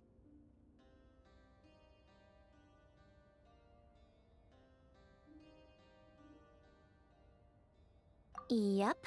In fact, I'm probably the only normal person left who knew him at all. We used to chat occasionally back when he was still around. Before he passed away, he asked me to destroy all his manuscripts. I honored his request, but I did read through everything first before destroying them. I mean, I couldn't let the genius of Lord Artificer Alain Guillotin disappear like that. Would have been such a waste. So, that's where the formulas in your notebook are from? I just told you. Those are my equivalent of crossword puzzles. They're just dumb formulas that I solve for fun when I'm bored. Alain's work was like epic poetry. The formulas in my notebook are just silly little riddles in comparison. Not that there's anything bad about them. I mean, at least, solving those riddles isn't going to hurt anyone. Except me, 'cause I lose a few brain cells in the process. Anyway, while we're on the topic, I might as well tell you about what happened to him and his friends. Alain Guillotin had two close buddies, Renee and Jacob.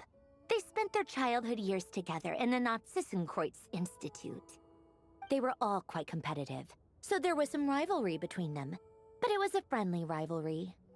But beneath the friendship and the rivalry ran something deeper, a sense of nostalgia for the past. Unfortunately, childhood would end. The prophecy would come true, the apocalypse would arrive, and the future would never be.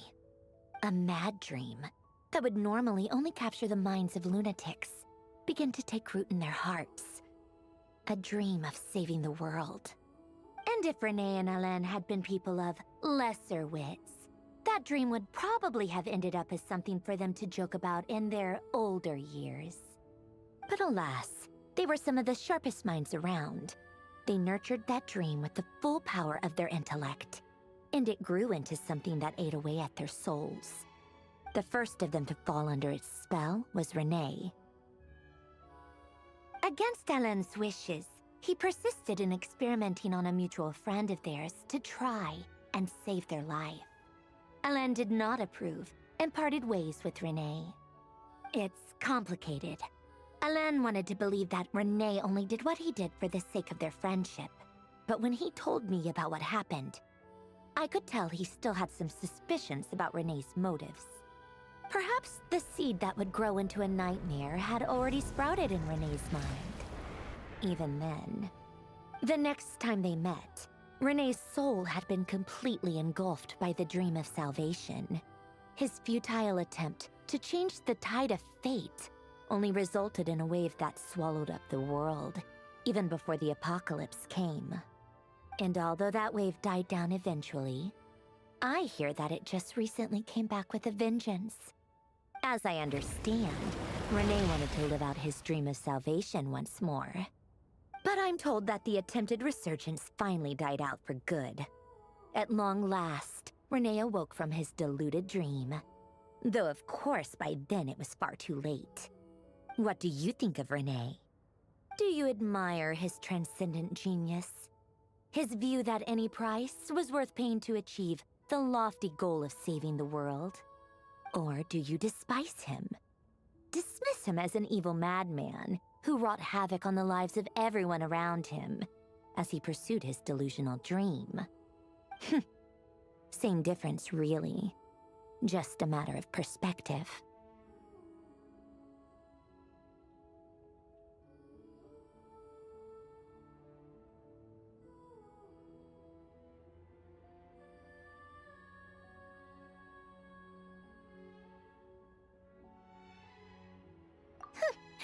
Doesn't surprise me. You share one thing in common, after all. You both want to be the savior. The only difference is, your dream came true, and his... well, he wasn't the one who made it come true.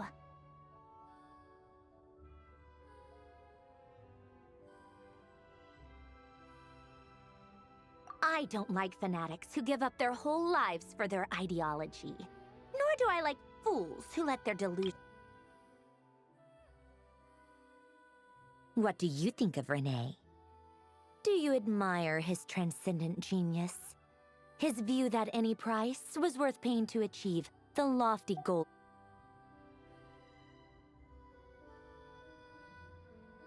Maybe I could understand if Renee had just been an ordinary person. But he had a sage-like intellect. And still managed to get himself lost in the labyrinth of his own desires.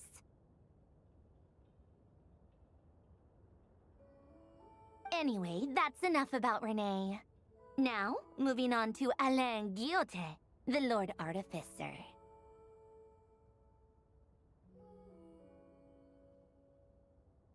He managed to put a stop to the first storm whipped up by Renee.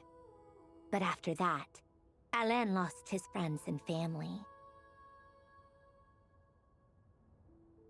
To his credit, I suppose, the loss of his family and friends was purely a tragic accident.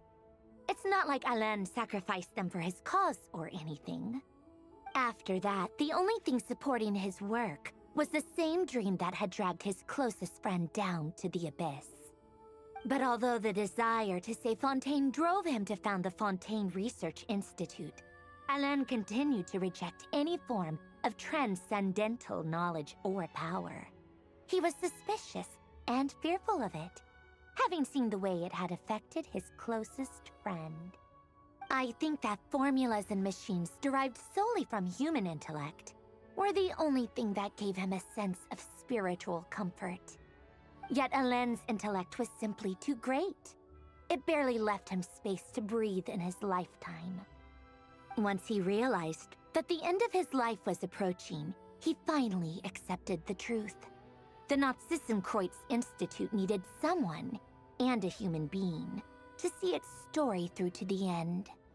He quit working on his formulas, trading them in for the fairy tales that had played such a formative role in his childhood, but which he barely touched in his adult life.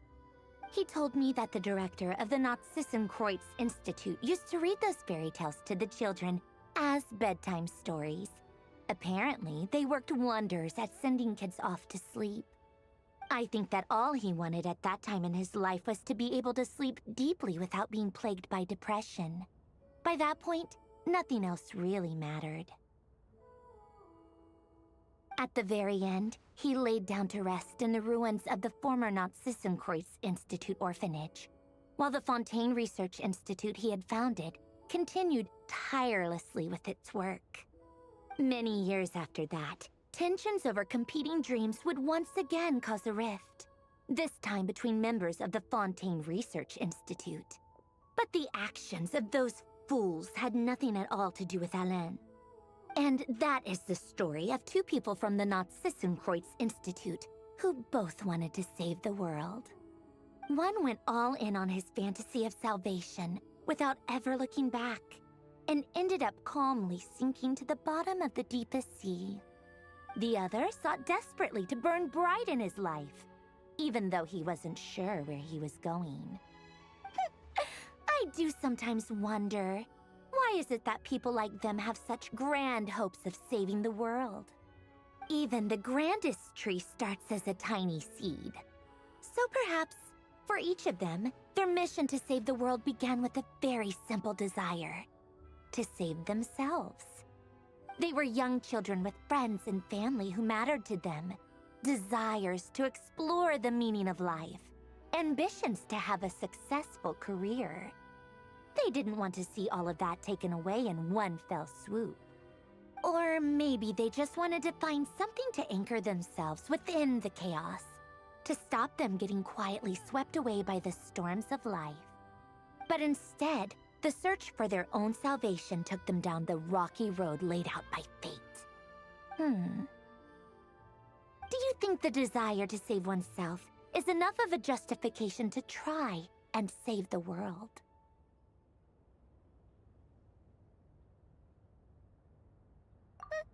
The way you said that sounded just like Alain. I asked him the same question back when he was in his prime, putting all of his energy into his work. He gave the exact same answer as you did. No elaboration, just a quick short answer before getting right back to his work. He was always that way. All right, tea time's over. I owe Arlecchino a favor for telling me these stories. I'll have to bring a whole sack of gifts the next time I visit the House of the Hearth. I'm gonna go tinker with Polonia now. You guys can do whatever you want, as long as it doesn't involve interrupting me. Polonia, exit hibernation mode. Begin diagnostics.